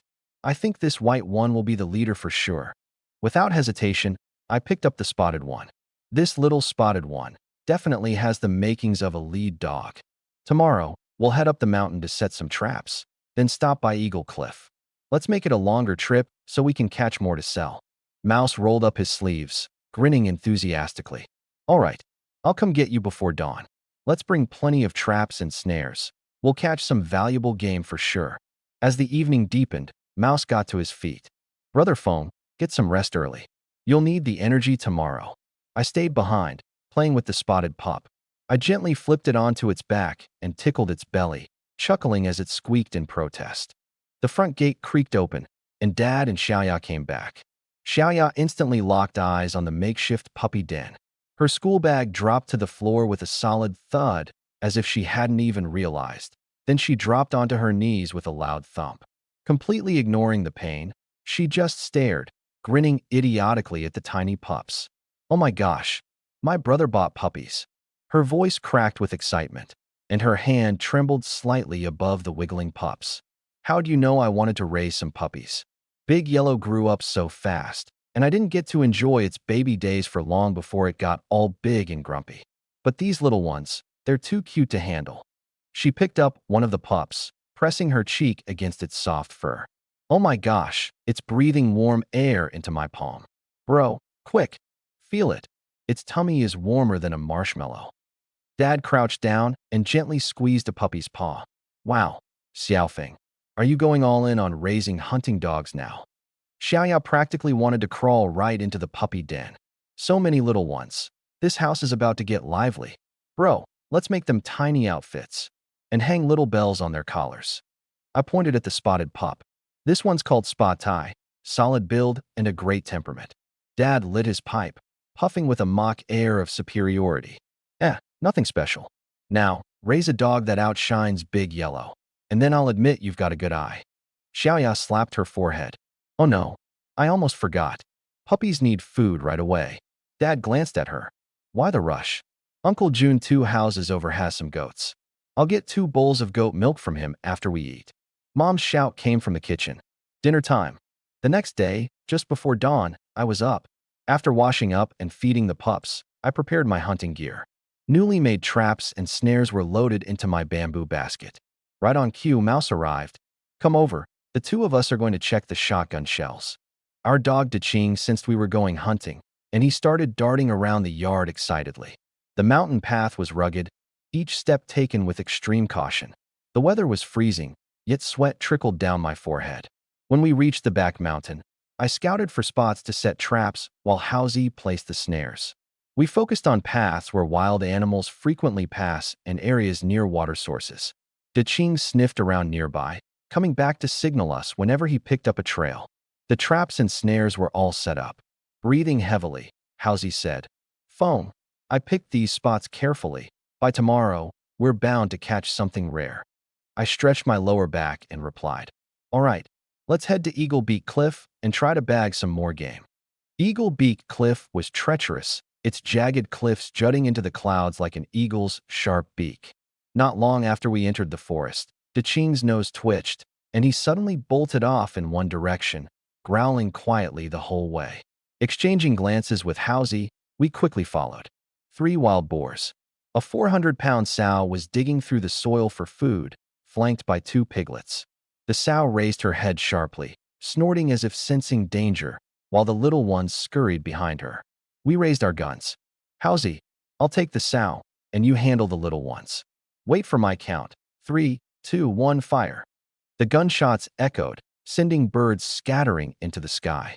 The sow collapsed immediately, and neither of the piglets got away. Foam. That was amazing. I got goosebumps the moment the trigger was pulled. Housie exclaimed, Don't get too excited yet. Let's get them first. Housie pulled out a knife and started dressing the boars the way I'd taught him. We tossed the pig's heart to Deching and hung the intestines on a tree as an offering to the mountain spirits.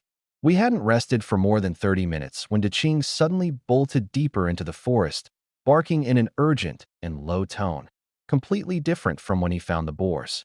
Housie and I looked at each other, the same realization hitting us both. Trouble. Grabbing our shotguns, we followed the dog.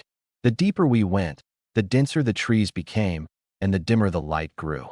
Deching came to a halt, fur bristling, barking ferociously toward the shadows ahead. From the darkness emerged a black bear.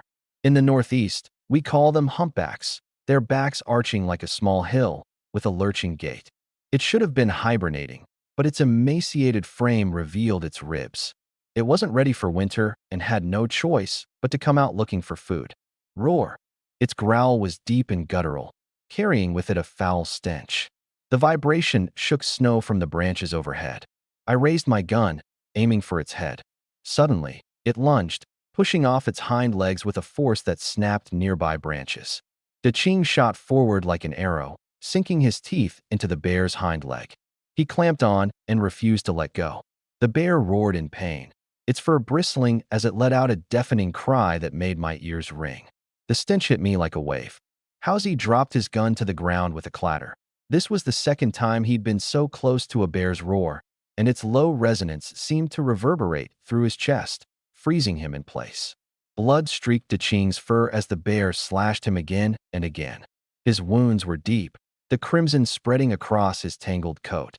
But the pain only awakened his primal instincts. He lunged at the bear, snarling with unrelenting ferocity. I aimed my gun again, but with Deching locked onto the bear's neck, I couldn't get a clear shot. Square off. The black bear rose up on its hind legs, over 2 men tall. Opportunity. I aimed straight at the crescent-shaped mark on its belly and pulled the trigger. Bang! The bullet pierced through its hide. It didn't die immediately, but instead let out a horrific shriek of pain, shaking Big Green loose, and charged straight at me. It was almost upon me. Bang! Another shot. Brain matter sprayed through the air. Its enormous body, driven forward by momentum, slid several meters in the snow, stopping right at Mouse's feet. Mouse fell back onto the snow with a thud, his pants soaked with fear-induced wetness, collapsing like a rag doll into the snowbank. I gave him a light kick. Snap out of it. If you keep sitting there like that, you won't even be able to have kids later. It's freezing out here, you know. Wet pants will freeze your manhood off. With tears trembling in his voice, Mouse stammered, Foam. Foam gee. I was scared out of my wits. Help a brother up? I can't even feel my legs. They're like noodles. I gathered some wood to start a fire for him to dry off, then walked over to the black bear and called Big Green off, who was already busy gnawing on one of its legs. When I skinned the bear, an iridescent, metallic gallbladder was revealed. Mouse sprang up in excitement. Oh my God, a copper gall. We hit the jackpot this time. Too bad the pelt's not the best. Too thin, I said, wrapping the shiny copper gall carefully in oiled cloth. I carved off some of its prized meat for Big Green and hung the intestines up on the branches for later. I tore strips of bear meat, skewered them, and roasted them over the fire. As the fat dripped onto the flames, it sizzled and sparked. While tending to Big Green's wound, I spoke. Eat up while it's hot. Don't want you falling sick. Once we had eaten our fill, I checked the sky. It's getting late. Let's bury the bear in the snow for now and come back tomorrow with help to drag it out. Barely halfway down the mountain. Bang, bang, bang. Gunshots echoed, broken and frantic. Mouse, stop. Someone's hunting. I focused on the sounds. The trigger pulls aren't steady, too rushed. Mouse's grip on his gun tightened. Fengji, what do we do? Could be a wild boar herd. Let's check it out. Remember, don't shoot unless absolutely necessary. We don't want them thinking we're there to steal their prey. Following the gunshots deeper into the woods, I began hearing chaotic barking. Something wasn't right. The dogs were desperate, fighting for their lives. Stay here, Mouse. I'll take Big Green to check it out. If something goes wrong, head back to the village and get help immediately. Be careful, Fengji. Mouse pleaded. If it's too much, just run. I chambered a fresh round, tightened the knife at my waist, and moved in with Big Green. Behind a cluster of bushes, 7 or 8 wild wolves were tearing into 3 hunting dogs. 3 wolf carcasses already laid on the ground. 2 dogs' hind legs were bleeding heavily, while a brave black dog still stood, snarling and baring its teeth. A man in his 50s was backed against a rock, out of bullets, waving a knife as the wolves closed in. The gray-black wolves' coats gleamed under the dim forest light, their fangs glistening with frothy blood. The scene was dire. Big Green attack. Big Green darted in, sinking his teeth into the rear leg of an isolated wolf, jaws clamping down hard. I raised my gun, fired, and took out the wolf closest to the man. The pack reeled and began regrouping. The lead wolf's blood-red slit pupils gleamed menacingly. Its ear-piercing howl tore through the silent forest. Awoo! The dark tide surged. Fangs glinted coldly, and the air reeked of blood. Several wild wolves propelled themselves forward with powerful hind legs, their sharp teeth aiming straight for my throat. I sidestepped just in time, sprang 3 steps up a pine tree, and raised my rifle. Bang! Bang! Bang! 3 shots, 3 lives taken. The remaining wolves frantically scratched at the tree trunk, sending wood chips flying everywhere. 2 more were flanking me from the right, their growls echoing like thunder. I spun around and fired. 1 wolf collapsed instantly, staining the white snow with blood. The other charged at Daching like a bolt of lightning, its teeth ripping through flesh. Daching let out a pained howl and staggered backward, just as things were about to take a deadly turn. 3 hunting dogs burst in like arrows released from a bowstring. Their jaws clashed violently with the wolves, blood and fur scattering in all directions. The alpha wolf let out a resentful howl before retreating into the dense forest with the last remaining wolf. I jumped down from the tree and rushed over to Uncle. His face was covered in blood, his clothes torn to shreds, and he was gripping a knife in his hand like his life depended on it. Half sitting against a rock, his eyelids were as heavy as lead. Uncle, where are you hurt? He trembled as he pointed to his leg, his voice coarse and raspy. Young man, which village are you from? I'm fine, it's just a bite. Hao Zi ran over and gawked at the scene littered with wolf corpses. Holy crap, this is brutal. I crouched down to inspect Uncle's wound, deep enough to see the bone. His lips were pale, his forehead dripping with cold sweat, his body shivering uncontrollably. I tore off a piece of fabric from my clothing to bandage him. We're from Lu family village, Uncle. You need to see a doctor immediately for this wound.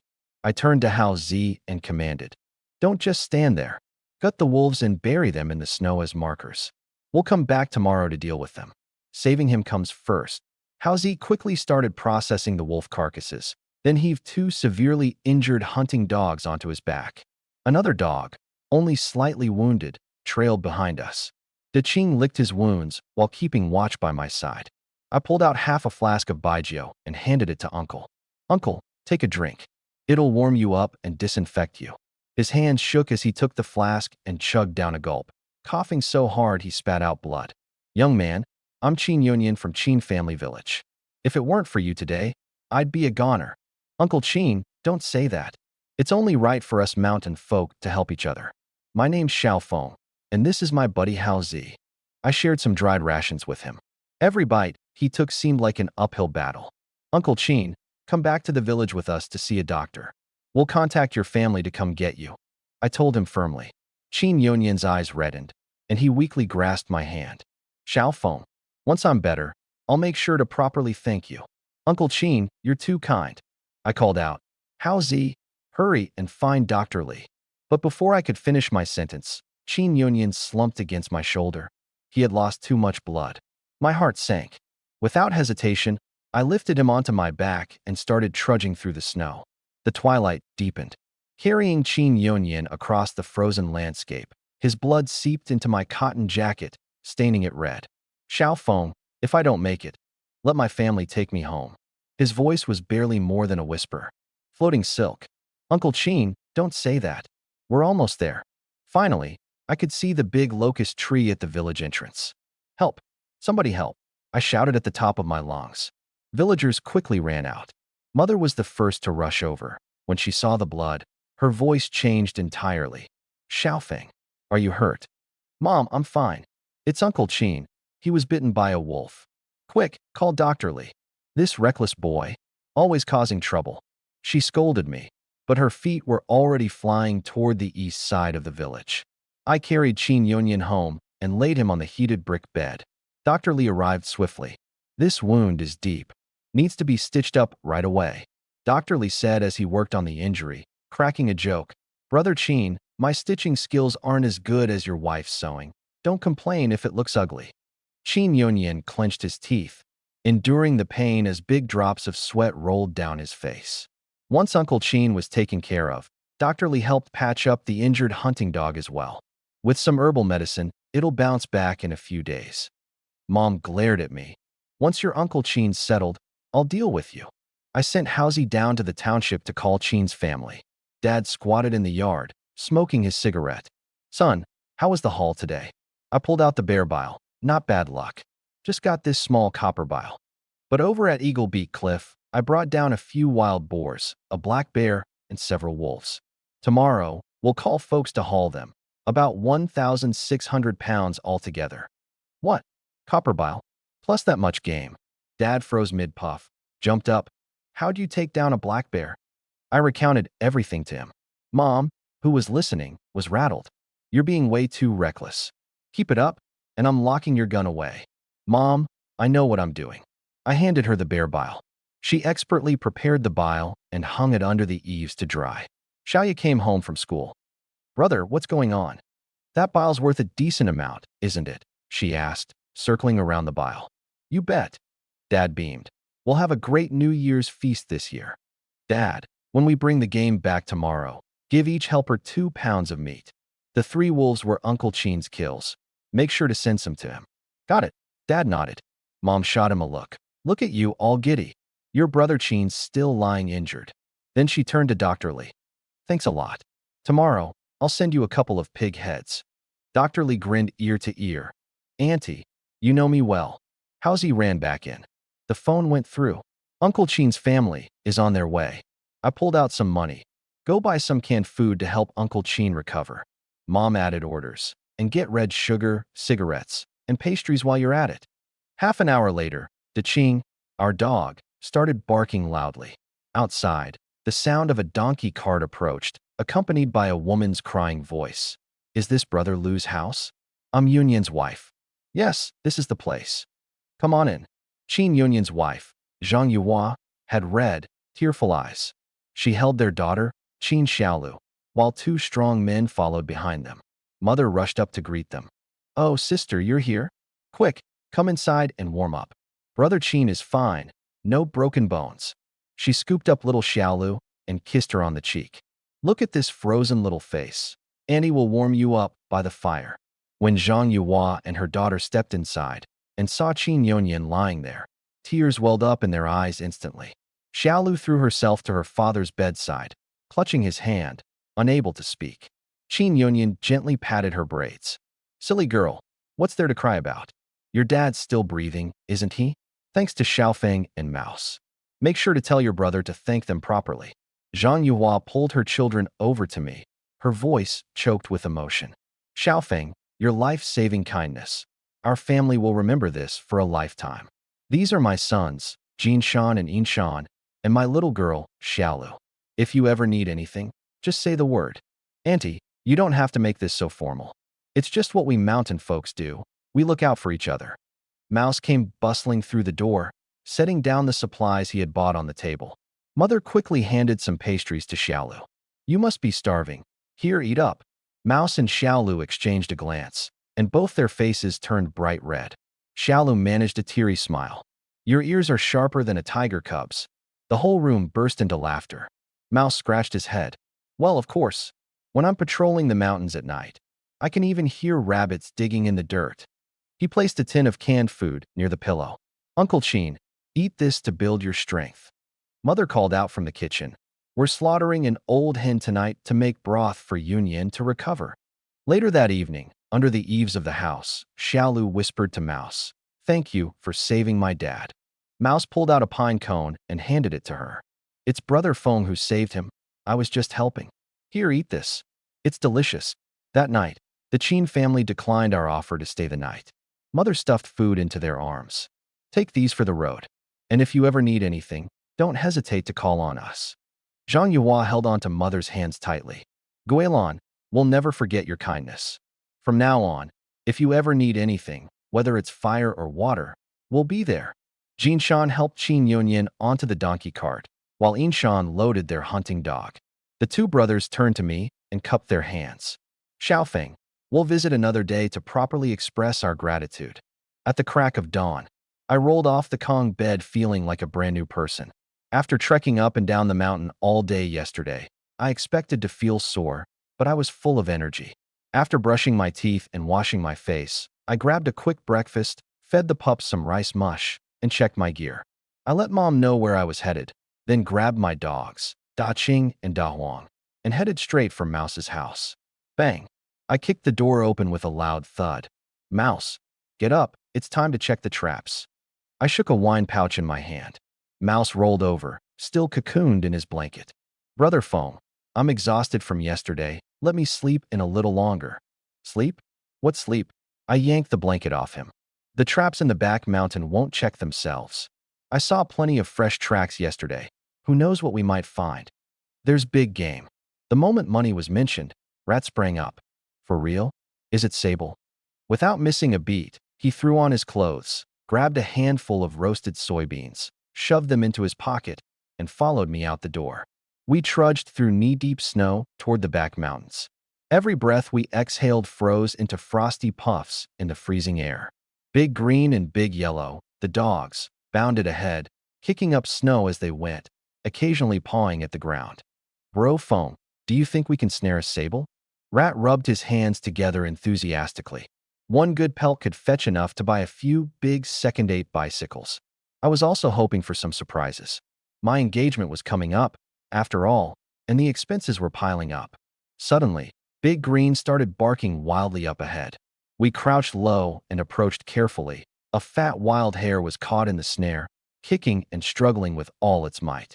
Nicely done. Look at this plump one. Rat rushed over, pinned the rabbit down, and quickly drew his knife to bleed it. I inspected the snare. The tension was just right, and the rabbit's fur was perfectly intact. I nodded, pleased. Let's keep going. As we moved onward, Rat couldn't stop exclaiming in excitement. 3 pheasants, 2 more hares, but no hint of any Sable. That Sable must have turned into a spirit or something. Rat scowled in disappointment. I pointed toward the dense old forest up ahead. Sables like quieter areas. That patch of untouched forest is full of trees, hiding spots, and an abundance of food. But there are black bears and wolf packs there. We'll need to be better prepared before heading that way. High risk, high reward. If we got ready properly, we might just discover a brand new hunting ground. As we reset the snares, I demonstrated the technique to Rat while explaining. Follow the slopes and look for animal trails. See those paw prints in the snow? There's a badger den nearby. Setting the snare on a path they have to cross ensures it'll work. Bro Feng, where'd you learn these skills? Rat asked, clearly impressed. Learned from the old-timers and figured out the rest on my own. I replied, tying a firm knot. Hunting's all about understanding the animal's habits, the terrain, and the weather. You also have to control your scent and be mindful of the wind direction. One careless mistake, and either you're dead or the prey escapes. By the time we finished, the sky was already beginning to dim. Daylight was short in the frigid northeastern winters. With our packs heavy and full, we trekked back home. While we hadn't caught a sable, the hall left me feeling content. Before we even reached the door, loud voices echoed from the yard.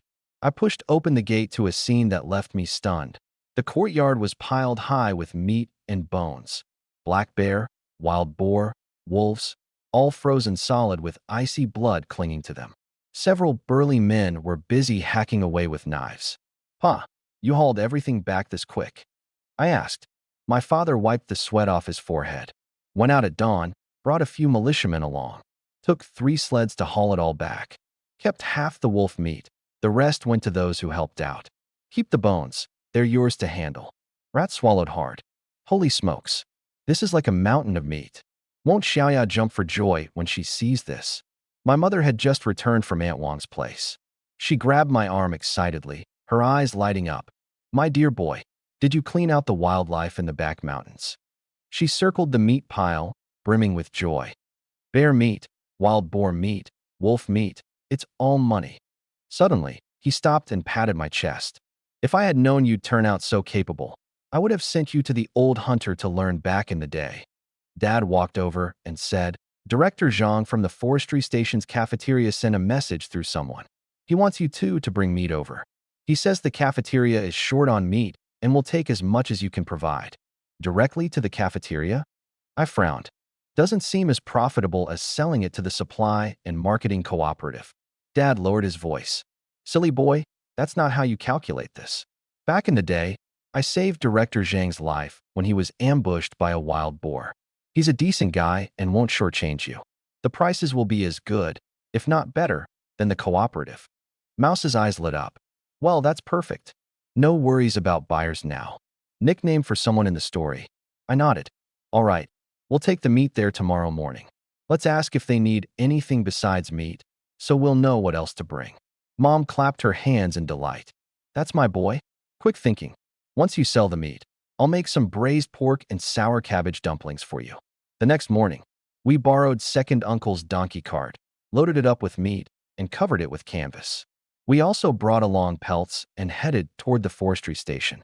The cart wheels creaked as they turned. Daqing and Dahuang, the big dogs, followed behind, drooling like crazy. After a little over 20 miles, we arrived to find Director Zhang already waiting at the entrance. "Xiaofeng Mouse, I've been waiting for you." Director Zhang rubbed his hands together, smiling warmly. I jumped down from the cart. "Good to see you, Director Zhang. Sorry for the delay on the road. The meat is freshly hunted from the past couple of days." Director Zhang checked the meat, examining it with satisfaction. "Looks great. The workers have been complaining about their empty stomachs for days now. When I heard you had this haul, I immediately got in touch with Brother Yong to hold on to it for us. He called his team over to start weighing. Bear meat, 110 pounds. Wild boar meat, 500 pounds. Wolf meat, 320 pounds. In his office, Director Zhang brewed tea. "Sit down and warm up. This bear meat is nice and fatty. Director, does the cafeteria need any other mountain goods?"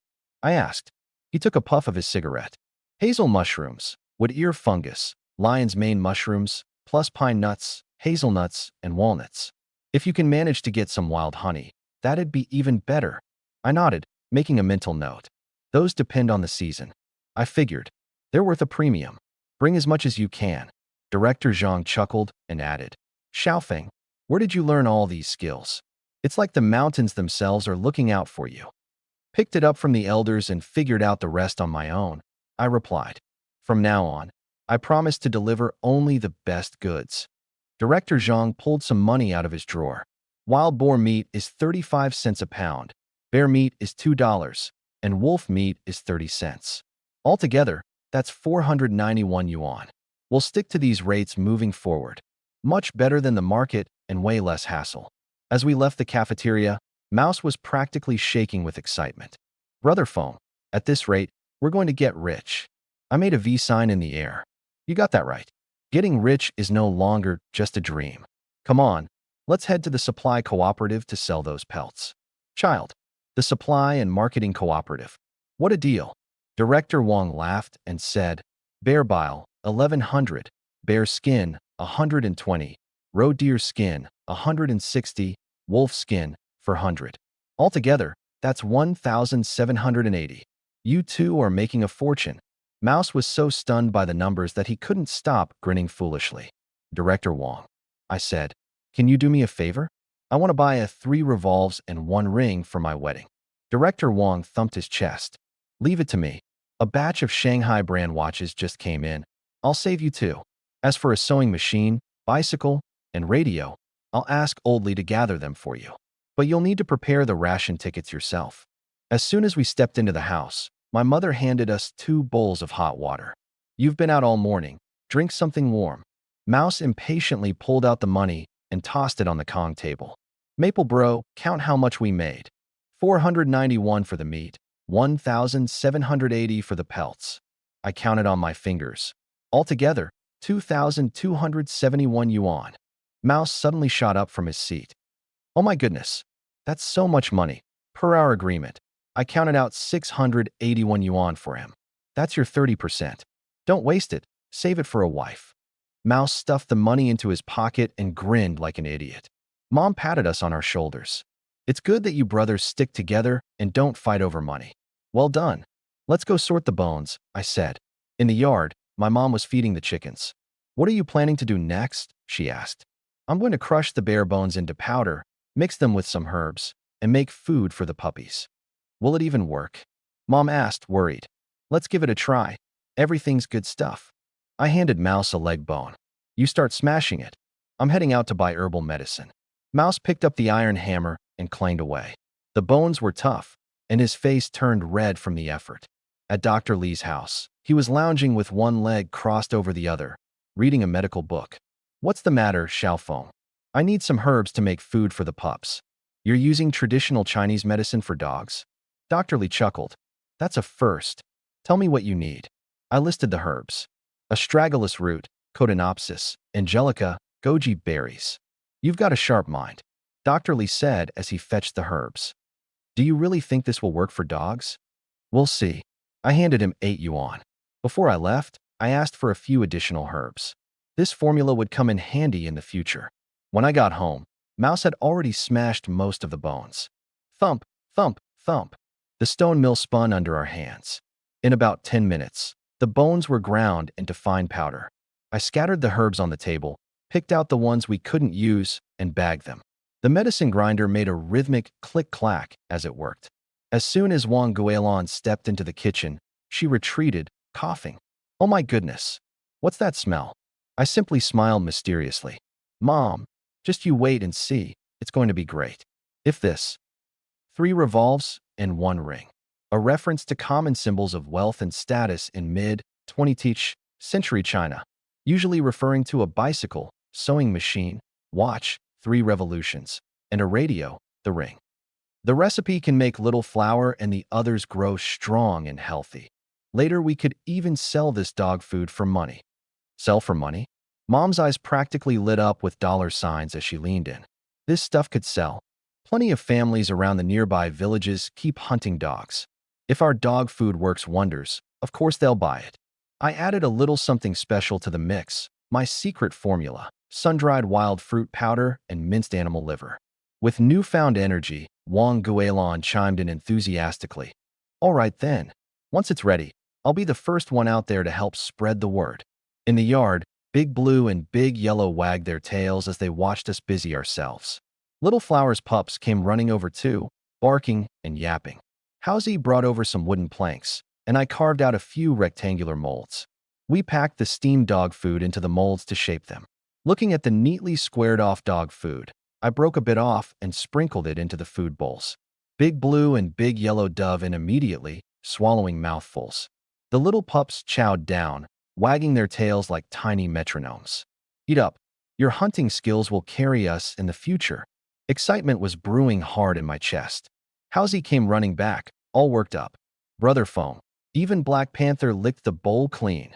Lu Yong and my little sister came home at that moment, wrinkling their noses at the odd smell. I quickly explained, Dad, this is a new batch of dog food I made. It's for the pups to grow strong. Lu Yong inspected it. Smells a bit funky, but judging by the way they're chowing down, it might actually work. My little sister teased, Big brother, Maybe one day our family will have the strongest dog gang in the county. I mentally did the calculations. Since we brought these dogs home, they've already gained 6 pounds. With this wolf bone-infused dog food, they could top 80 pounds in 4 months. But that's a long time. I needed to track down a few adult hunting dogs in the meantime. Howsy, take $150 over to Uncle Chin. Howsy hesitated, a shy smile creeping over his face. Got it. I could tell what was on his mind. He was at the age to start thinking about these things after all. In the last life, he'd been a lifelong bachelor. Night fell, and we all gathered around the brick bed, sipping tea. Wang Guilin cracked some sunflower seeds. Son, that dog food has potential. Seeing how excited the pups are about it, this could work. Lu Yong took a puff of his pipe. You've got a sharp mind. You take after me. But going to Eagle's Beak Cliff tomorrow? Be careful. That place is no joke. I lay back against the Kang. Don't worry, Dad. I've been there a few times already. I've got it handled. My little sister, Xiaoya, rolled her eyes. Oh, come on, brother.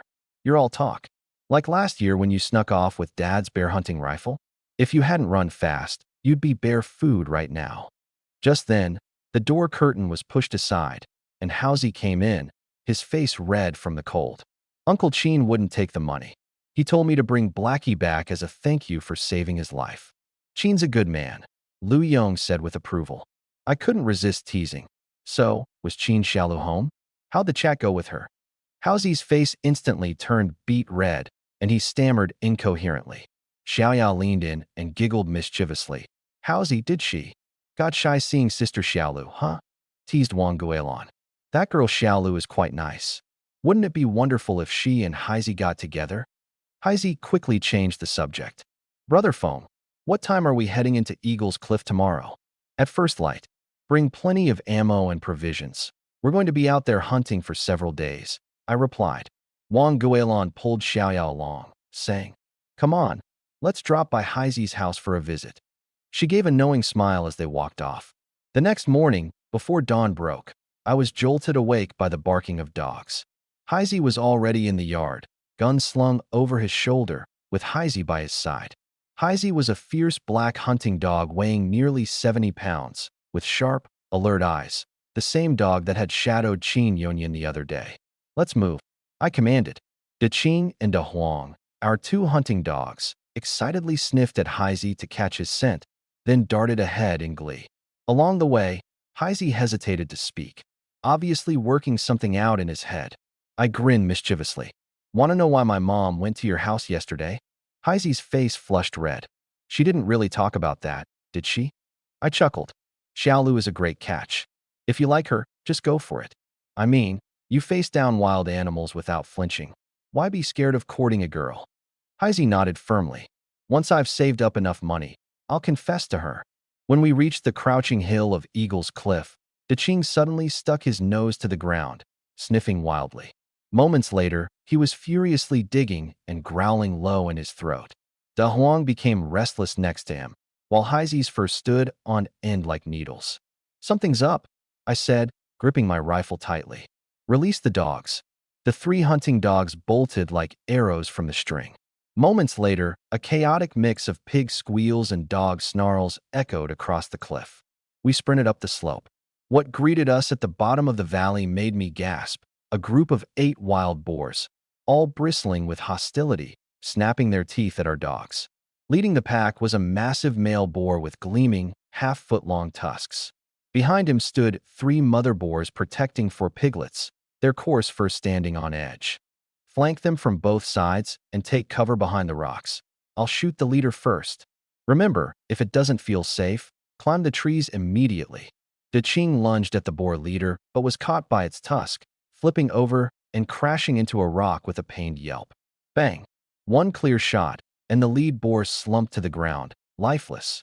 The rest of the pack went into a frenzy, forming a wall of muscle, snarls, and rage, barreling up the hill toward us. Bang! Bang! Bang! I fired 3 more shots, taking down 2 mothers and 1 piglet.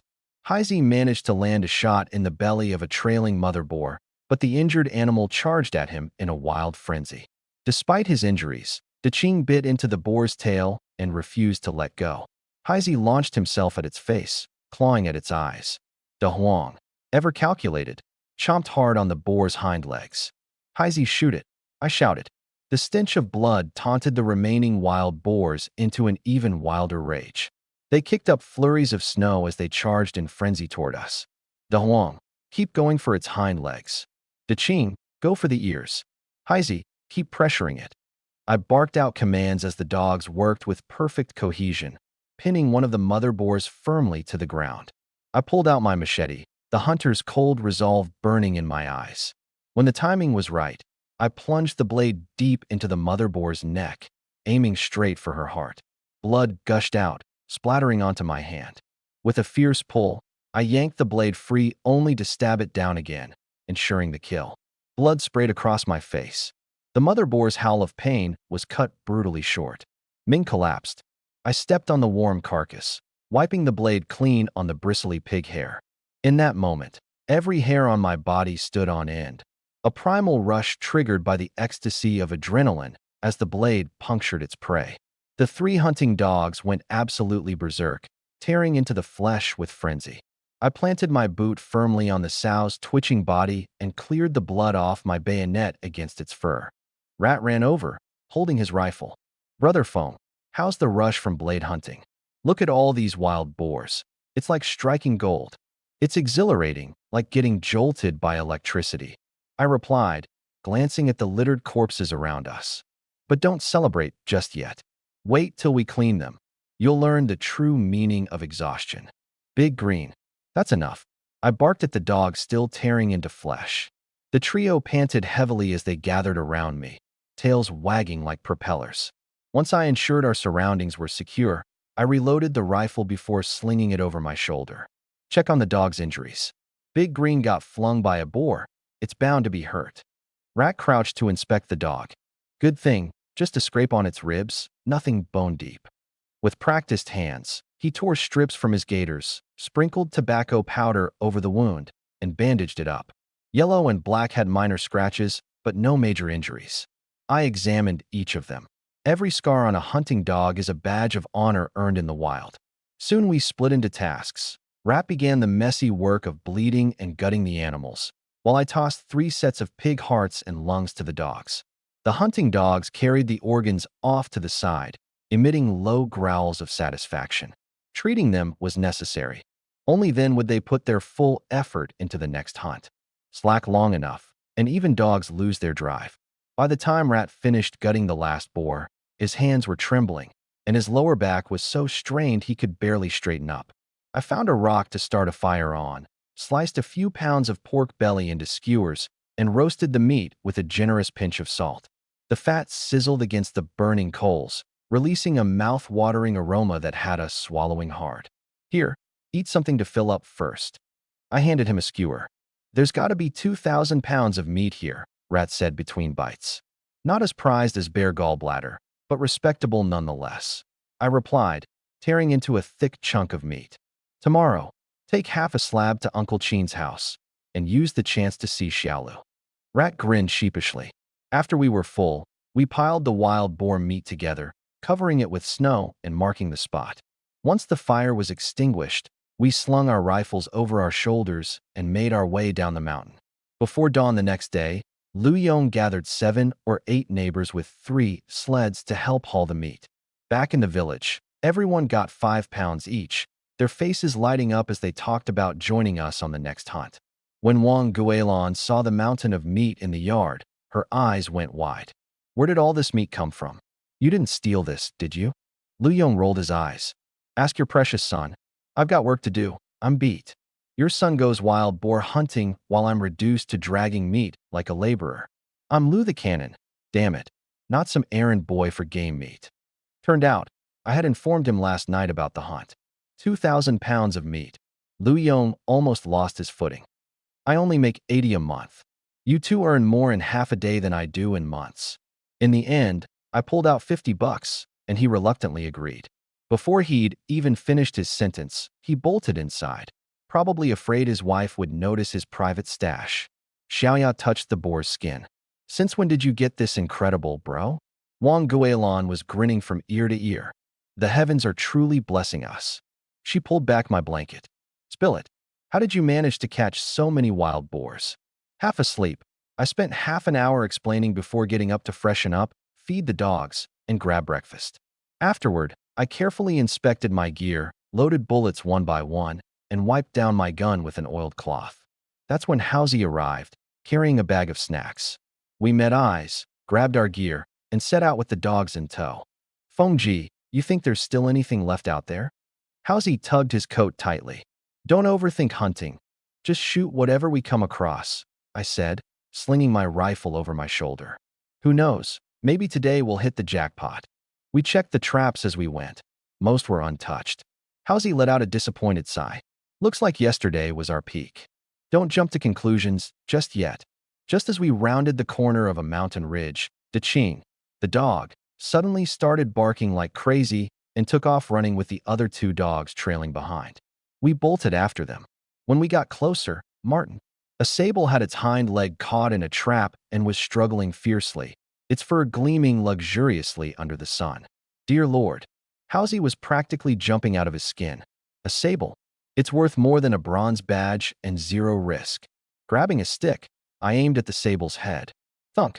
The marten twitched a few times and then went still. I deftly unfastened the trap, slit its throat, drained the blood, and stuffed it into the bag. Did we seriously just make 1,200 like that? Housie pinched his thigh hard, as if trying to wake himself. Look at you acting all starstruck. I smacked the back of his head. Let's keep going. Who knows what other surprises are waiting? We bagged 6 more rabbits. Not much, but with the sable, we were already coming out way ahead. Back at the yard, the dogs barreled through the gates ahead of us. Housie, still outside, shouted towards the house. Auntie, whip up something good for us. We've struck gold. Wang Guilin dropped the water basin in her hands with a clang and practically sprinted over. What did you get? I held up the sable. She gasped, covering her mouth with her hands. Oh my heavens! A sable. Your dad trapped for 30 years and never landed one of these. How many bicycles could this trade for? Her hands trembled as she carefully took it from me. Enough for a nice TV, no problem. Housie rubbed his hands excitedly. Wang Guilin dragged me into the house. Eat up quickly. I'll make a couple more special dishes. At the table, she kept piling meat onto my plate. Xiaofeng, when did you get so clever? Did a fox spirit in the mountains teach you some tricks? Just lucky, I replied. We caught it by accident after picking up the traps on the way back from hunting wild boars. Then it must have been the mountain spirits rewarding us. Keep your voice down, she said, lowering her tone. When you sell the sable pelts, don't give in too easily. Don't let anyone take advantage. After dinner, we sorted through the game we had caught. Wang Guilin leaned against the doorframe and said, Don't throw out the sable meat. We'll wrap it in sauerkraut dumplings. That afternoon, I decided to immediately haul back the rest of the wild boar meat. I called on 8 neighbors, hitched up 4 sleds, and finally brought it all back. Each person got 5 pounds of meat, and everyone promised they'd help out again without hesitation if I needed them.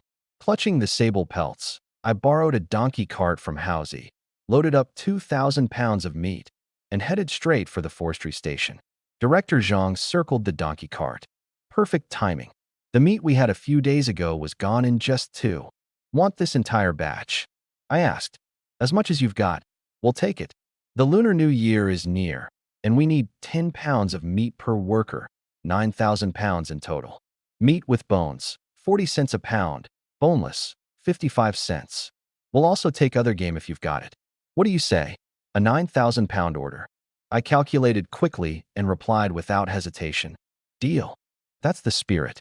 We'll pay 55 cents a pound for this load. After tallying it all up, I had 1,100 yuan in hand. As nightfall approached, we headed to the supply and marketing cooperative. Housie whispered in Director Wang's ear, We've got some premium goods. Director Wang's eyes lit up, and he ushered us into his office. The moment he saw the sable pelts, his face turned red with excitement. Wow, in pristine condition. Give us a fair price, I said.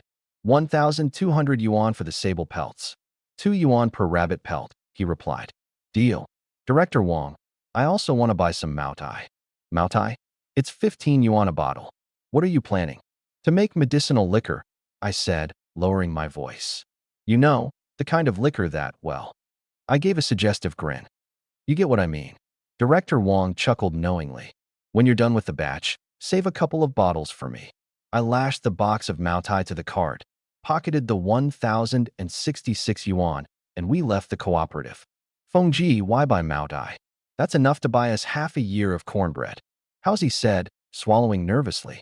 Let me tell you the truth, I said, leaning closer. Liquor prices are going to go up in the future. This 15 yuan Mao Tai, its value will be several times higher down the line. We stock up now and turn it into medicinal wine, ginseng wine, or deer antler wine. We'll make a killing. Don't tell anyone else about this plan. Stick with me, and I promise you'll live the good life. Howsy nodded vigorously. Fengji, my lips are sealed. With you leading the way, I've got nothing to fear. Night had completely fallen by the time we got home. The house was filled with the aroma of red braised rabbit. A pot of dragon broth bubbled as vermicelli and cabbage stew turned perfectly tender. Lu Yong eyed the box of Mao Tai, his eyes gleaming. Kid, you've got some promise. Finally know how to show respect to your old man. Huh? Respect? With Mao Tai? Wang Guilin marched over with bowls and chopsticks in hand. One bottle is worth 10 days of your wages. Go drink your cheap baijiu instead. Lu Yong bit into a chunk of rabbit meat and furrowed his brows deeply. Looks like I'll need to join Junzi in the mountains and come back with something of real value. Otherwise, I wouldn't even have the confidence to speak at home. I placed the crate of mitai in the corner and said, Dad, this mitai is as good as gold. The longer you store it, the more it's worth. Tonight, let's drink the cheaper stuff. Getting bold, huh? Got yourself a wife yet, and you're already ignoring your old man. Lu Yong grumbled, tearing off another piece of meat. Wang Guilin leaned close to the liquor crate and shook her head. Son, why waste money like this? I picked up a chunk of pork belly and put it in her bowl. Mom, this liquor's our money tree. From now on, we put aside a part of every hunting profit to invest in more bottles. Howsy, cheeks stuffed like a hamster, nodded repeatedly. If it makes real money, I'll cook meat for you every day, Wang Guilin said, half convinced. My little sister Xiaoya, holding her bowl, came closer with stars in her eyes. Big brother, you're amazing. Saving up for your dowry, you little foodie. I teased, ruffling her hair before turning to Howsy. We leave before sunrise tomorrow. Bring extra traps and snares. Got it, Howsy replied, his mouth full of meat, excited that the funds for his future wedding were growing. After dinner, it was time to tally the accounts. 2,356 yuan. I counted out 705, pushing it toward Howsy.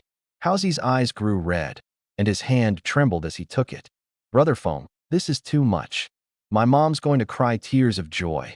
When we save enough, we'll build a house together, I said, patting his shoulder. Go home and rest early.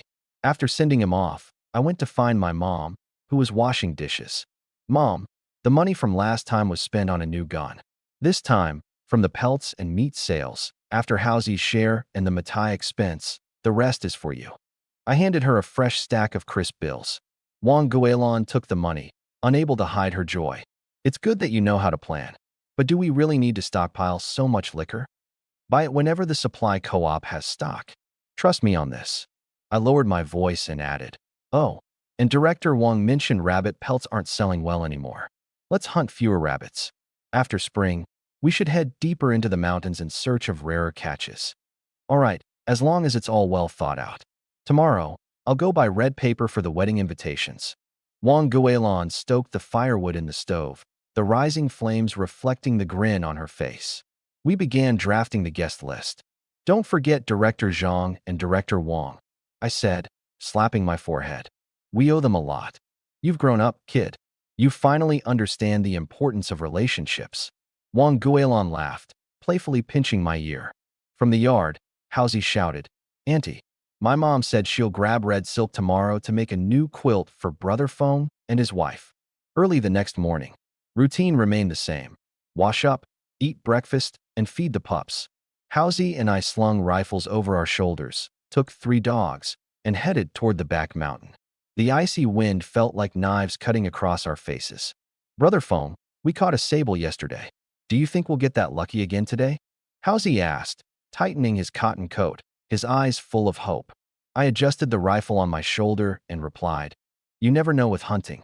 Stay focused. Luck favors those who try. Bring the real deal. The big yellow dog and big green one ran ahead, kicking up snow, while Blackie stuck close by me, eyes sharp and alert. Unfortunately, today's luck didn't match yesterday's. After a half day's work, all we caught were 4 rabbits, a silly roe deer, 4 pheasants, and 3 wild chickens. Not even close to yesterday's haul. Heisey said, visibly disappointed. I picked up one of the fat pheasants and smirked. Be content, man. This is enough for the engagement banquet. Not every day's a jackpot while hunting. Fair point. Heisey grinned wide. Sis-in-law loves pheasant. Let's save a couple, stew them nice and soft, gets real flavorful. As we passed Li Jinsung's house, loud voices floated out. Lu Xiaofeng brought back a 2,000-pound wild boar. Can you imagine how much that could sell for? Li Jinsung's tone dripped with envy. While we're here nursing injuries, he's making a killing. Just wait till I heal up. I'll give him a run for his money. Li Jinsong snarled. Heisey and I exchanged a glance, then quickened our steps to leave the drama behind. When we got home, Wang Guilin greeted us at the door. So, how was the haul? Enough for the engagement feast.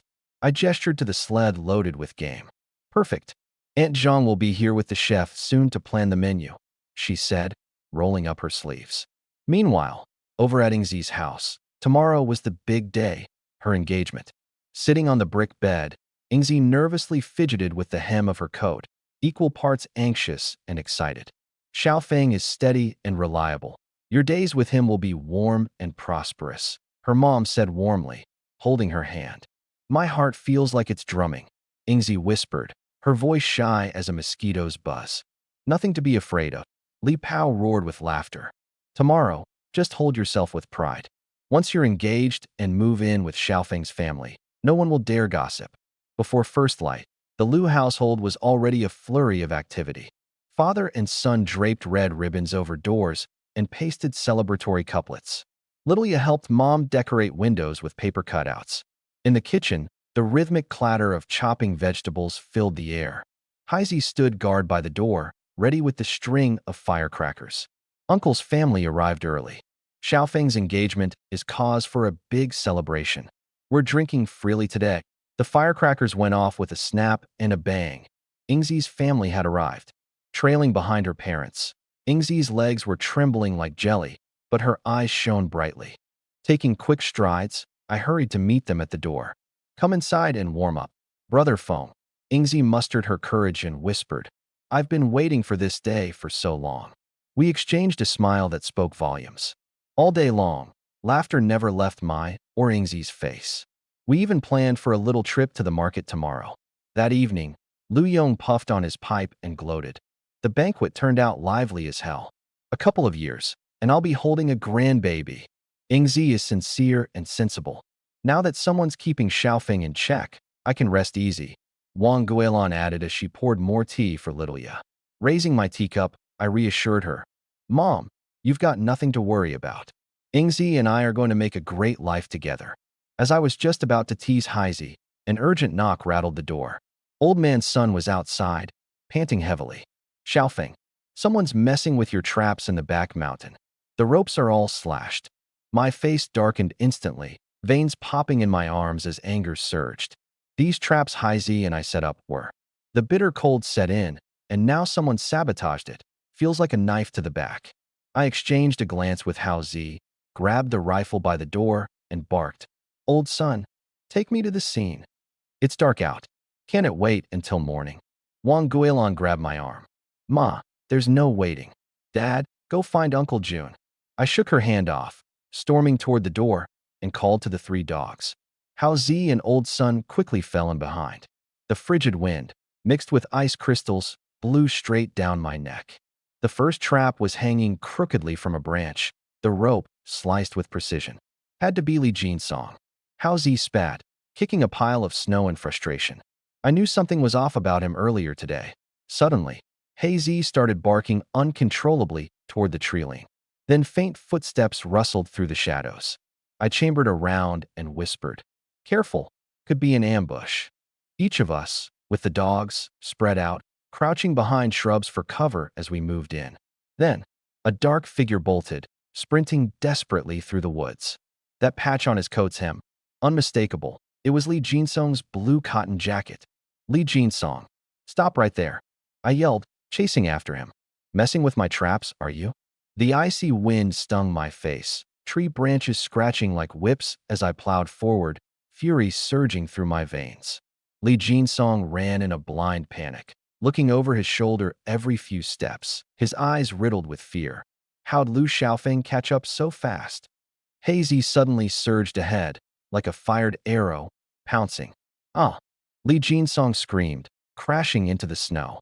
I closed in, my rifle barrel pressed into his back. Why'd you mess with my traps? I was just looking. Lee Jinsong stammered, eyes darting nervously.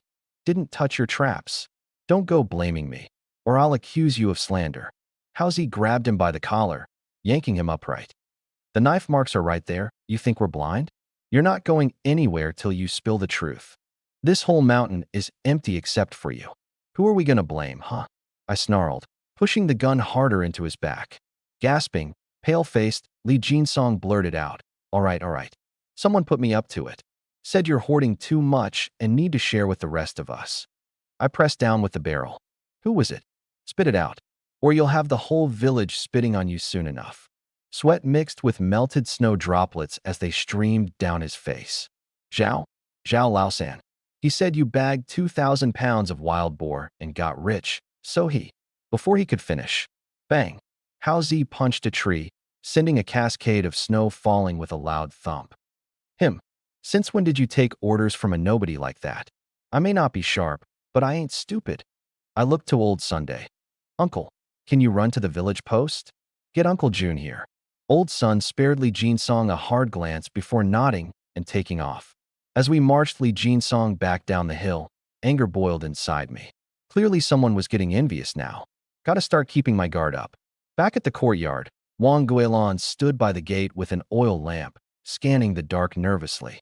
When she saw me dragging someone back, her face went pale. What happened?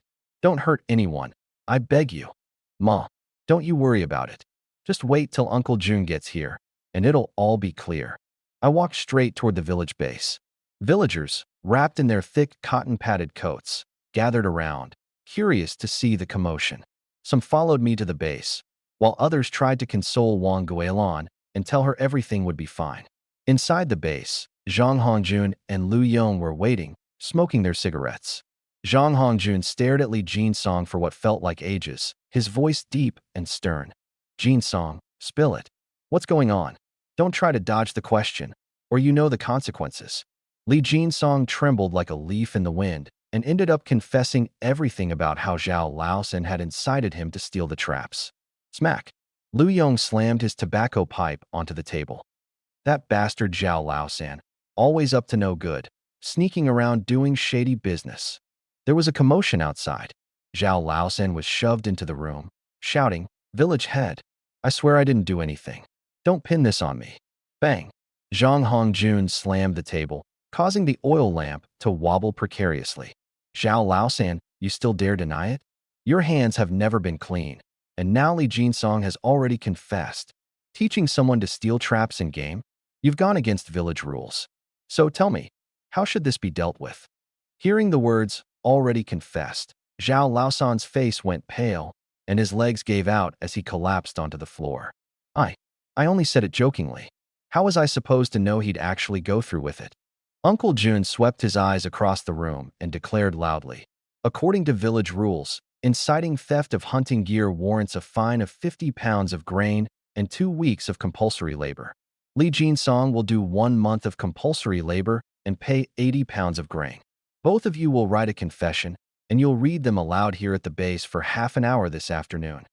Zhao Laosan hit the floor, wailing, 50 pounds of grain. I don't have that much. I figured that ought to do it. The whole point was to embarrass Lee Jinsong over the traps and make him pay a bit of a fine. If the penalty was too severe, he'd stop causing trouble, and it'd make things harder for me to deal with him in the future. It's better to let him think there's still a chance. Uncle June, how about using the fines to repair the road? That way, they can at least redeem themselves a little. The crowd nodded in agreement. Lee Jinsong and Zhao Laosan quickly signed off on the proposal, scurrying off to write their confessions, looking thoroughly humiliated. The matter settled down for the moment. At the market, I tightened the buttons on my cotton coat, glancing at Ingzi beside me. Her red scarf fluttered slightly in the breeze, and the ends of her hair had little frosted tips from the cold. As she walked, her bright, sparkling eyes made her look especially lively. Fengji, look at that. Ingzi tugged on my sleeve, her eyes shimmering with excitement. By the street, a peddler was crafting candied sugar figures. In just a few swift movements, the golden threads of candy transformed into an intricate phoenix, bringing delight to the flock of children eagerly stretching their necks to watch. I pulled out a few coins from my pocket. Ingzi bit her lips shyly, stealing glances at the candied figure, but too bashful to say anything. I put on a mock stern face and teased, "What's the matter?" My Ingzi wants one, but doesn't dare ask. Her cheeks instantly turned bright red, and she raised her hand to playfully slap me, but hesitated, worried about others noticing. She stomped in frustration. "Who's your Ingzi? I haven't married you yet." I asked the candy maker for a rabbit-shaped sugar figure and, on purpose, held it high over her head so she couldn't reach it. Ingzi stood on her tiptoes trying to grab it, her nose brushing against the sugary surface, adorably leaving a little frosting on the tip. "If you call out sweetly, I'll give it to you." Her ears turned red as she glanced around, ensuring no one was paying attention, then softly whispered, Brother Foam." I couldn't hold back my laughter, quickly handed it over, and felt a warm sweetness well up in my heart. The sign for a newly opened fabric shop gleamed in the sunlight. Right as I was about to enter, Ingzi tugged on my sleeve, pulling me back. "This place is too expensive. Last year's cotton jacket is still good. Let's go to the supply store, it'll be cheaper." Her eyes lingered on the window display filled with those smooth Dacron fabrics. She liked them, but couldn't bring herself to indulge. "What are you even saying?" I put my arm around her shoulders and led her inside. "My Ingzi looks so beautiful. She has to wear the prettiest dresses. When we get married, won't you need to wear the finest red wedding gown?" The shop owner smiled and brought over a few rolls of newly arrived fabric. I picked out a moon-white cloth, just like the pear blossoms Ingzi loves. Then I paired it with a lotus pink fabric for an outer coat. "Maybe we should pick something else?" She hesitated. "It's perfect," I insisted.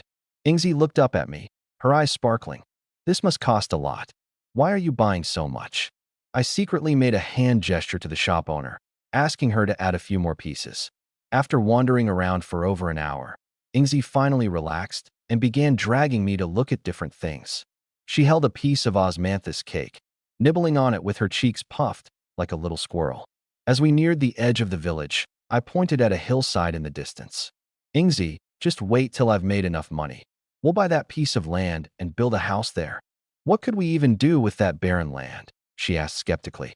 I knelt down, grabbing a stick to draw plans in the snow. "It's not too far from the village, yet not too close either. We'll dig a crescent-shaped fish pond, stock it with young fish in the spring, and catch big ones in the fall for soup. Behind the house, we'll plant fruit trees, and in the front yard, it'll be covered in peonies and peacock flowers. Every morning, when you open the window, the house will be filled with the scent of flowers. The most important part is to lease the mountain behind us, too. City folks who want to hunt will come flocking. We can open a hunting lodge. I'll handle the hunting. You can manage the money. And I'll make you the best roast game every day." Ingzi was completely enchanted by the idea. "Brother Xiaofeng, do you think it could really happen? Sounds like we're dreaming." "This isn't a dream." I cupped her ice-cold hands in mine to warm them. "Everything I've said will come true. As long as we work together, nothing's impossible." By dusk, I walked her home under the dimming sky. Ingzi stood at her courtyard gate, holding the frozen pear I had given her, as if wanting to say something but hesitating. I turned to leave, only for my cheek to suddenly be kissed, ever so lightly. When I spun back around, all I saw was the red jacket on her back as she darted into the yard. I touched my cheek, grinning like an idiot as I made my way home. But before I even stepped into the yard, I heard Skinny Rat yelling, "Brother Foam, we've got a job. What a mood killer." I hadn't even finished savoring the moment. "Just wait, Skinny Rat, you're gonna get it next time." I pushed open the door to see him sneaking a bite of bean buns, cheeks puffed out huge. Wang Guilin was about to go after him with a rolling pin. "Son," she said as she put down the pin, her face worried. "Accountant Zhang came by earlier. Brother Qin wants you two to head to Qin village for some hunting. Says wild animals have been destroying their livestock. Her tone grew anxious. Qin village is 2 hours away, and the road. Watch your step. It's not easy to walk here, I said as I took the bowl of hot soup, pretending to be reluctant. It's too far, kind of a hassle. Haozi quickly swallowed his steamed bun, eager to chime in. The Qin family village stocks both guns and bullets. Whatever game we hit, we can either keep or sell to them. Plus, with more bullets, I can practice my shooting even more. He mumbled under his breath, and I might as well visit Xiaolu while I'm at it. I glanced knowingly at his excited expression. Gotcha, buddy, hook, line, and sinker. So, are you keen on hunting or keen on seeing Xiaolu? I teased, unable to resist. Wang Guilin, noticing my mischief, lightly smacked me on the head. Enough with the jokes. Keep an eye out if you're heading to Qin family village for hunting. Haozi grinned cheekily as he stuffed another bun into his mouth. Don't worry, Auntie. With Brother Feng here, nothing's gonna happen. The sky was barely starting to brighten. I slipped on my jacket, hurried through washing up and breakfast, and turned to feed the puppies. They'd been eating well and sleeping soundly these days, growing strong and sturdy. Xiaohuan now weighed around 30 pounds, and Daqing and Dahuang felt heavy in my arms, almost like little calves. After giving each of them a good ruffle, I began prepping our gear. I sharpened my hunting knife and double-checked it twice. The rifle was carefully cleaned with an oiled cloth. Wang Guilin packed a few cornmeal pancakes into my bag, filled a big flask with strong liquor, and reminded me again and again to be careful. Rifle slung across my back and leading the 3 hefty dogs, Haozi and I set off toward Qin family village. We stuck to the mountain trails. They were a longer route, but it let us avoid the thick, sticky snow. About an hour into the trek, the 3 dogs eagerly ran ahead, scouting the path. Haozi hunched his shoulders against the cold, rubbing his hands together and exhaling puffs of steam as he muttered about wanting to bag a fat rabbit for Qin Xiaolu. Just as I was about to throw in a teasing remark, Daqing suddenly perked up its ears, letting out a low growl. Its nose pressed close to the snowy ground as it sniffed furiously. Whoosh! Daqing bolted forward, barking madly at the dense underbrush up ahead. Haozi and I froze for a second, then quickly readied our guns, switched off the safeties, and aimed at the direction of the brush. Judging by Daqing's barking, there was an 80% chance it was wolves. Back to back, we kept our barrels trained in front of us, our eyes locked on where Daqing had stopped. The bushes rustled violently before a pair of glowing green eyes emerged through the snowy mist. A snarling gray wolf bounded out, followed by 3 others trailing close behind. I couldn't help a small grin. Well, business just came to us. Haozi, shooting wolves is way more profitable than rabbits. Aim for their heads. Haozi took a deep breath, his finger trembling slightly on the trigger. Don't worry, Brother Feng, my aim is spot on. Before he could finish his sentence, bang! I fired first. The lead wolf staggered, dropping lifelessly on the spot. Haozi fired shortly after, but his bullet merely grazed a wolf's fur. Enraged, the wolf lunged at us with its jaws wide open. The 3 hunting dogs charged in fiercely, tearing at the wolves. Dahe clamped down on a wolf's hind leg, while Daqing and Xiaowang each grappled with another. I shifted my aim, relying on instinct to line up my shots. Bang, bang, bang. 3 successive shots, clean and precise. The remaining wolves all collapsed. Every single shot hit its mark. The hunt. Mouse's face flushed red as he lowered his head. Brother Feng, I'm sorry. I was just too nervous. I patted his shoulder, grinning. Sorry, my ass. Your aim's off? Then practice till it's not. I turned to him with a plan. Mouse, make us a sled. I'll handle gutting and cleaning. Without a word, Mouse headed to the small thicket nearby, pulled out his hunting knife, and chopped down a few branches and vines. Before long, he whipped up a crude yet sturdy sled, strapping the wolf meat down securely. The 3 hunting dogs wagged their tails excitedly, ready to head out. I glanced up at the darkening sky. Mouse, let's move. If we hustle, we can make it to Qin's village before sundown, and maybe still grab dinner. About an hour later, we finally reached Qinjiao village, which was easily twice the size of ours, befitting its status as an agricultural hub. As we approached the entrance, Haozi came bursting out toward us. That mutt always seemed to know where its owner was. We followed him without hesitation. A few minutes later, we spotted old Uncle Cheen sitting on the doorstep of his courtyard, puffing away on his tobacco pipe, the smoke curling lazily into the chilled air. Heisey trotted up to him, rubbing against his legs. Heisey, you're back already? Where are Xiao Feng and Mouse? Old Uncle Cheen squinted into the distance. Hearing his name, Heisey barked twice and looked back at us. Uncle Cheen's face broke into a toothy grin when he saw us hauling the wolf carcass. Xiao Feng, Mouse, I've been waiting on you too. Come inside. Warm yourselves up. Stove's fired up already. As Big Green and Big Yellow entered the courtyard and began sniffing furiously, they quickly teamed up with Heisey, searching for two recovering dogs from an earlier incident. The scent of simmering stew wafted out from the house. Zhang Yuhua, wearing an apron, came bustling out with a plate of freshly made flatbreads. Xiao Feng, Mouse, must have been a rough trip. Here, grab a bite to hold you over. I'll get a chicken killed and cooked for you in a bit. From the kitchen, Qin Xiaolu poked her head out, her cheeks rosy against the cold. When she spotted us, her face lit up in surprise. Brother Feng, Mouse, did you just arrive? She quickly disappeared back into the kitchen and returned moments later with a warm towel, which she handed straight to Mouse with both hands, her gaze shy but filled with concern. Mouse, you didn't freeze on the way, did you? Mouse scratched his head sheepishly, grinning like a fool. I was bundled up good. No way I'd freeze. My eye twitched.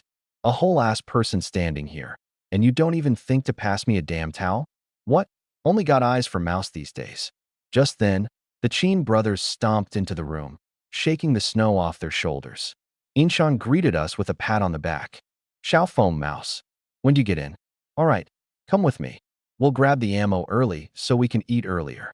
Trailing Inshan, we stopped by the village office and each picked up 100 rounds of 7.62 ammunition. Back at the Cheen household, Zhang Yuhua ushered us onto the Kang, where the stove warmed the room from below. The low table on the Kang was already filled with dishes as she ladled out fresh old hen soup for each of us. We drank hot, throat-burning liquor as we sat and discussed the upcoming hunt. Old Uncle Cheen tapped his pipe and looked serious. This one won't be easy. Some wild boars have shown up in the backwoods, tearing through our crops. Just the other day, one of them even injured Old Lee. We've got to take them down, or no one will have a peaceful new year. Inshan nodded grimly, gesturing with his chopsticks. Farther into the forest, there are still a few black bears roaming around. Be extra careful if you run into those. Mouse and I quickly nodded in agreement. As the clock ticked toward 5 a.m. The darkness was impenetrable, like being unable to see your own hand in front of you. Mouse and I were busy loading bullets into the guns. Knives strapped to our legs, all gear ready. Mouse even had 2 extra bullet belts slung around his waist, and his mouth was stuffed with the sugar cakes Aunt Cheen had forcibly tucked into his hands. Silver Mountain entered, wrapped in a sheepskin coat and carrying a windproof lantern. Let's move out before dawn breaks. We'll take the narrow trail over the back mountain. The 3 of us trudged through the snow into the depths of the forest, each step crunching with a loud creak, creak. Silver Mountain led the way. A few days back, Uncle Lee spotted a lone wild boar on the east slope. Must have been 500 pounds. A beast that size usually has its own territory. Something bigger must have driven it out. Mouse's eyes lit up. 500 pounds? Damn. If we bring it down, that's easily a couple $100 in our pockets. I stayed silent, my eyes scanning our surroundings cautiously.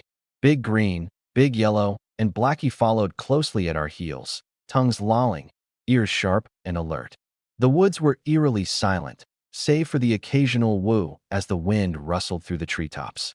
Suddenly, Big Green bolted to the left, a low growl rumbling in its throat. My reaction was instantaneous. Raise the gun, chamber around, aim, all in one seamless motion. Bang! The shot shattered the silence, sending clumps of snow cascading from the treetops. Before Mouse could even react, a patch of scarlet blossomed on the snow ahead. A confused roe deer stared wide-eyed for a split second, then toppled over lifelessly, completely bewildered about what had just happened. Whoa, damn! Mouse darted over in a few long strides. Maple, what the hell? That was some divine sharpshooting. My eyes couldn't even keep up. Silver Mountain knelt by the still warm carcass, his expression one of pure awe. That reaction speed. No wonder my dad says you were born for this. I crouched to inspect the entry wound. It was a clean hit to the vital spot. Just lucky, I said modestly, though inwardly I was pretty damn pleased. Honestly, the sheer luxury of having enough bullets for once? It felt incredible. None of that penny pinching at home. Running rich was a whole new level of satisfaction. Mouse, field dress it. Guts go to the dogs. Intestines on the trees for the mountain gods. The dogs devoured the entrails with tails wagging like windmills, re-energized and ready to hunt again. We strapped the roe deer onto the sled and pushed further into the forest. The successful opening kill had Mouse riding high, humming cheerful little tunes as we went. Before long, Big Green picked up another scent. I signaled silently, and Mouse instantly flanked left while Silver Mountain moved in from the right. We held our breath, aiming. 4 gray-brown shadows shifted through the underbrush. Rabbits. Bang, bang, bang. The rapid gunfire sent birds scattering from the trees. 4 rabbits dropped on the spot. Now that's satisfying. Mouse leapt out from behind a tree, grinning like mad. This is what hunting's all about. Silver Mountain chuckled too. In the past, we had to be stingy with bullets. Today we're finally learning what it feels like to have ammo to spare. I flexed my stiff fingers, ready for whatever came next. Leg, reload the magazine. Hurry up. That lone tiger might be just ahead. The cold wind howled as we pressed on. We hadn't gone far when another clueless deer suddenly darted out. Mouse, your turn. Mouse's hands trembled slightly as he took a deep breath to steady himself, then pulled the trigger. Bang! The deer was hit in the hind leg, tumbling across the snow. We gave chase, and by the time we caught up, it had no strength left. It's big. What eyes were still struggling. Silver quickly tied up the prey and hung it on a pine tree. We'll leave it here and wait for Old Wong's donkey cart to haul it back. Let's move on. Before I could finish, the sound of a branch snapping came from up ahead. The 3 hunting dogs instantly perked up their ears, letting out low growls from their throats. Everyone quiet. I slowly adjusted my gun. Something's coming. We crept forward, parting the branches. There they were, 4 musk deer, nibbling at the leaves of a shrub. Tan fur, white bellies, their pointed ears twitching constantly. They were on high alert. I aimed at the biggest one and signaled to my companions. Bang! The lead musk deer dropped instantly, while the other 3 bolted. I quickly swung my gun and took down 2 more. Silver also managed to get the last one. 4 musk deer lay in disarray on the snowy ground. Unfortunately, they were all females, no musk to be had. I pried out one of the musk deer's tusks, sharp as a knife and 8 centimeters long. This would make a neat little trinket for Shia back home. Not bad at all. Mouse rubbed his hands gleefully. What does musk deer meat taste like? Don't celebrate just yet. I stood up, brushing snow off my coat. Let's hurry up and clean this up. We divided tasks. Mouse did the gutting, Silver fed the dogs with the entrails and hung up the usable skins, while I tied everything up for transport. The rest of the day proved fruitless. Not even a rabbit in sight. Silver frowned. This doesn't feel right. When did the back mountain ever get this scarce with game? As night fell, we decided not to wait for Old Wong and crafted a simple sled to drag our catches back home. Zhang Yuhua couldn't stop grinning when he saw the sled piled high with our haul. First day out, and you've already brought this much back? Come in and warm up. The mushroom soup is nearly ready. Uncle Cheen ran his hand over the musk deer pelts, nodding with approval. Musk deer are hard to come by these days. You got lucky. These pelts, way warmer than 3 layers of cotton quilts put together. Before daylight, I was already awake. I slipped into my faded cotton jacket, tucked a knife at my waist, and checked my guns and ammunition carefully before stepping out quietly. The snow in the yard was so thick it reached my ankles. The cold wind stung my face like needles. Mouse and Silver came out wrapped in so many layers they looked like walking bundles of cotton. Brother Foam, let's bag something big today. Mouse rubbed his frostbitten hands together. When the weather gets this cold, wild animals grow desperate for food. They'll be more aggressive. I pulled my jacket tighter. Stay alert, both of you. Heart's a little heavy. Big Green, Big Yellow, and Big Black wagged their tails and gathered around us. Cheen Xiaolu brought over some cornbread, and Mouse eagerly grabbed it. Xiaolu, Hurry back inside so you don't catch a cold, he said. I rolled my eyes at him. As we were leaving the village, we came across old Zhao, leading a group of senior hunters. This guy's the best hunter in Kanjiadan and, apparently, once took down a pack of wolves all by himself. Inshan's taking friends up the mountain, huh? Old Zhao gave me a long look. This young man looks good, gutsy too. It's dangerous in the mountains. Don't stray too far from the group. Fatty Wong patted his belly and chimed in. These young folks are tougher than they look. If anything happens, fire a shot. We'll be there in no time. We exchanged a few words and then went our separate ways. After an hour or so of trudging through the woods, Mouse lowered his voice and whispered, Fengji, look. A few wild pheasants and rabbits were foraging nearby. Mouse, your turn to practice. Bang. Feathers scattered everywhere. The pheasant basically exploded, and the rest of the animals bolted in every direction. Mouse jumped with joy. Hit it. Hit it. I laughed. It's shredded to bits. Keep practicing. We spent the rest of the way letting Mouse practice his aim, feeding all the mangled remains to our dogs. By midday, all we had were a few small critters. No big catches. Don't rush it, I said, studying the surroundings. It's cold. The big games all hold up. Suddenly, my eyes fixated on a large tree. There was a dark hole in its trunk, with a thin layer of frost on the opening. See that tree hollow? I whispered.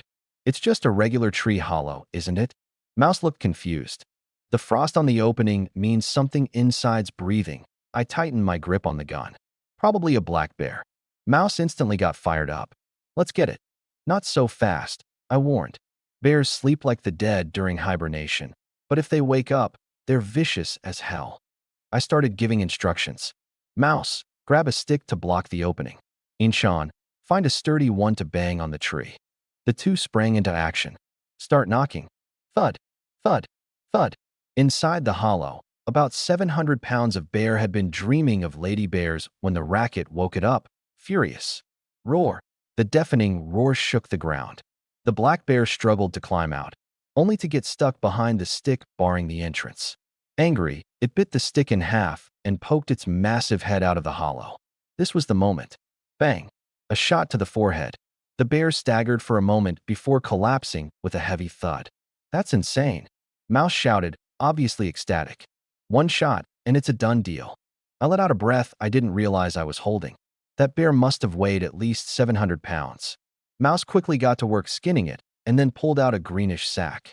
It's a bear's bile sack. Not as valuable as a copper bile sack, but it's still worth good money. Let's get this wrapped up, I said, directing the group. Make a solid sled. No way we're carrying this thing back by hand. It took everything we had to hoist the bear onto the sled. As the sun began to dip below the horizon, we hauled the heavy sled back towards the village. Fengji, that shot you took, it was epic. Mouse kept gushing as he pushed the sled behind me. Stop bragging. Your hands were trembling when you were handling the stick. I chuckled. You've only got the upper hand because it's hibernation season. Normally, it wouldn't be this easy. Inshan, panting, replied. The rat is already doing pretty well. The first time I heard a bear roar, I damn near wet myself. Back at the Chin household, Uncle Chin's eyes widened when he saw the black bear. Whoa, this one's over 300 pounds. Look at all that fat. Xiaolu's eyes sparkled. You guys are incredible. The rat puffed out his chest. Of course, when you're rolling with Brother Feng, there's no way you're coming back empty-handed. The courtyard was filled with laughter and joy. Dawn, snow-covered wilderness. I led the rat and Inshan deeper into the forest. The snow was ankle-deep, crunching underfoot with every step. 3 hunting dogs trailed close behind us, their breaths visible as wisps of mist in the frosty air. Suddenly, Daching froze. Its tail dropped, and a low growl rumbled from its throat. I raised my hunting rifle. Something's here. The tension in the air was palpable. Feng, could Daching have smelled wrong? The rat whispered. A hunter in the mountains never makes mistakes, I replied, staring into the dense woods ahead. They're just better at hiding than we are. An hour passed, and we hadn't even seen a tuft of rabbit fur. The rat threw himself down into the snow with frustration. This is crazy. Yesterday, the whole mountain was bustling with game. Today, it's like everything's been wiped clean. Inshan frowned. At this time of day, we'd usually have encountered a wild boar by now. I crouched, examining the snow. It was eerily clean. Apart from our tracks, no other marks could be found. Too much gunfire yesterday scared everything off, I muttered, noticing fresh claw marks on a tree trunk. But something is still here. As we ventured further, the forest grew deathly quiet. The wind whistled through the treetops, its sound resembling low, beastly moans. The rat hunched his shoulders. Foam, you don't think this place is haunted, do you? Shut it. Inshan snapped, glaring at him. It's broad daylight, and you, future heir of communism, are scared of ghosts. Deching suddenly barked furiously. I rushed forward. A rabbit was trapped in a snare, frantically flailing its limbs. With a swift blow, it was down. At least we got something, the rat said, hefting the rabbit. Even if it's embarrassing, it'll give Xiaolu something to show for it. Hours passed, but again, nothing. Then, Deching started digging into the snow like crazy before bolting off at lightning speed. We chased after it. About a kilometer later, Inshan spotted blood on the ground. It's a wild boar. It's injured. Our 3 dogs all froze at the same time, trembling with fear. I peered through the trees, and there it was. A massive, 500-pound wild boar lay 30 meters away, its belly torn open, staining the snow crimson. Don't shoot, I whispered as I held down the rat's gun barrel. An injured boar wouldn't terrify Deching like this. To be continued. Pupils shrank suddenly. Leopard. 50 meters ahead. Yellow and black patterns flickered faintly in the grass, resembling the markings of death himself. A walking $600. Rat gulped, his eyes glued to the scene. I'll take the shot at the leopard first. Once you hear the gunfire, go for the wild boar. Pressing myself tightly against the tree trunk, I slowed my breathing to the bare minimum, the crosshairs locking onto the lurking death. Go! The gunshot echoed through the cold air. The leopard took the hit with a piercing howl, blood blooming like a crimson flower on the snow. At the same moment, the wild boar exploded from its hiding spot, a 500-pound beast charging like an out-of-control tank. Scatter! Rat slipped and tumbled over the snowy ground, narrowly evading the beast.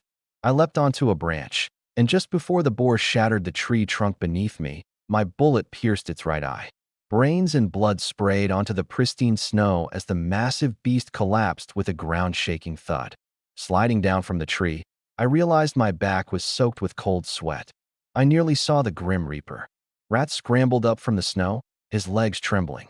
Xiaofeng, with your aim, even the mountain god has to bow to you. Silver Mountain brushed the snow off his face. We exchanged glances and burst into laughter, the unrestrained laughter of survivors. Suddenly, my smile froze. Wait, the leopard isn't dead yet. We instinctively formed a combat triangle, inching closer to the blood-soaked grass. Each step felt like treading on a razor's edge. 50 meters felt like an eternity, taking us a full 10 minutes. The leopard lay in its blood, its chest cavity still oozing. Its breaths were faint, like the flicker of a dying candle. I reached out to feel its neck. Its fur was already cold. Dead. Rat collapsed onto the ground in relief. $600. We're rich. Don't celebrate just yet. I pulled out my hunting knife. Rat, gut the boar. Silver Mountain, keep watch. As the wild boar's innards poured out, the pungent blood scent exploded into the crisp air. Rat tossed its heart, liver, and lungs to the hunting dogs, stringing its intestines onto a nearby branch, a custom of the mountains to show respect to the mountain god. In the distance, rhythmic knocking echoed, the villagers' signal. Old Man Wang appeared, leading a mule cart. He stopped, eyes wide with astonishment. Good heavens! A golden leopard and a 500-pound wild boar. You've raided the mountain god's treasury. While loading the cart, Rat was so excited his movements turned into dance steps. We're truly rich this time. A leopard pelt is worth more than all of our past hauls combined. The mule cart creaked over the snowy path, carrying its weight of spoils back to the village. From afar, Aunt Cheen was already by the fence, waiting. When she saw the leopard, her woven basket fell to the ground, scattering corn everywhere. Oh heavens! Did you bring back all of the mountain's treasures? Uncle Cheen rushed out, trembling as he touched the wild boar. I haven't seen one this big in decades. Xiaofeng, you've outdone me when I was your age. Qin Xiaolu rushed out too, her red cotton coat making her cheeks seem even rosier. Is this the leopard? How did you manage to kill it? She stole a glance at Rat, her face blushing as red as an apple. Rat immediately straightened his back and puffed out his chest. Xiaolu, if you like it, I'll give you. Using a bear skin as part of the dowry. Aunt Qin laughed so hard that tears streamed down her face. Your sweet talking is like honey. Hurry inside. I've got chicken soup simmering. We stayed in the yard, handling the game. The knives glinted under the sunlight, every slice precise and deliberate. Keep 2 pieces of wild boar belly meat. Use heavy seasoning to mask the gamey smell, I instructed. Save the leopard bones for wine infusions. From the kitchen, the aroma of chicken soup wafted out. Aunt Qin lifted the pot lid, releasing a billow of fragrant steam. Xiaofeng, come try it. I took a big gulp, the warmth spreading through me, reaching every corner of my being. Auntie, your cooking is second to none. Qin Xiaolu brought over some pickled vegetables, a worried look on her face. Isn't hunting leopards dangerous? If not for Feng Ji's quick reflexes, we wouldn't have made it off the mountain. Inshan shivered at the memory. Haozi, mouth full of cornbread, animatedly flailed his hands. That moment when Feng Ji pulled the trigger, like a god of war descended. Uncle Qin patted me on the shoulder. Thanks to you guys. We still need to rely on the back mountain to survive. Don't worry, Uncle, we'll catch whatever we can. Nothing will go to waste, I grinned. After all, it's all money. After filling ourselves, Haozi and I crashed into bed, falling into a deep sleep. In the main room, however, a tense undercurrent filled the air. Village head Qin, he tapped on the table. Old Qin, if we send that leopard skin up to the officials, we might get a tractor in exchange for the village. Qin Dashan twirled his teacup. It's Xiaofeng and the boys who caught it. We'll have to discuss with them. The wild boar and deer, we can pay market price, but that leopard. The two exchanged glances, their eyes glinting with calculation. Qin Yunyan inhaled deeply on his cigarette. Xiaofeng's a man of loyalty. I'll talk to him, but ultimately, it's his decision. Qin He's eyes darted to the hunting rifle on the wall.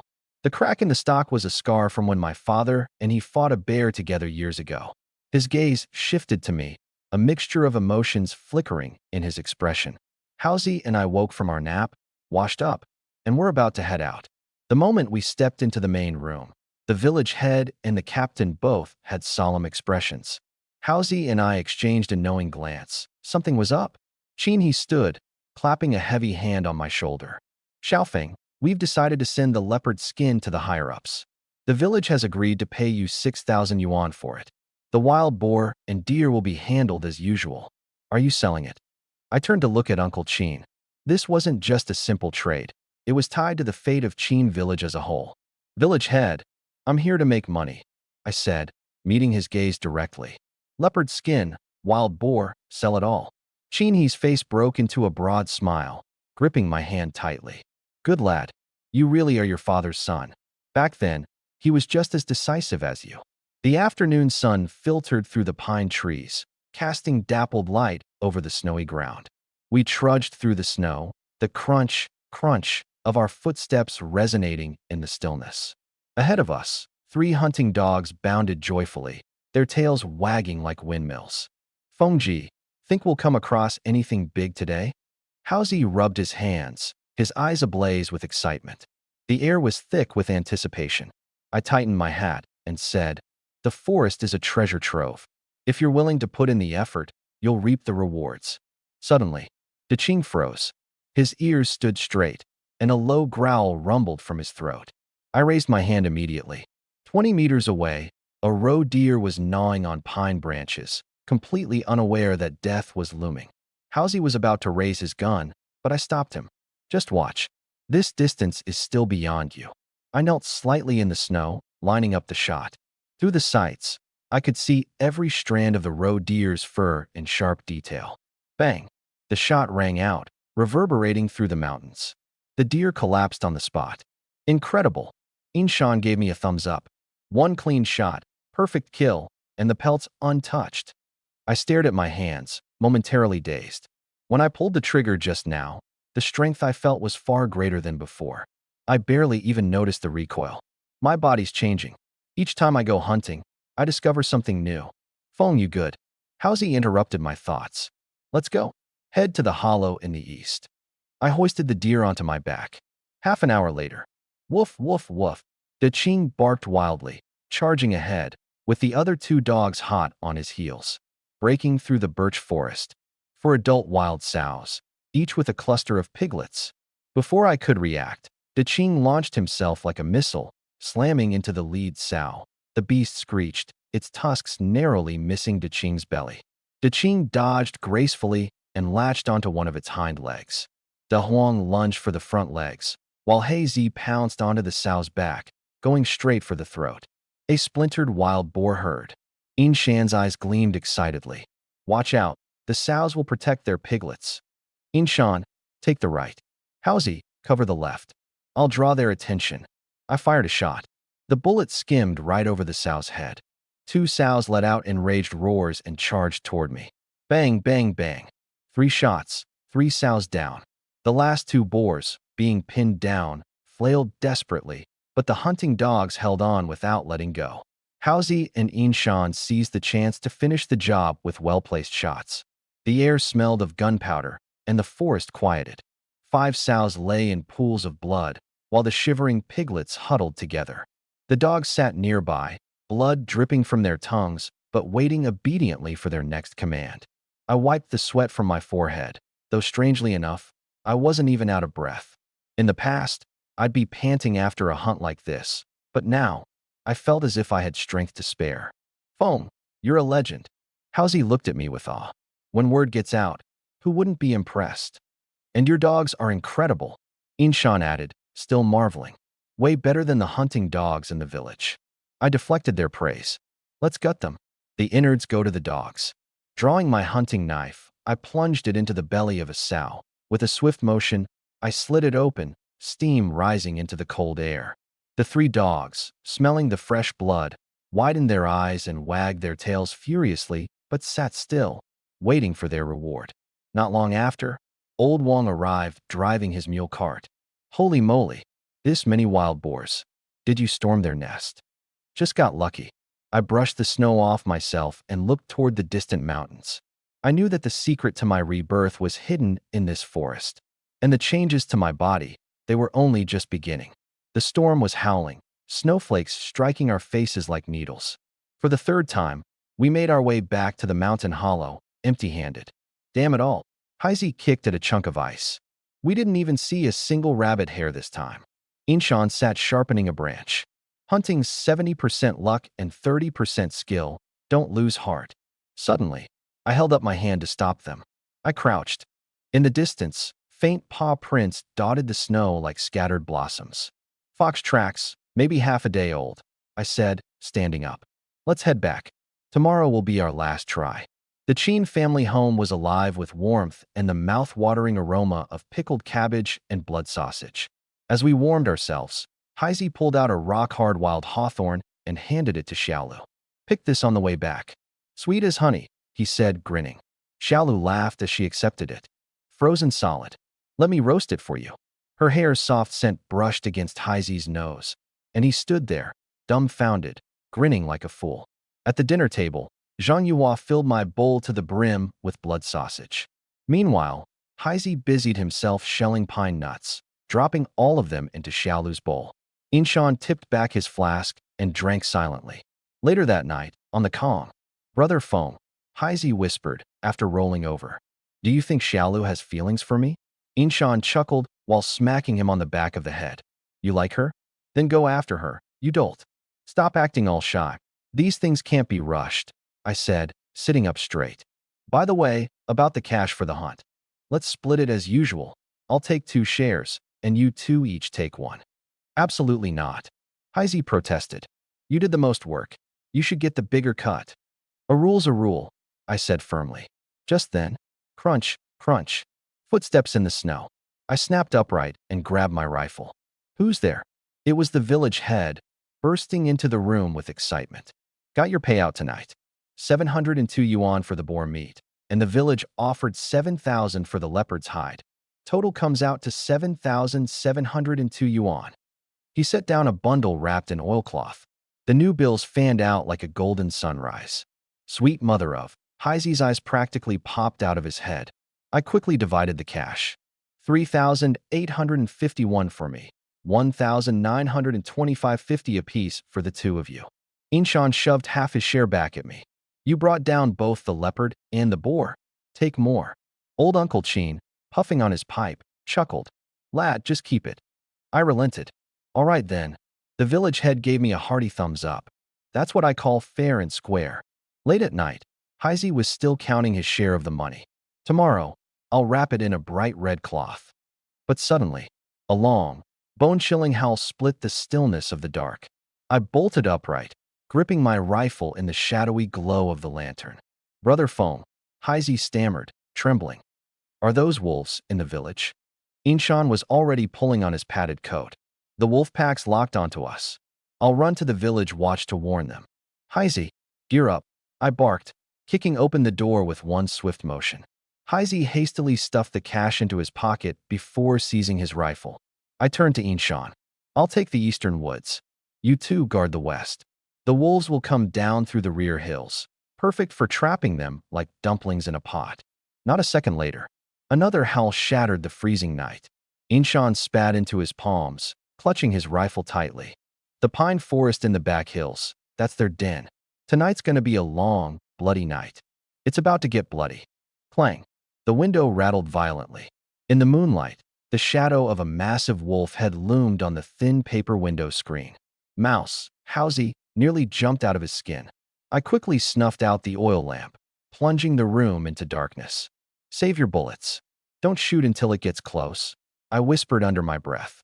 Chains clattered in the courtyard as the Qing, De Huang, and Heizi, our three fierce dogs, barked furiously, their snarls mingling with the wolf's howls, creating a chilling symphony of death. I crept alongside the wall to the window and lifted one corner of the window paper. The moonlight was sharp as a blade. 7 or 8 wild wolves prowled outside the courtyard, their eerie green eyes glowing like ghostly flames. The pack leader was enormous. Its mane stood on end, and half a chunk of flesh hung from its bloody jaws. Our 3 dogs strained against their chains, standing on their hind legs, snapping wildly. The chains were drawn tight as bowstrings. Release the dogs. I glanced at Inshan and signaled. Cover me. Inshan raised his gun and took aim. I flung open the door, and the icy wind slashed my face like knives. I barely made it 2 steps before a massive black shadow leaped at me. I twisted sideways, dodging at the last second, and drove my knee hard into the wolf's belly. It yelped in pain, rolling away. My hands trembled as I fumbled with the chain locks. Finally, they came loose. The moment the dogs were free, they charged into the wolf pack like arrows loosed from a bowstring. Snarling, ripping, blood and fur flying. The battle turned into a chaotic blur of violence. Bang! I pulled the trigger, hitting a wolf's shoulder. It collapsed, twitching, but the scent of blood only seemed to enrage the others. They surrounded me, snapping and growling viciously. With my back pressed against the wall, I swung the gun's barrel, scanning for my next target. The cold air was so sharp that steam formed around the overheated metal. Out of the corner of my eye, I saw a mouse cornered against the far wall. Bang! A wolf's head exploded in a spray of warm blood that splattered my face. Watch out! Inshan shouted. I turned, and there it was, the head wolf, charging at me like a streak of black lightning, teeth bared, breath rank with the stench of blood. Moving on instinct, I raised my gun to block it, but the impact sent me staggering backward. In that instant, De Qing lunged in from the side, clamping onto the wolf leader's hind leg with all its strength, dragging it off course. I regained my footing, chambered around, and took aim. Bang! The bullet drilled through the alpha's eye socket. Its huge body collapsed with a heavy thud, staining the snow crimson. The remaining wolves howled in despair, tails tucked, as they scattered into the woods. Sweat mixed with blood dripped down my face as I panted. Inshan, check on your parents. Mouse was already gone, calling over his shoulder. I'm going to find Xiao Lu. Inside the house, Zhang Yuhua was clutching a trembling Qin Xiaolu in a corner of the Kang bed. Qin Yunyan stood at the doorway, gripping a gun, his eyes sharp and vigilant. When he saw us come in, Zhang Yuhua broke into tears. You're finally here, I thought. Qin Yunyan lowered the gun, his hands shaking slightly. It's good you're back. He lit his tobacco pipe, taking a deep drag to steady himself. Mouse leaned against the wall, gasping for breath. Were those wolves on a suicide mission, or what? I was this close to getting torn apart. Inshan's gun was still in his hand. We need to warn the whole village and tighten security. I picked up an empty shell casing and turned it over in my fingers. Something's not right about this. At first light, we're heading to the back mountain to investigate. Straightening his back, Mouse puffed out his chest and said boldly to Qin Xiaolu, "Tomorrow, I'll go out and hunt you a few fresh pelts. Retribution for the wolves." Seeing Xiaolu looking at him with concern, he immediately backed down. Of course, safety comes first. At dawn, we began scouring the mountain. Morning fog enveloped Qinjia village. The wolf pack's behavior was way too strange, I said, leading Mouse and Inshan toward the back mountain. If those three dogs hadn't fought so hard, something big could have gone wrong last night. Inshan knocked on the frost-covered wall. Where should we start? The back mountain, I said, fixing my gaze on the distant pine forest. There's got to be a reason why the wolves attacked the village. Suddenly, Daqing sped up, nose to the ground sniffing intently, and stopped in front of some dense underbrush. I pushed aside the branches, fresh wolf tracks, and a few wolf hairs stuck on the thorns. Follow it. Half an hour later, we found a hidden cave. The entrance was bloodstained, the snow around it in disarray. Mouse poked his head in curiously. Wolf den. Inshan was the first to enter. A strong, rancid smell hit us. The ground was littered with bones. Deep inside the cave, we found a destroyed nest, with dried blood stains that hadn't even fully set. The wolf pups were taken, I said, inspecting the nest. This happened yesterday. No wonder the wolves retaliated. When we got back to the village, the news spread like wildfire. Who in their right mind would do such a heartless thing? Grandpa Wang stomped his foot, furiously tapping his tobacco pipe against the ground. Zhang Laosan. Aunt Li wiped tears from her face. 2 days ago, I saw him carrying a suspiciously full burlap sack. There were even faint whimpering noises coming from inside. Exactly. Brother Zhao rolled up his sleeves. Last night, as I passed his house, I swear I heard pups crying. I headed straight for Zhang Laosan's house. From the courtyard, the faint cries of wolf pups could be heard. Zhang Laosan sat there, looking stressed as he stared at 3 wolf pups in a cage, 1 white, 2 gray, all trembling. Brother Xiaofeng. Zhang Laosan looked like he'd seen his savior. I messed up. Take them, please. I'll give them to you for whatever price you want. $60. I'll take all 3. Deal. Honestly, I'd even throw in money just to get rid of them. Zhang Laosan nodded so quickly he might have pulled something. The Wolf King was howling all night yesterday. We didn't sleep a wink. I picked up the burlap sack, put the wolf pups inside, and tossed in a few pieces of dried meat. Back at Qinjia. Wolf pups. Zhang Yuhua was visibly startled.